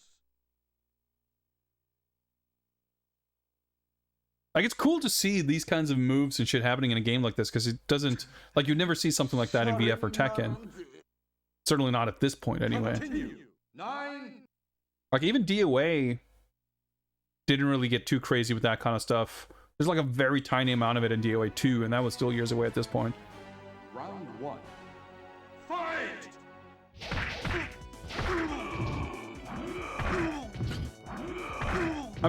Please, I just want to stand up. I'm holding the guard button as I'm standing up, and it's not letting me guard. Oh, dude, look at those skeletons back there. It's like the flash of white was from me dying and not from the actual attack. Because it seems like it just hit me with a regular kick, except it did like 25% damage. Pretty confusing.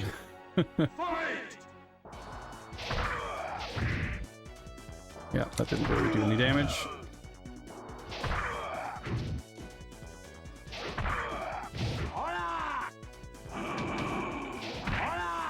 Tried to throw a punish, but didn't come out. Why did he fall towards me? Sidestep mechanics in this game are a bit jacked. Just shrugged it off.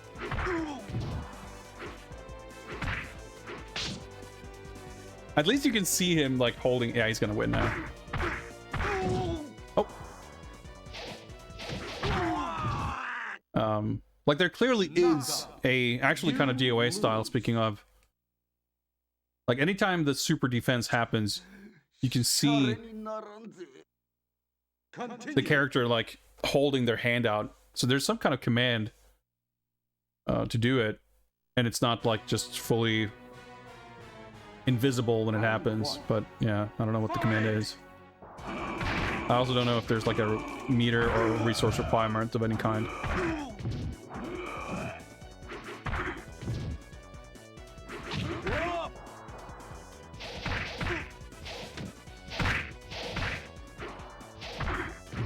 I like back-turn myself by sidestepping. It's quite strange.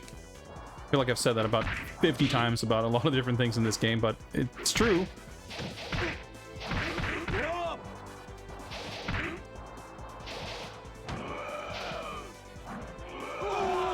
Okay. Him doing his chest flex is like the startup of his super, I guess. Or whatever you... That cheating move. When do we get to call ourselves Waller Mao? I'm not sure that's how it works, but you can only hope. So this is the character... or the save file told us. Yeah, that was the startup of that move. Holding L2 and R2 on character select while picking character, you can play as this guy. Good throw. Very good. Okay, once was enough, but...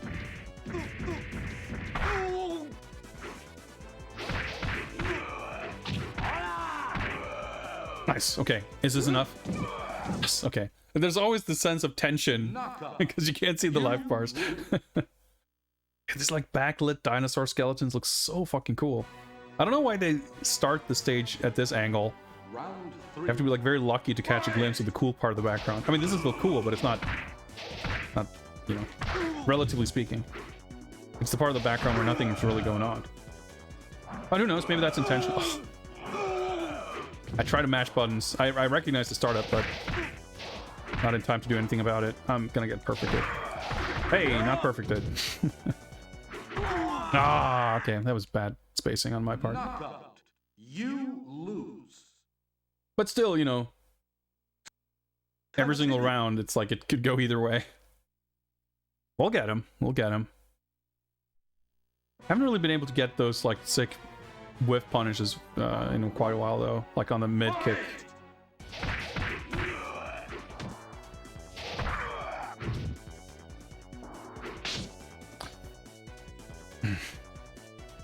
Maybe throwing mid kicks out is, I don't know, well, I can't be like scared into never pressing a button either, because that's not gonna help me win. What if I can block or...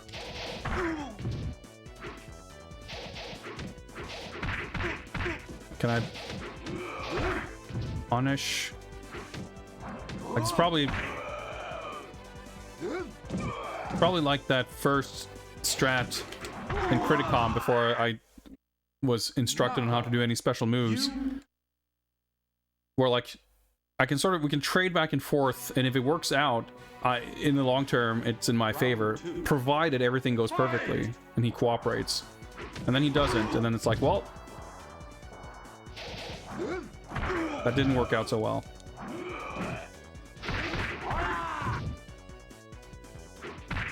Oh, the range on that though.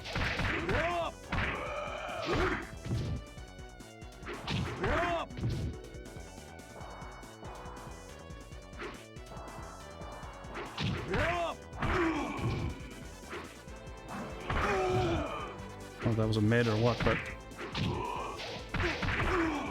Okay, that super defense didn't kill me at least.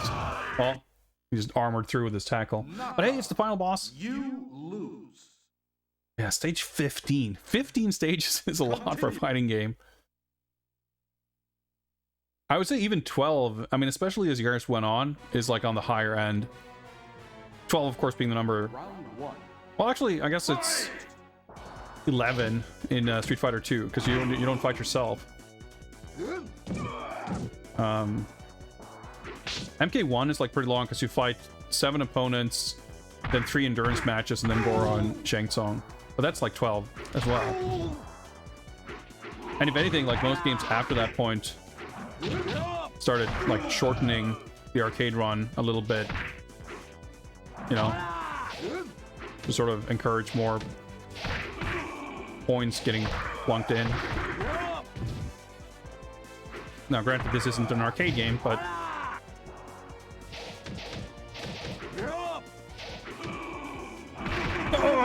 Okay. Trying to get anything to come out. Whew. But still, and I mean, that's probably why it is long. But following the sort of trends at the time,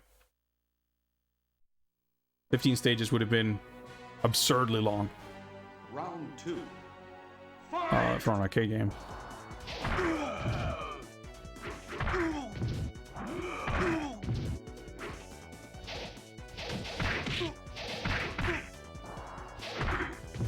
Evading is so tricky because it's like can be beneficial, but it's not easy to capitalize on it even if you manage to avoid something. That's weird stuff. Just like the alignments, you're quite likely to end up back-turned yourself.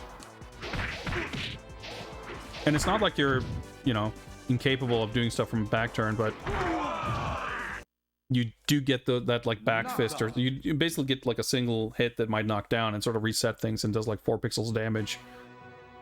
It's never going to be a big punish. Round 3. Fight!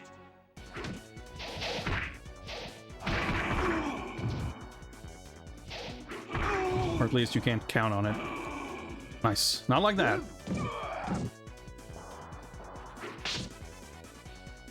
Oh, this is cool, but the animation is so long. You feel... feel like shit when that happens. Okay. Nice, he does that move while he's invincible. Okay. I was trying to like dodge around. There's like not much I can do here. Trying to go for the command grab, didn't come out. Knockout. You lose. We'll get there. We'll get there. We've only been playing this for 22 minutes, 58 seconds, so... Continue. We're doing good on time.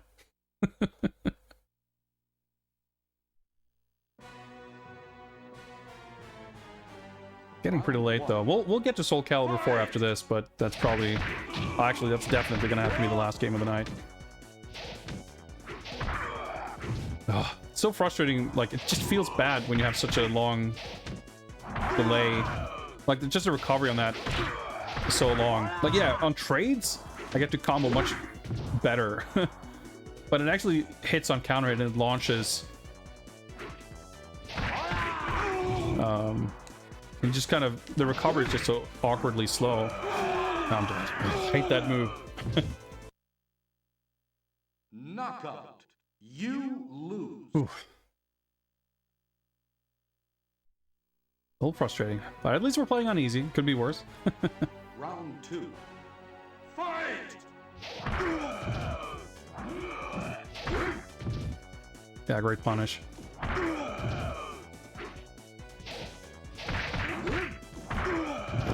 Okay, that should like knock down normally. Oh, like when you get stuck transitioning between standing and crouching and you like can't get anything to come out.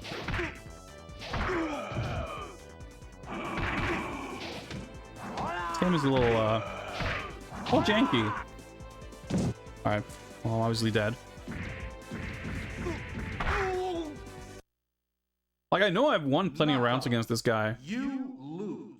But somehow it just feels hopeless. It doesn't exactly feel like I'm any closer to figuring out a consistent strategy or anything. I know it's a lot of luck, and it's going to be luck that kind of determines it, for sure, to a degree anyway. Well, unless we just figure something out, I suppose, but...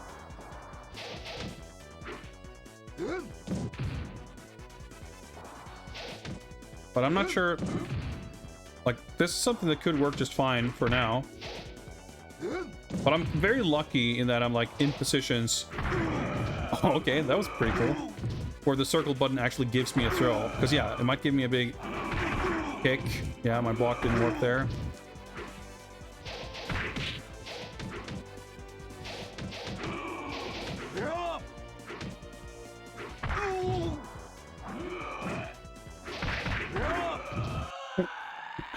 You know, see, the margins are not that big. Because it seemed, you know, it looked for a little bit there, like, oh yeah, sure, just block, just crouch. Round 2. Fight! And throw punish. But then he does that. I could have reacted to that, but I just wasn't expecting it. I wasn't looking for it.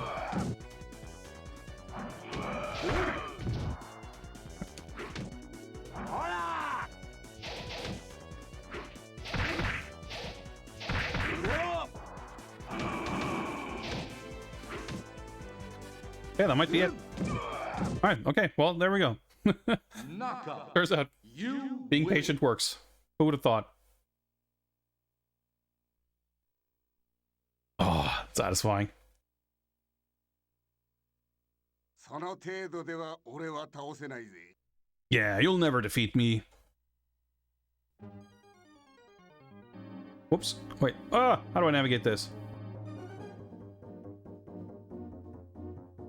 Okay, 4 kilohertz underwater music. Time record 42, 45. Difficulty easy. 14 continues. POI. Whatever that means. Well, we did it. We're saving it.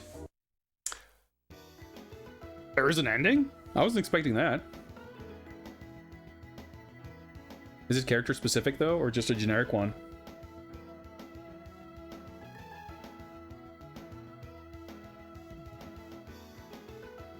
Alright, turns into glass shards, floating into the sky. Music seems a little inappropriate. Huh. Super compressed text endings again. Thanks for playing. Well, thanks for picking. I like this game. I like this series.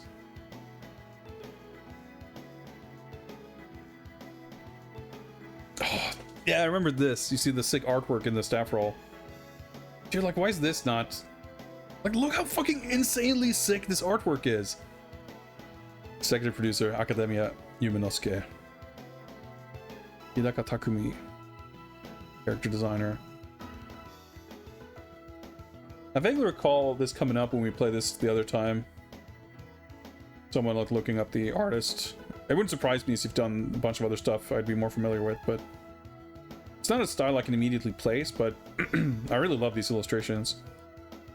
It was like fairly common at this time too. It's the same thing with like Toshinden 2 and 3. And I mean, who knows how many other games, Criticom for that matter, like where there is like this gorgeous 2D artwork, and it's just like,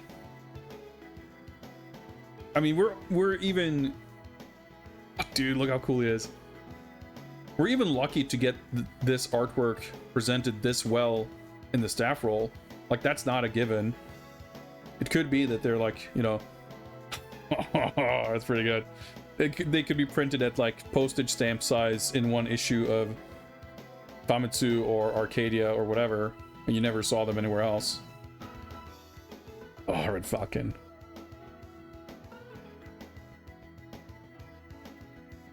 Love this art. And you come back here and it's like, ugh.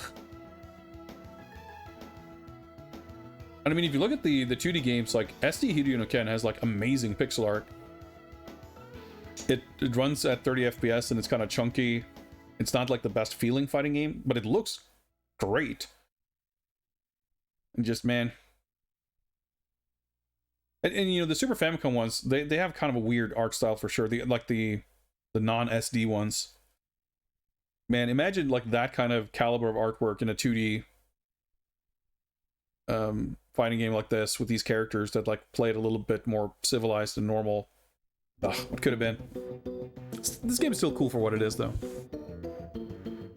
Alright, I need to take another short break. We've been going for quite a while, but when I return, we will be checking out SoulCalibur IV, which is going to be exciting. I don't know that I ever actually played it. I only got it recently.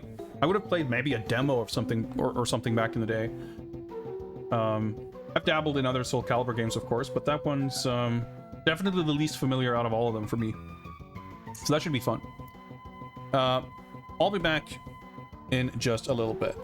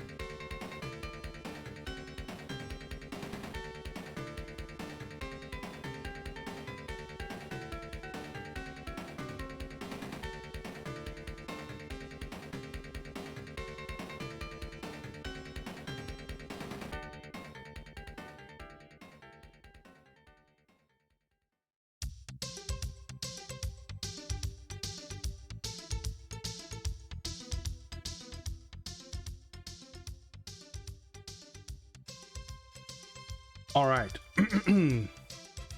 Had to do a little bit of setup. So I'm pretty sure, I guess I should look this up. I'm pretty sure SoulCalibur IV is not backwards compatible, right?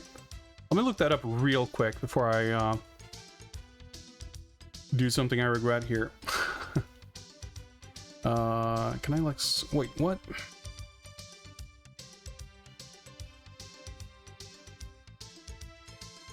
List of backward, that's what I was looking for. Nope, SoulCalibur IV not on the list as I suspected. Tsuki Zero, welcome, welcome. I regret to inform you that we will not be doing any more raffles tonight because we're just about to head into the final game of the night. But do stick around. We've been doing these streams for a few years at this point. And we will be continuing to do them as we fund them through the regular community challenge. People will get to pool their channel points, their hard-earned con coins. And when we collect enough, we schedule one of these streams. And viewers get to pick which games get played. So let's see. I'll get a stick, but for the... Actually, I should probably just do that right away.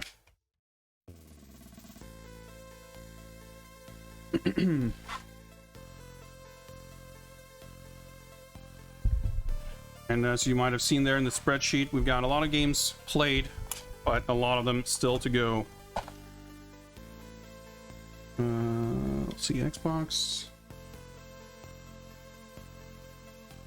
Over here somewhere.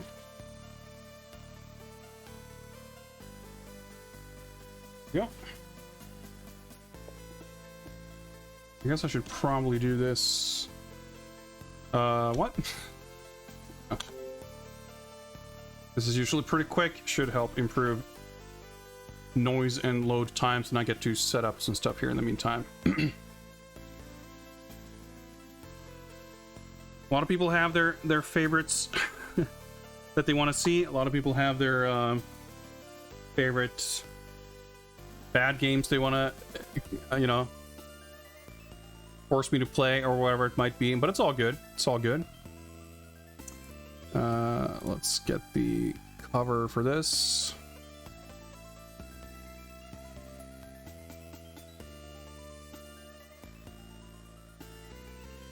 And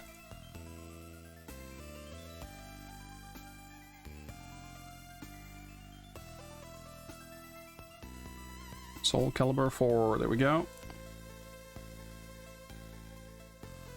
And oh yeah, I want to see if I can fix the timer thing. For some reason, live split is just weirdly unstable and will just freeze.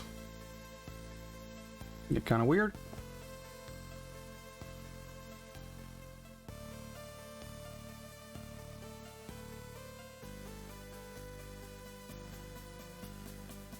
We're running now. Let's hope it doesn't crash again.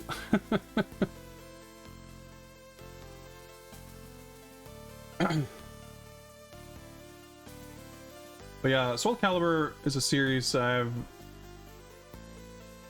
had my ups and downs with, you could say. I've always enjoyed the aesthetics and visuals of this series. I thought Soul Edge was cool, but I never really like cared that strongly for it. I always preferred Tekken, and I preferred a lot of other fighting games more than that. But SoulCalibur on the Dreamcast was a revelation for sure. And SoulCalibur 2 I have kind of a soft spot for because I got it on my Xbox when it was sort of new, and I remember having a lot of fun with like the single player stuff. And it was also kind of when I got into the competitive fighting game scene in a more serious way.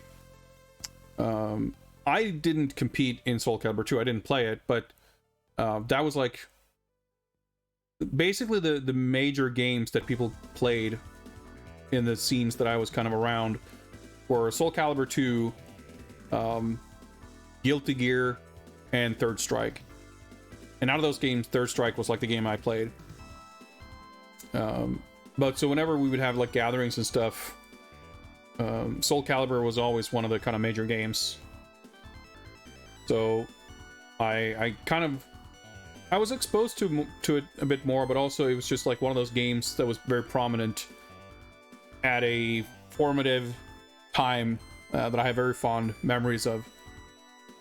But I always played, like, I remember when SoulCalibur 3 came out, I had a modded PS2 at the time, so I didn't buy it, but I burned a copy of it, and I thought it was cool. Like, that was the first that didn't, there was an arcade version later, but it didn't debut in the arcade, so it had a lot of these kind of interesting takes on what a fighting game can be if it's not for an arcade, with the, like the single player campaign and stuff. And ever since then, I've been kind of like, kind of looked at it from a distance, and whenever I played it, kind of not kept my interest for very long.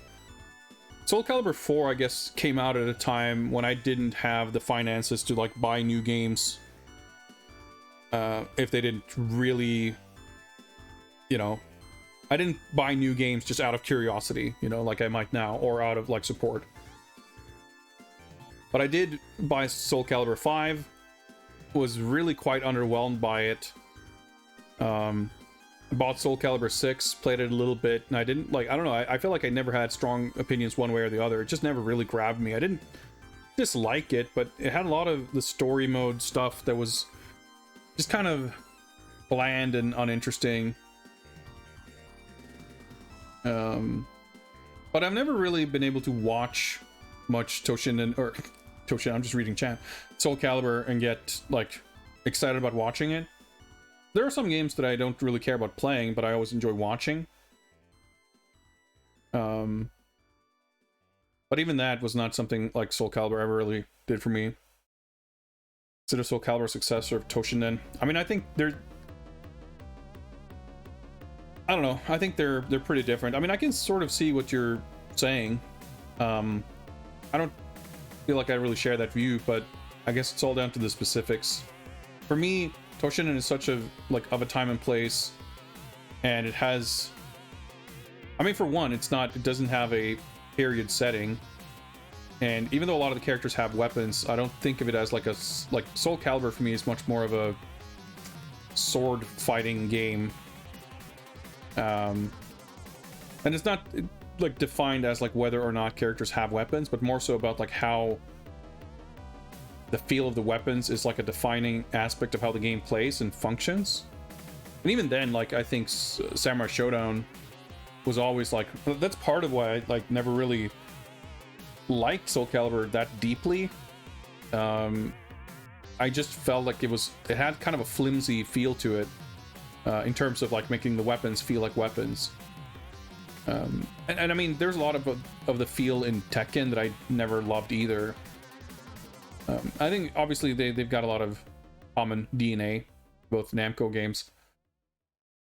But SoulCalibur and Tekken, for me, both had that thing where I liked a lot of the characters, I liked a lot of the art, I liked the atmosphere and mood, but I didn't really enjoy playing them all that much. Or in the case of Tekken, I've enjoyed dabbling with a bunch of them, but whenever I kind of learned or were more exposed to kind of competitive, higher level play,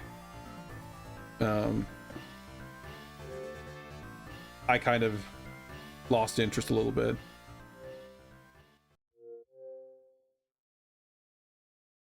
And in SoulCalibur, I just never got that far, I guess. Good old Xbox 360 patches take like half a second to download.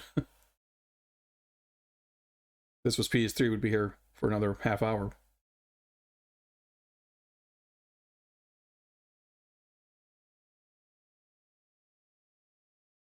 But yeah, like, I guess there's just something about, like, or rather, there's nothing about the feel of SoulCalibur that made me feel like really,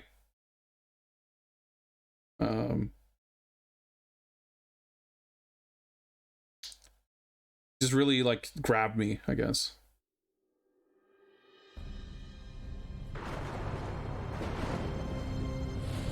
Turn this down a little bit.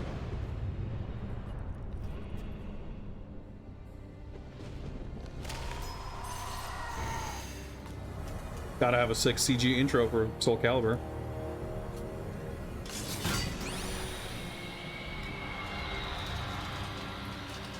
Or sick intro in general, I should say.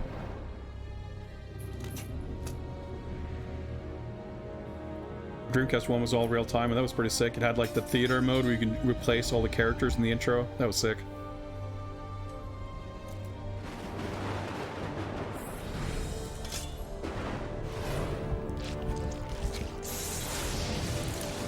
It's really funny to see like just how gray this looks. Very much of its time.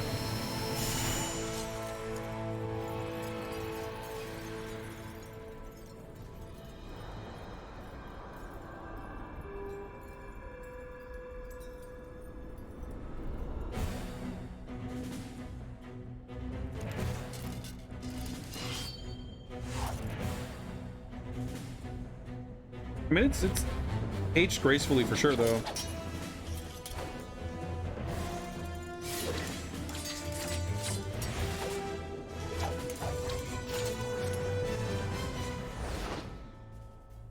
I don't know about this intro though. Like, it's kind of weird that it's all like in-game assets.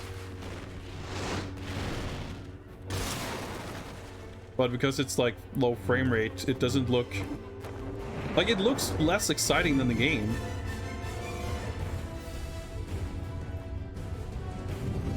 Like the cinematography and choreography is a bit, I don't know, unexciting.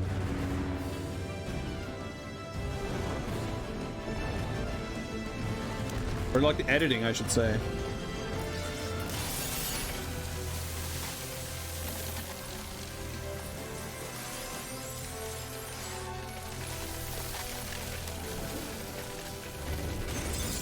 Yeah, there's just like not a lot of energy to it.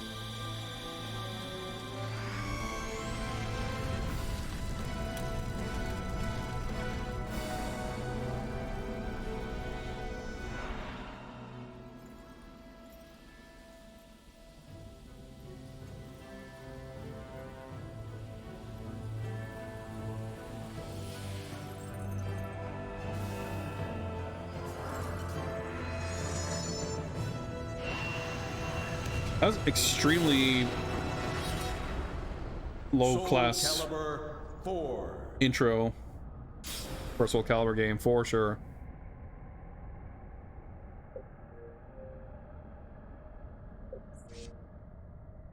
Not a good start. Downloadable content. Oh yeah, the classic SoulCalibur IV achievement for reaching the main menu. Hi, what's up, Atomic Runner? Yeah, I'll be going for a while still. This is going to be the last game of the night.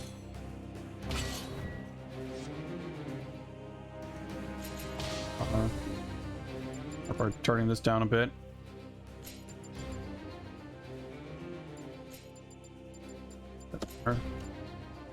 Definitely not going to use English voices. Any spicy picks? Well, we played Criticom. Had a pretty good time with that, actually. We played Criticom, we played Mortal Kombat 9, and we played Virtual Hiryu no Ken.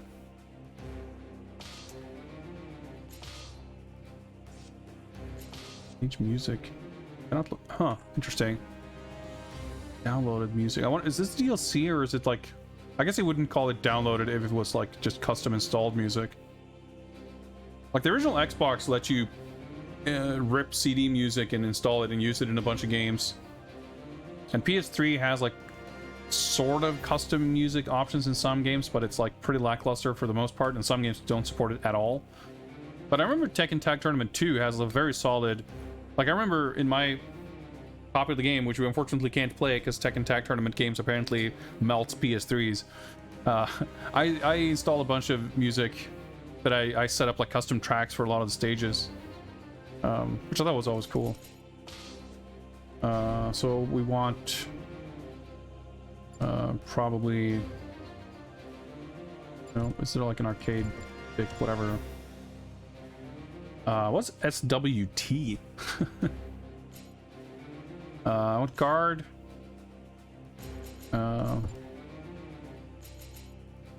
Basically, I want this, except I want RB to be kick.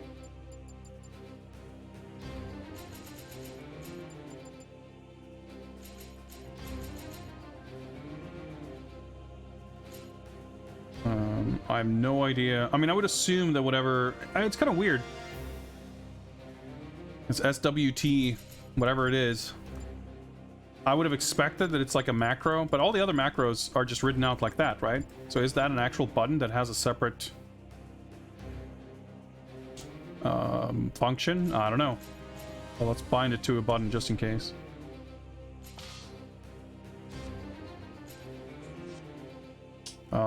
Because I've literally never played this before, I just do want to take a quick moment to orient myself here a little bit. Tag function in the story mode? Maybe. I mean, if there is, then I guess that would make sense that there's a switch button or whatever. Various graphics.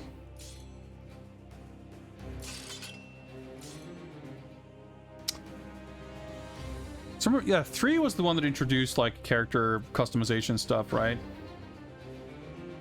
We're not gonna get into this can of worms. We'll be here all night, but yeah, I'd like to mess with for sure. Story Tower Lost Souls. Yeah, that's right. 3 had the like the weird. Well, I shouldn't say weird. It was kind of neat, I guess. It had the like the battle, like warfare tactics mode, and then it had like the story mode thing. I'm guessing, yeah, survival game. But I guess there's no like Edge Master mode. So I'm assuming without equipment and weapon effects, the final score. I'm assuming there's no like endings and stuff or whatever. I guess we'll get a sense. I'm assuming that this is what we want to play, the story mode.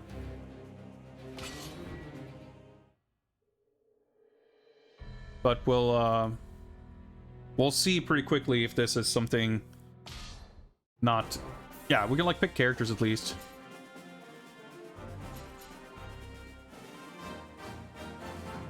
Purchase this character and character. So I wonder if... Assuming they are just like, that means that they're unlockable. Or these, yeah, right. Because I was thinking like DLC had me like, huh, hang on. But yeah, that's right, because Vader's DLC on the 360 and Yoda's DLC on PS3. I guess Starkiller is DLC. He's like paid DLC on either console.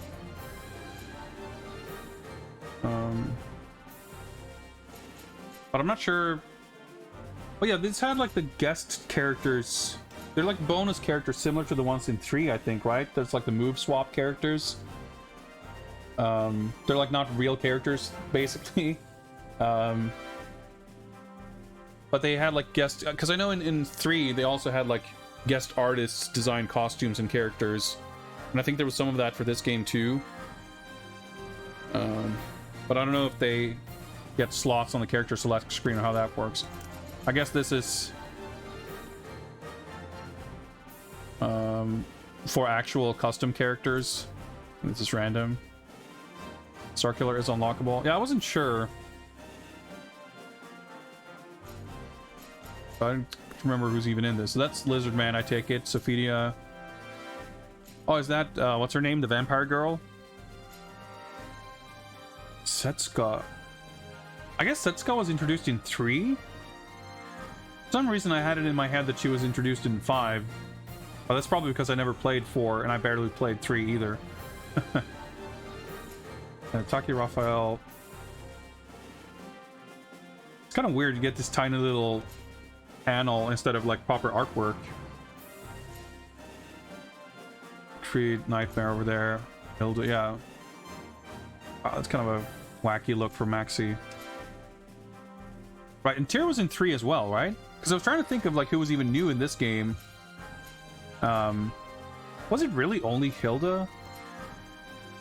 I take it this rhinoceros is Rock. And then Songmina. I guess this is Wang. Young Sung was not in this one, right? It's so weird, like, which characters are available off the bat and who isn't. Zasalamel. So weird, like... What a peculiar roster it feels like. Because it's like one thing for, you know, like Street Fighter IV to heavily focus on Street Fighter II at sort of the cost of a lot of other characters, or at the expense. But here it's like, I feel like this is the same roster from 3, basically. Because I don't think 3 was like missing a bunch of characters. Yeah, I know nothing about this game, but I do know that everyone hated Hilda and she was like mad overpowered. She could like ring out super easily.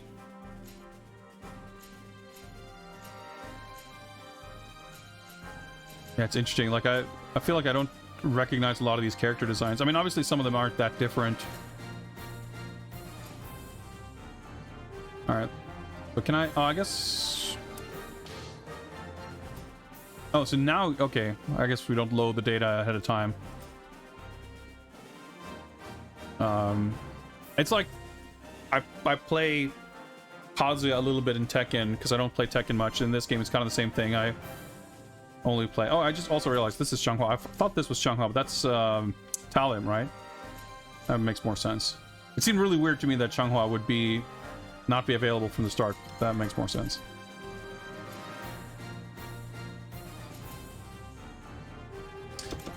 Or maybe we should...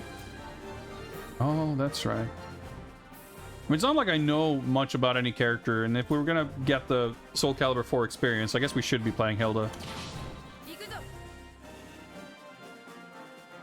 She was like DLC in 6 eventually, wasn't she? I know she came back at some point.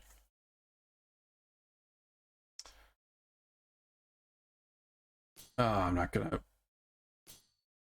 Critical finish. Soul crush.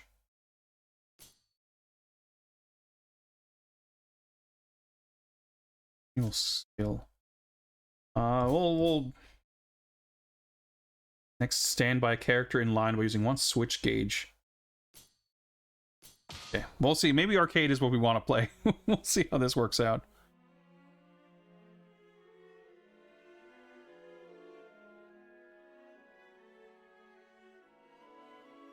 Oh yeah, probably, okay.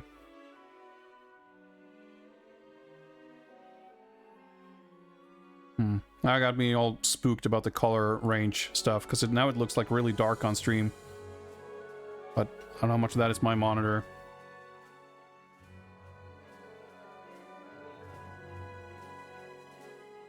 Yeah, this looks about as boring as I remember the SoulCalibur 6 story mode being too.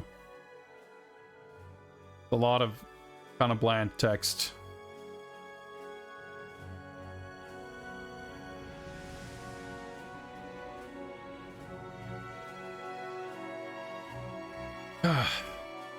She thought back to an incident several days earlier. It's like, oh boy, could you write this in a more boring way? Nothing needs journalist narration. I mean, unless you really want to, you know, unless you really need a sleeping aid. Dear Lord. You know what? Let's press a button.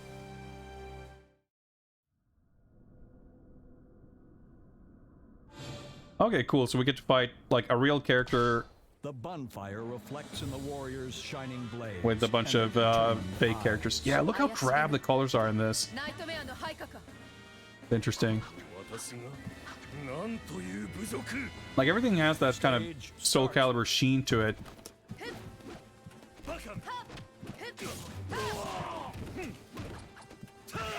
But it's not very colorful.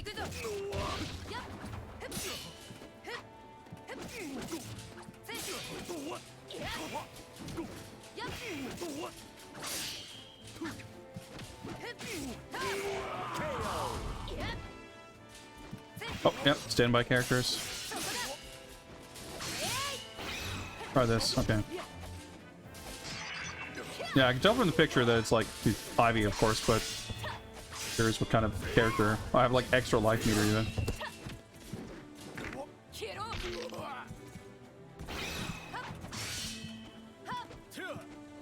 What the other throw looks like. The beat throws always throw behind you, right? Yeah.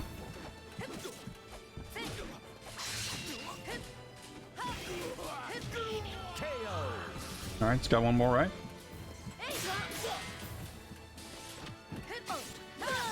So I guess that's Zalamel, right? The Scythe. Stage completed.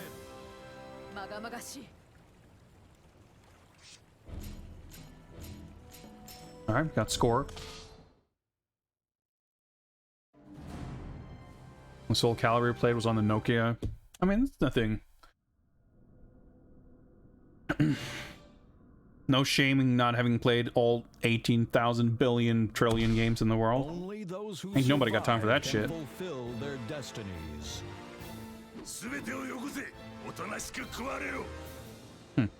Does he usually speak? I don't know. I like his voice though. It seems Stage different. start.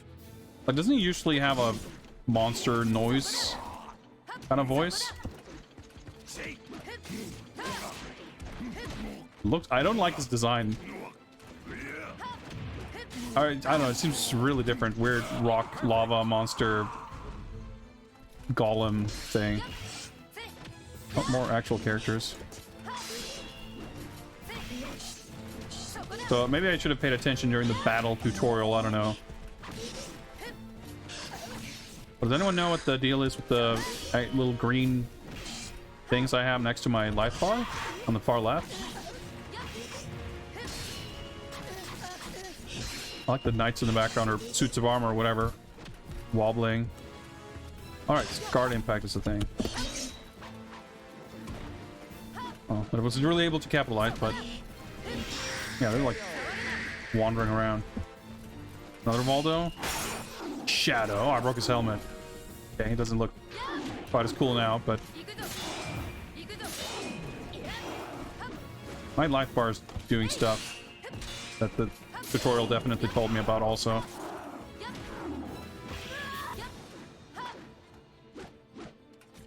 Oh, that's the armor. Okay, I see. Yeah. His top box is busted now. Wicked hat noises. Alright, that's alright. It's cool.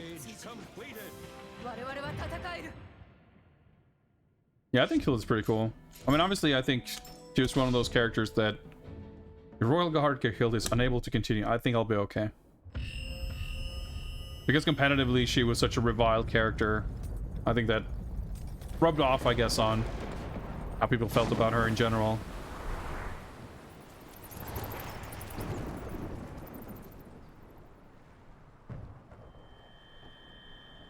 But I don't know much about 6 or how she was received there. I feel like 6 was a game that I know some people were not thrilled with the new meter systems and stuff, but it seemed like people took to it more than 5, which I guess 5 introduced all the meter stuff, or most of it. And I think 6 definitely seemed to have some traction early on, but it pretty quickly seemed like a game that basically it appealed to its crowd, but it didn't really bring any new people into SoulCalibur to any large extent.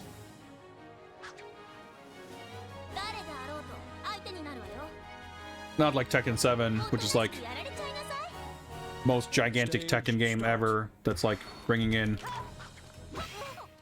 like, it's been like growing year over year competitively and everything too, which is pretty crazy. Such an old game.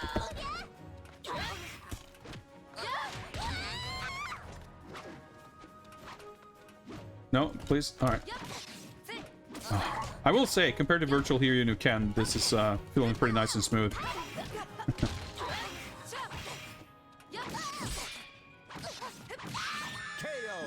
Hey, we unlocked a character. But she's not like a real... Yeah, it's just one of the move swap character, whatever, I'm guessing. I don't know. I guess she doesn't look like... She didn't have a shield, so I was... Because Sophia and Cassandra both have shields, right?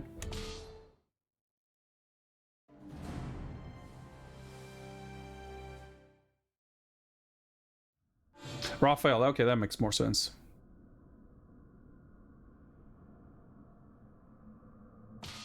Determination, obsession, hope. The fiery emotions illuminate the two swords. Yeah, I never liked this design for Tira. I liked her design in 3 much better. Start.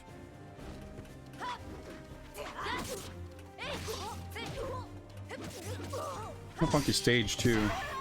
Oh shit. Equipment destruction high. Was she even wearing anything on her head?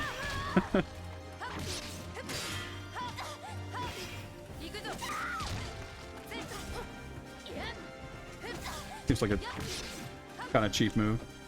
I mean, I don't know that it accomplishes much, but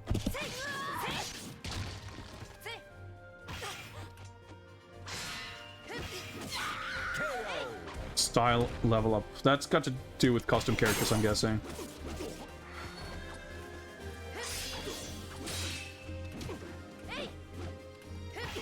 See, this is kind of what I mean when I said that even on easy, some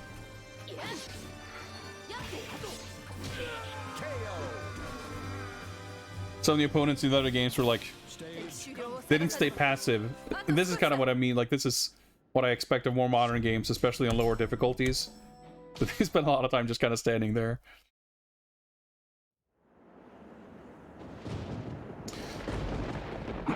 Yeah, they usually bring in a whole bunch of like guest designers for SoulCalibur as well as Tekken. I don't know if they really did for Tekken 7 though. I mean, obviously they have like some of the artworks by Junya Yamashita for the like the panels and stuff like that. But in terms of like guest designs, because in Tekken Tag 2 they had a bunch.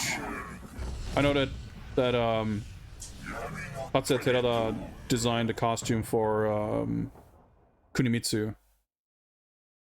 That's probably the only one of the artists that I know. Certainly the only one I bothered like remembering.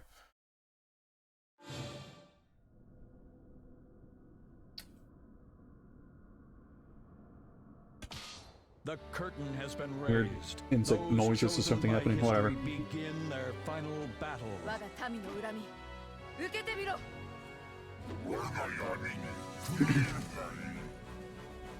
Stage start. Yeah, Nightmare looks pretty cool as far as that kind of design goes. Definitely not my type of character, but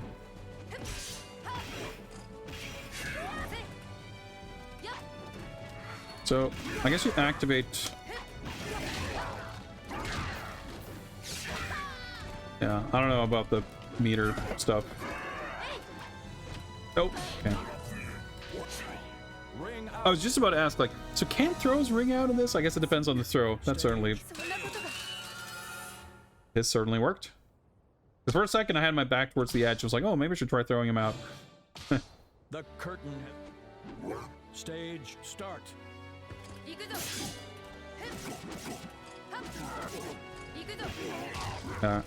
Recall that move being like deep ring out thing. Or maybe I'm getting it mixed up with something else. But I know she...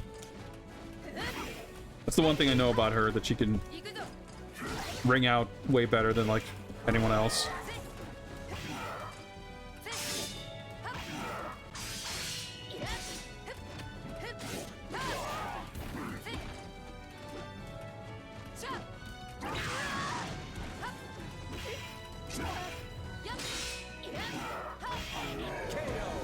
Alright, we got her.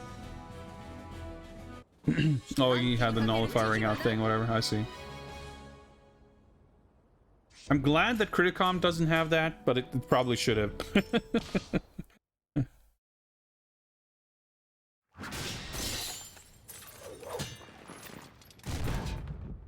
Okay. Some CG shit here. Well, not actually pre-rendered CG or anything, though.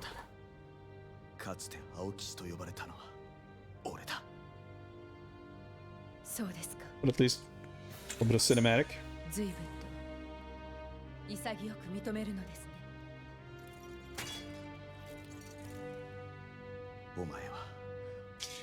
It's funny though, I feel like for me it's always been like that with this series, where it's like I enjoy seeing the characters interact and a little bit of melodrama,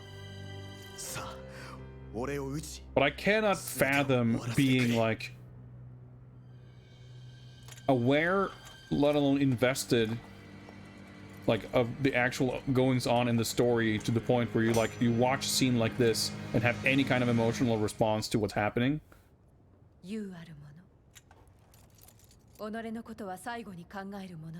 Like, it's cool to see the characters interact and, you know, sort of cinematography and the drama of the scenes and whatever, especially like cool stuff happens, but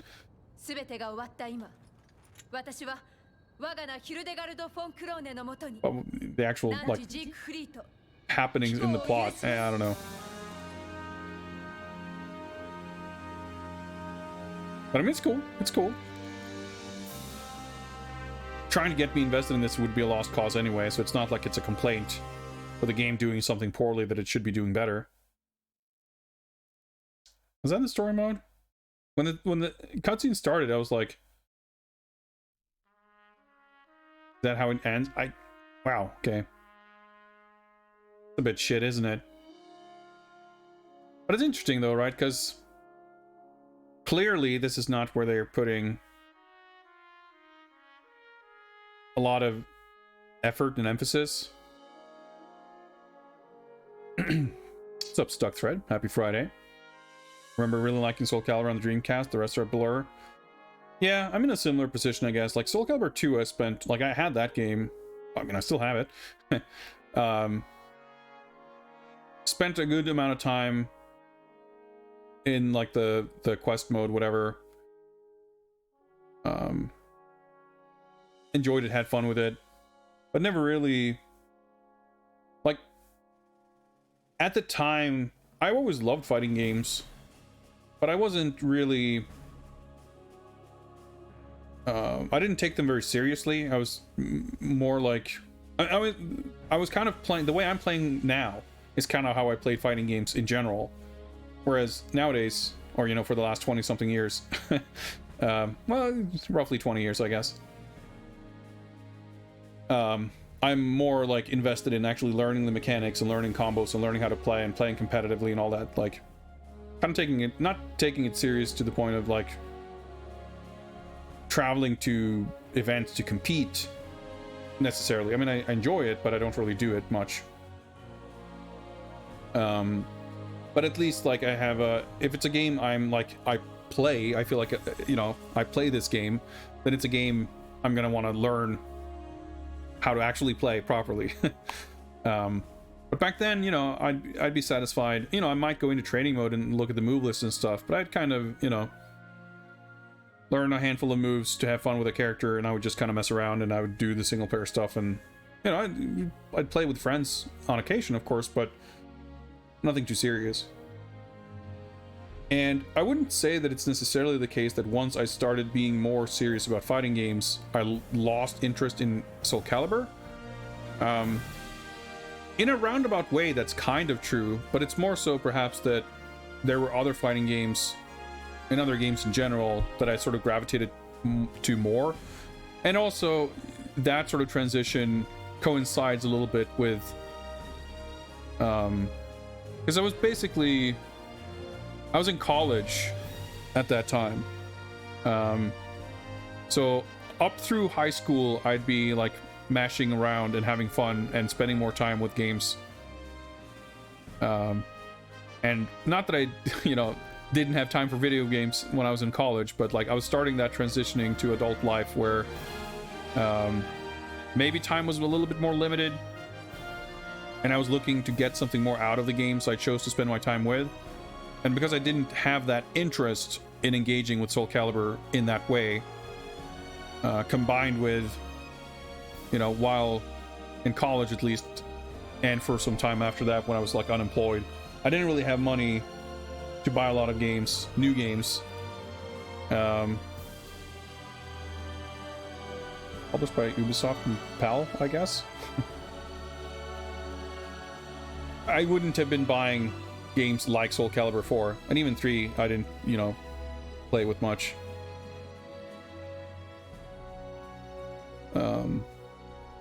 So we talked a little bit briefly before about I bought 5 and 6, but I probably spent less than 10 hours with either of them. Not because I particularly dislike anything about them, just kind of didn't... I never had that love for this series in how it feels and how it plays. Because like back... I could easily have said that I loved SoulCalibur, if we're talking about the, you know, the Dreamcast game or SoulCalibur 2. But the kind of metrics by which I would measure my love for a fighting game were just different back then. I mean, there are games, you know, we played Virtual Hiryu no Ken, I said I really like that game, and I do. But it's not a game, you know, it's a game I can play, I can do an arcade mode playthrough on stream once every 3 years. And that's, I'm fine leaving it at that. It's not a game I would, like, grind out. And this, in a kind of binary sense, this is closer to that. It's a game I could spend more time with, I have fun with, but I'm not compelled. And then when I say this, I guess I mean SoulCalibur in general.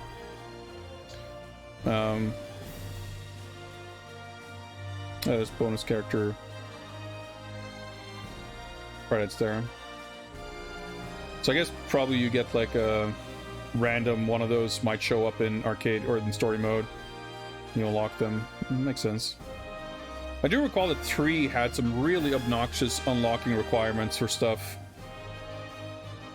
Where you had to do like deathless runs in the weird story mode, and you have to get like certain results in certain QTE. It's kind of weird.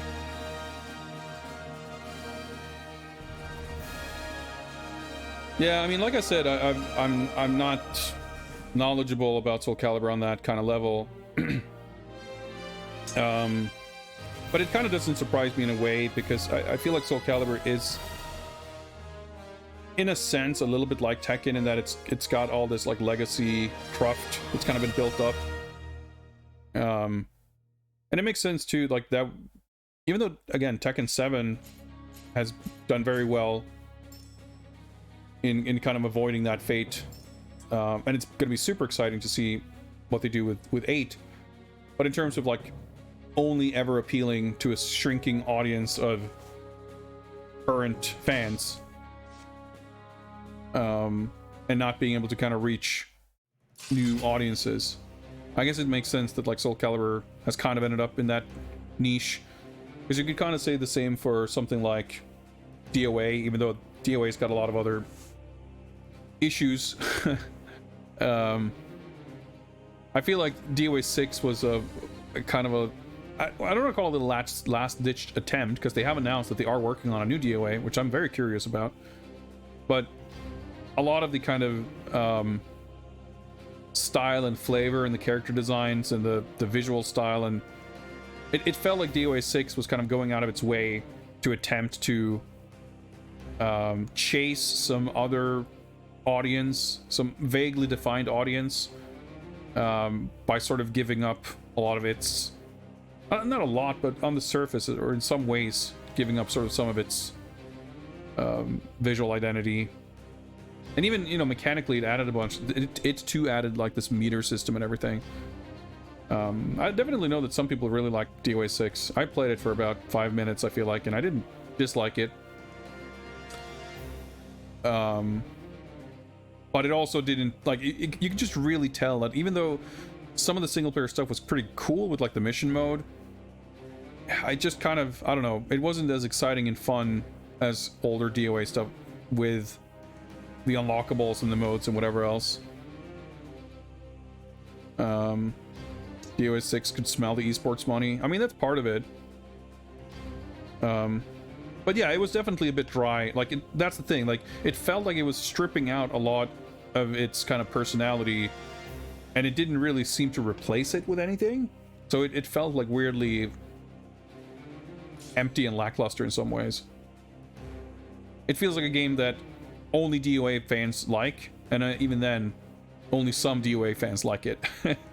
I don't know. Like, I feel like I'm sure there's some people who didn't play DOA game before they played 6 and they liked it. but I don't feel like there's a lot of people who had a negative opinion of DOA as a series, and then 6 turned them around on it. Like, that just doesn't seem very likely.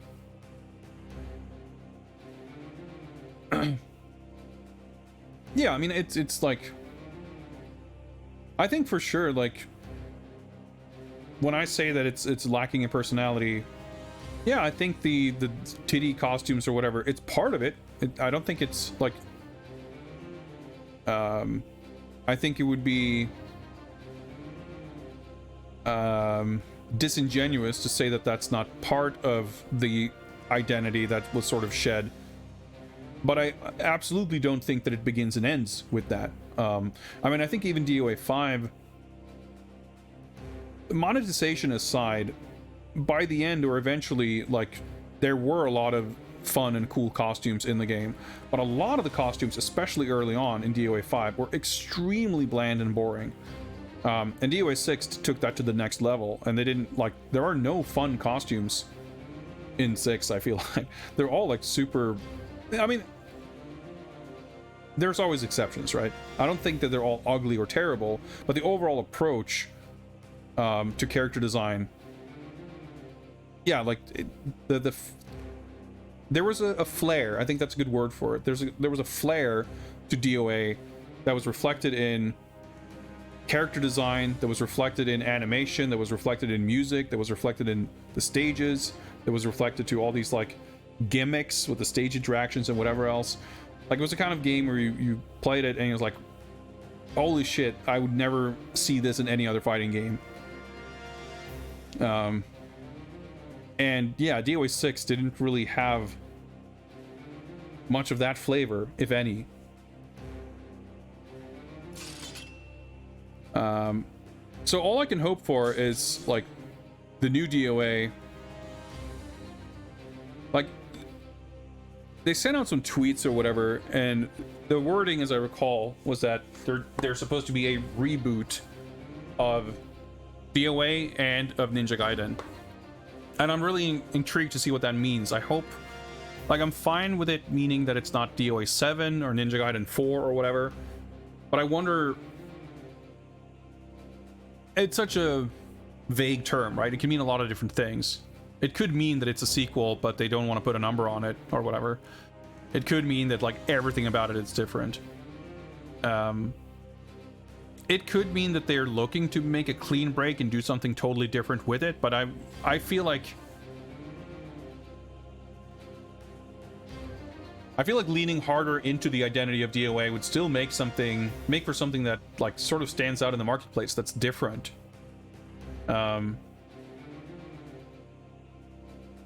So I'm curious to see, like, it's hard to imagine that it's like, yeah, 6 went over so well, so let's do another one of those. Like, let's continue pushing in that direction. At least not with the direction being defined as, like, well, we stripped out a lot of what make DOA DOA and we didn't replace it with anything else. How much more is there to strip out? I don't know. But I'm just glad that, like, DOA 6 would have been I feel a pretty tragic place for the series to end. Because it was just, I don't know, it felt such a sad little game that didn't, like, as far as the character designs and stuff go, like, I remember thinking, well, yeah, DOA 5 looked really boring in its first year, but then they eventually got there. And then DOA 6, like, barely got a year of support before they pulled the plug. And even in that short year, they had some pretty egregious ideas, like, you know, paid limited use, like, hair. There was some weird thing where you could, like, change the hairstyle or hair color of a character with, like, a paid consumable. And in hindsight, it was very clear that that was, like, extremely last-ditch attempt, because they rolled that out and, like, extremely quickly afterwards they kind of walked it back, and then they released, like, 3 more costumes, and then they're like, oh, that's it. So yeah, they were really trying really hard to figure something out there. That playthrough was really quick, so I am curious to just take a quick look. Such a weird little thing. I'm guessing... Oh, okay. Ah, okay, so that makes sense. So I guess this is Vader and Starkiller, and then this slot is for created characters? And this is for, like, fake story characters or whatever? No?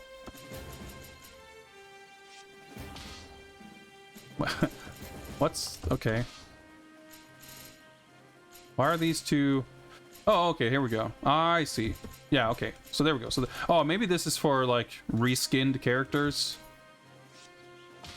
And this is for, like, original... I don't know if that makes sense for a distinction. Oh, so this Yonsung. Okay, I wasn't sure. It's so weird that the character names didn't even appear on the character select. Only here. Amy, that's her name. And it doesn't show me how much gold I have. It's kind of dumb.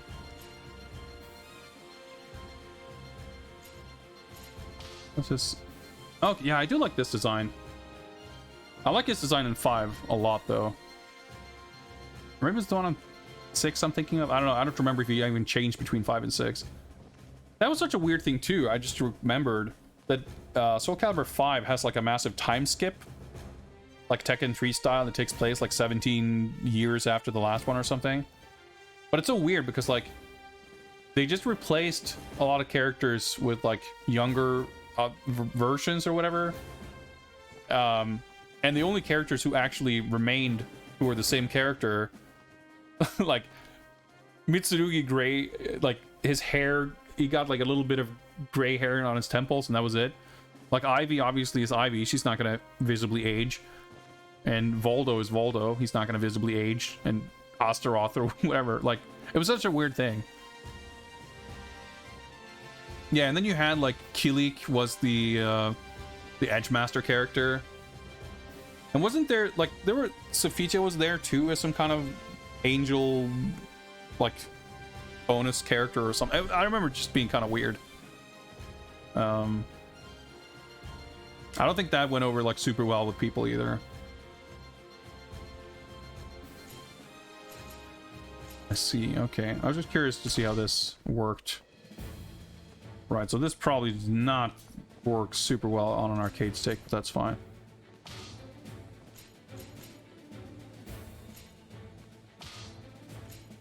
Alright, so as I suspected, this is...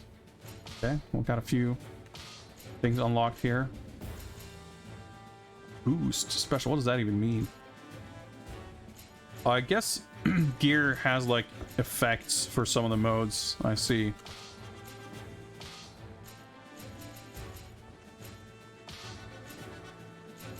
Of course, this is SoulCalibur, so every single...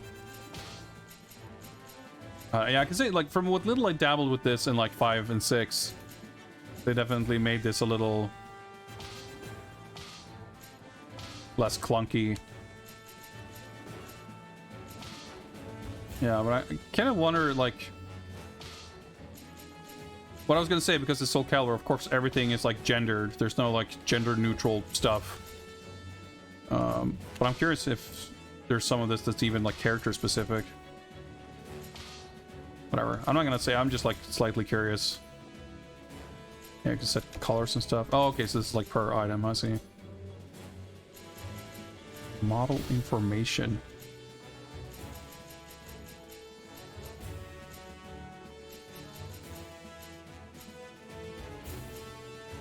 Corporate cut, let's go with that. Or eyebrow color. Oh yeah, it said something about like we unlocked a weapon, or there was a weapon available for purchase, so I guess we got some kind of Hilda weapon skill setting. Oh, okay, wow, this is weird. I feel like there's nothing like that at all in the later games. Male pose. Oh, I didn't even notice he's got the big tattoo. Wow, his body looks really strange, doesn't it? Yeah, that's fine.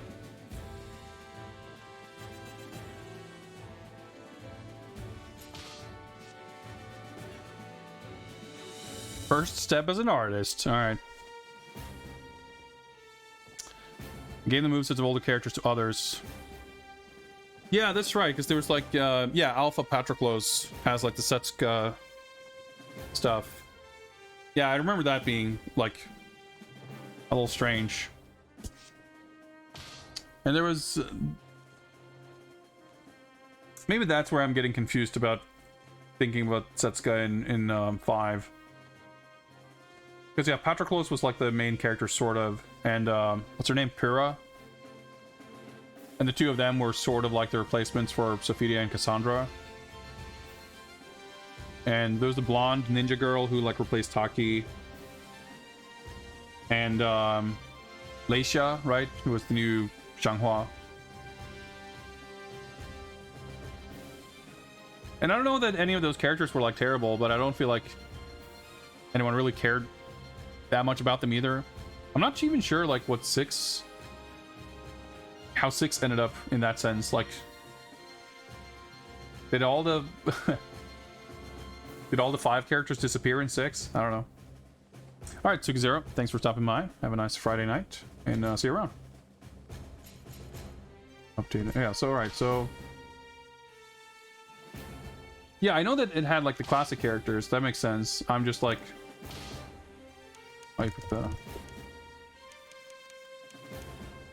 but that's kind of what made me think like, well, would it have both? I don't know if that makes much sense.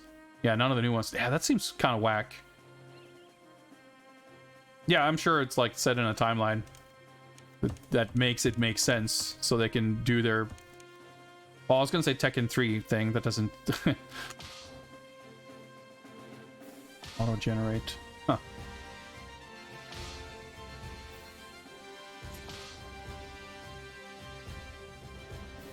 Kind of funny to just get a random... well, whatever.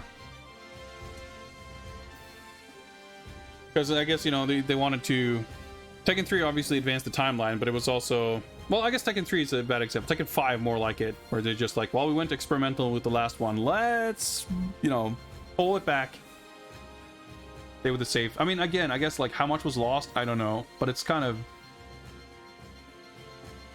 I guess it would be nice for the next one.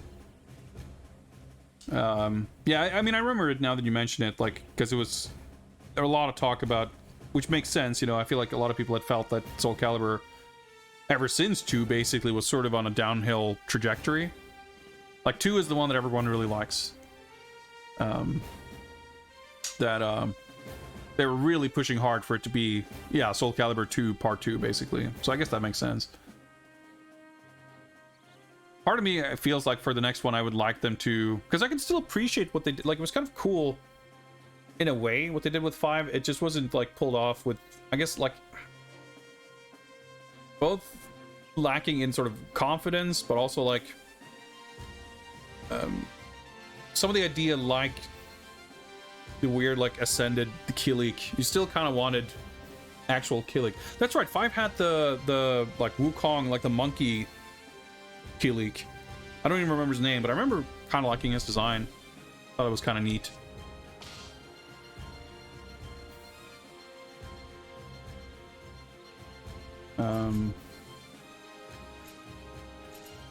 How much gold did I have? 32,000. Okay. At least they don't make it like super tedious to unlock characters.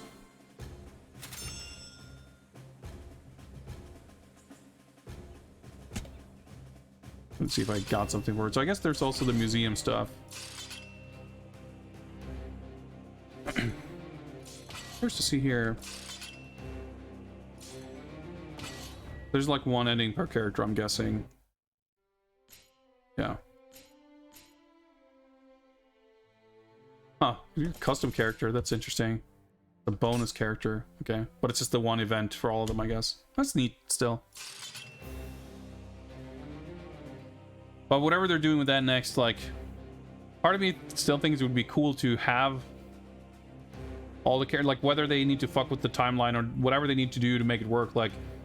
to have those characters from 5 show back up, even maybe some of these like bonus characters, guest characters, and whatever, but like actually make an effort to make them more distinct from one another. Various cutscenes. What does that mean?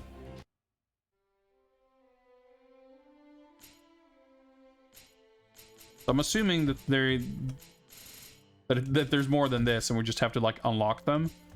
I don't know that But this one is still here. Interesting. I guess maybe there's like different characters story end up going in a little different directions.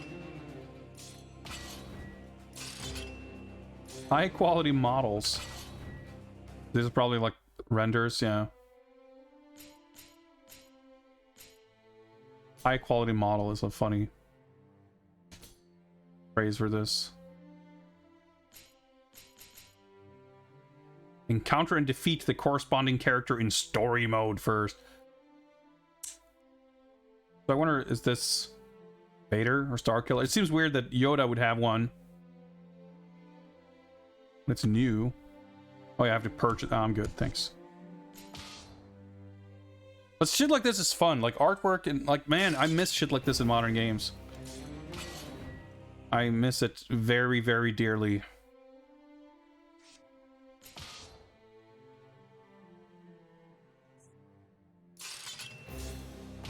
Extra illustrations. So is this, yeah, I was gonna say this like guest. Okay, cool. So we encountered and unlocked this character, so now we get the actual artwork for it. That's cool. So I guess this is just for the bonus characters. It's a little vague about the descriptions for stuff. Begin slideshow. Still, compared to like SoulCalibur 1, this is not the most... It's a very sparse collection of stuff. Oh, right, okay, for the characters we have to unlock, I see.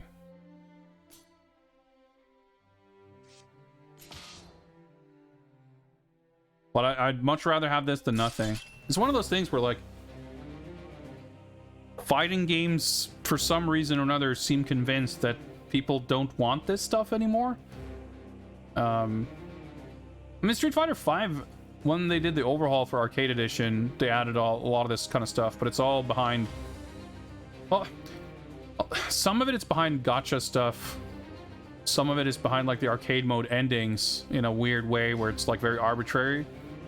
And none of it's, like, actual Street Fighter V art. It's just, like... Well, I mean, they commissioned a bunch of new art for the endings and stuff, but it's, like, not production art from the game itself. It's kind of a hodgepodge of bonus illustrations that are devoid of context and old Street Fighter game artwork. All of it's welcome, but I miss seeing, like, more of the behind-the-scenes kind of stuff, and, like, older SoulCalibur games had, like, fan art and stuff like that, too, which is kind of neat. But yeah, bring back fucking unlockable art galleries.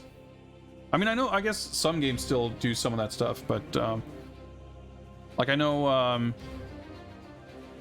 like, Under Night in Birth had, at least the first version had some of that stuff. Skullgirls has, like, a big gallery, I'm pretty sure. So it exists, but it's a dying breed, I feel like. And that's a massive shame, in my opinion. I'm gonna take an extremely quick look at what this looks like. Oh, okay. I was gonna say, I need to be signed into Xbox Live. I'm surprised that I'm not, actually. I don't know if I changed my password or whatever. I should be connected to the internet, but who gives a shit? I certainly don't care about the leaderboards in Tower of Lost Souls. Ascend the tower and seize it by defeating the bosses that protect it, or descend to battle against hordes of enemies and see how far you can descend. Skills acquired in character creation to prove victorious. First, ascend.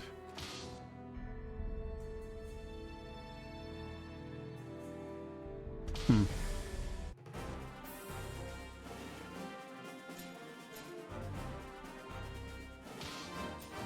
was gonna say we can pick our cool design, but it just looks less cool than this. Also, I guess he has like shit equipped for different effects, so we'll go with that. Unlock talent. Oh, got the hat and everything. Wow, I don't remember this design at all. I guess a lot of the like secondary costumes in this game I don't necessarily recognize. Man, it's so shit that you like can't see what they look like barely. Yeah, that looks a lot more like Astaroth to me. Wow, okay. I like don't recognize these designs at all. Oh yeah, some of them are like vaguely familiar when I see them. That looks kind of lame. Huh. Huh, okay, that's different. That's pretty sick. I like that look.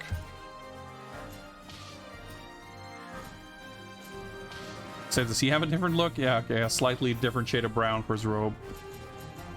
Makes sense.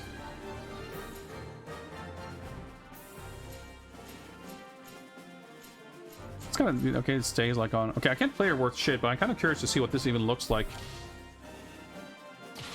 in action. Law of the Earth.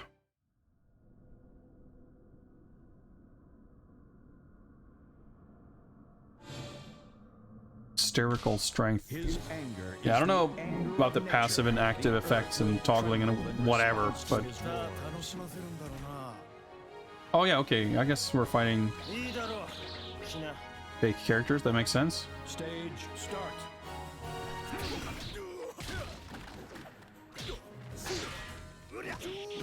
In between saying that I would play this mode and starting it, I kind of forgot that this was like a survival thing.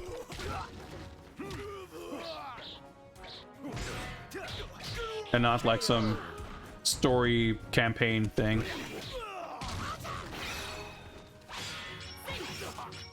Alright, I guess he's got some kind of special effect active. That's why she's glowy. Well, I can't like barely make out what her design looks like.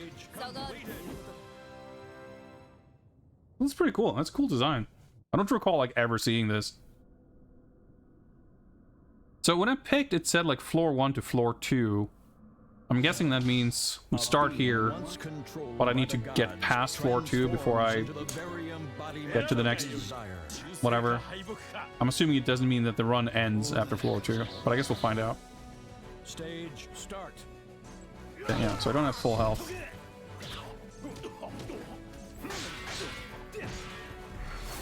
Hyper mode. I don't know what that does, but we'll keep mashing buttons. Got him. Ring out.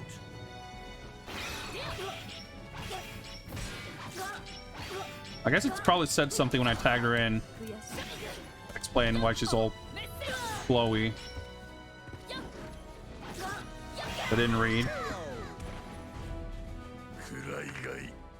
Nice little intro because we're fighting a real character. Battle. Fight. I will say that, like, obviously character design, costume design, that's an area that I have a large interest. So that's always good, like, regardless of other qualities of the game. Oh, he did recover health, I see. Oh, you can see her life bar at the bottom, I see. But it's interesting in particular where SoulCalibur or similar series that I like. I'm not an expert in any way. I don't play the games very regularly, but I'm well familiar with them. And I've played certain installments quite a bit, and like I have... Oh, maybe the run did end there. Okay. And I have... For the entries that I have played, like, or, you know... SoulCalibur 2 was also like... A lot of people, there were like a lot of cosplay of those characters in that time frame, or people did like all the different costumes and whatever, like the fan art, whatever else. Like certain games, like I expect through osmosis or whatever else, like to be familiar with what all the costume designs look like. So to think that there's like a whole ass SoulCalibur game where there's a bunch of character designs that I either haven't seen or don't remember is like cool. Like, oh yeah, I guess there's a lot of stuff here that I could be that could be sort of new to me. It's just been sitting here waiting for 15 years for me to come around and check out, which is kind of fun. Anyway, that's almost an hour of SoulCalibur 4, even if a lot of it was ranting and raving and fucking around in menus, but I think that's part of the SoulCalibur experience. Definitely one of those games, again, man, I could sit here, maybe not for purpose of streaming, but like I'd be kind of interested to just grind out more of the endings and watching the costumes to see what you can do with the custom stuff. But at the same time, I do feel like this feels weirdly flimsy for a SoulCalibur game too. Like the story mode is nothing. Tower of Lost Souls, you know, it doesn't seem that exciting compared to like the Edgemaster stuff. it seems like a big part of this game's like appeal is for single player grindy stuff is like, you know, unlock stuff and equip effects, like get elemental stat boosts and shit, and that just doesn't interest me at all. So for as underwhelmed I was with SoulCalibur 5 story stuff, I guess if I had played this, I'd be even more underwhelmed. And maybe I would have received 5 more positively. Although maybe I would have been less interested in actually buying 5 after this. I don't know. I mean, it's not a bad game. It's got cool stuff going on, but with the legacy of a series like SoulCalibur, I feel like I expect more. In terms of like the package, you know. It's interesting to revisit some SoulCalibur and Tekken and other games like that where you have this memory of what some of the earlier games were like, and maybe that trend that I'm seeing in more recent, or the most recent games, like isn't as recent as I think of it, of like stripping down the content. Tekken 7 was super underwhelming in that sense, but you know, maybe it's been going that direction for longer than I realized, and I just haven't been paying attention. Could be the case. Anyway, guys, that'll be it for this installment of the Viewer's Choice versus Fighting Game Friday night bonus stream, and I can't believe how few technical mishaps we actually had here. Pretty impressive. I'll be back to stream tomorrow, where I will be unboxing a legendary box, a milestone in my career of collecting shit. I'm looking forward to it. I think some of you might enjoy it as well. Maybe a few other minor things to unbox, I'm not entirely sure. That's not going to be the entire stream though. We'll take a look at that stuff, but then we're probably going to play some games of some kind. I have no idea what we're going to be playing, but I'll think of something. Maybe we'll get back to James Bond. I don't know. We'll get back to that soon enough. I wanted to kind of get my bearings in terms of coming back to a regular schedule before I committed to diving back into that. But now that I think of it, that might not be the worst idea in the world. We'll see. But thank you very much for hanging out. Let me just figure out who we're going to raid here, and we'll wrap things up. You know what? Ann K streaming, she's cool. I don't feel like I raid her all that often, so let's go hang out with Ann K, who's playing her favorite game, Earthbound. So thank you again for hanging out. Take care, everybody. Have a nice rest of your weekend, and let's go say hi to Ann K. And thanks again. Good night.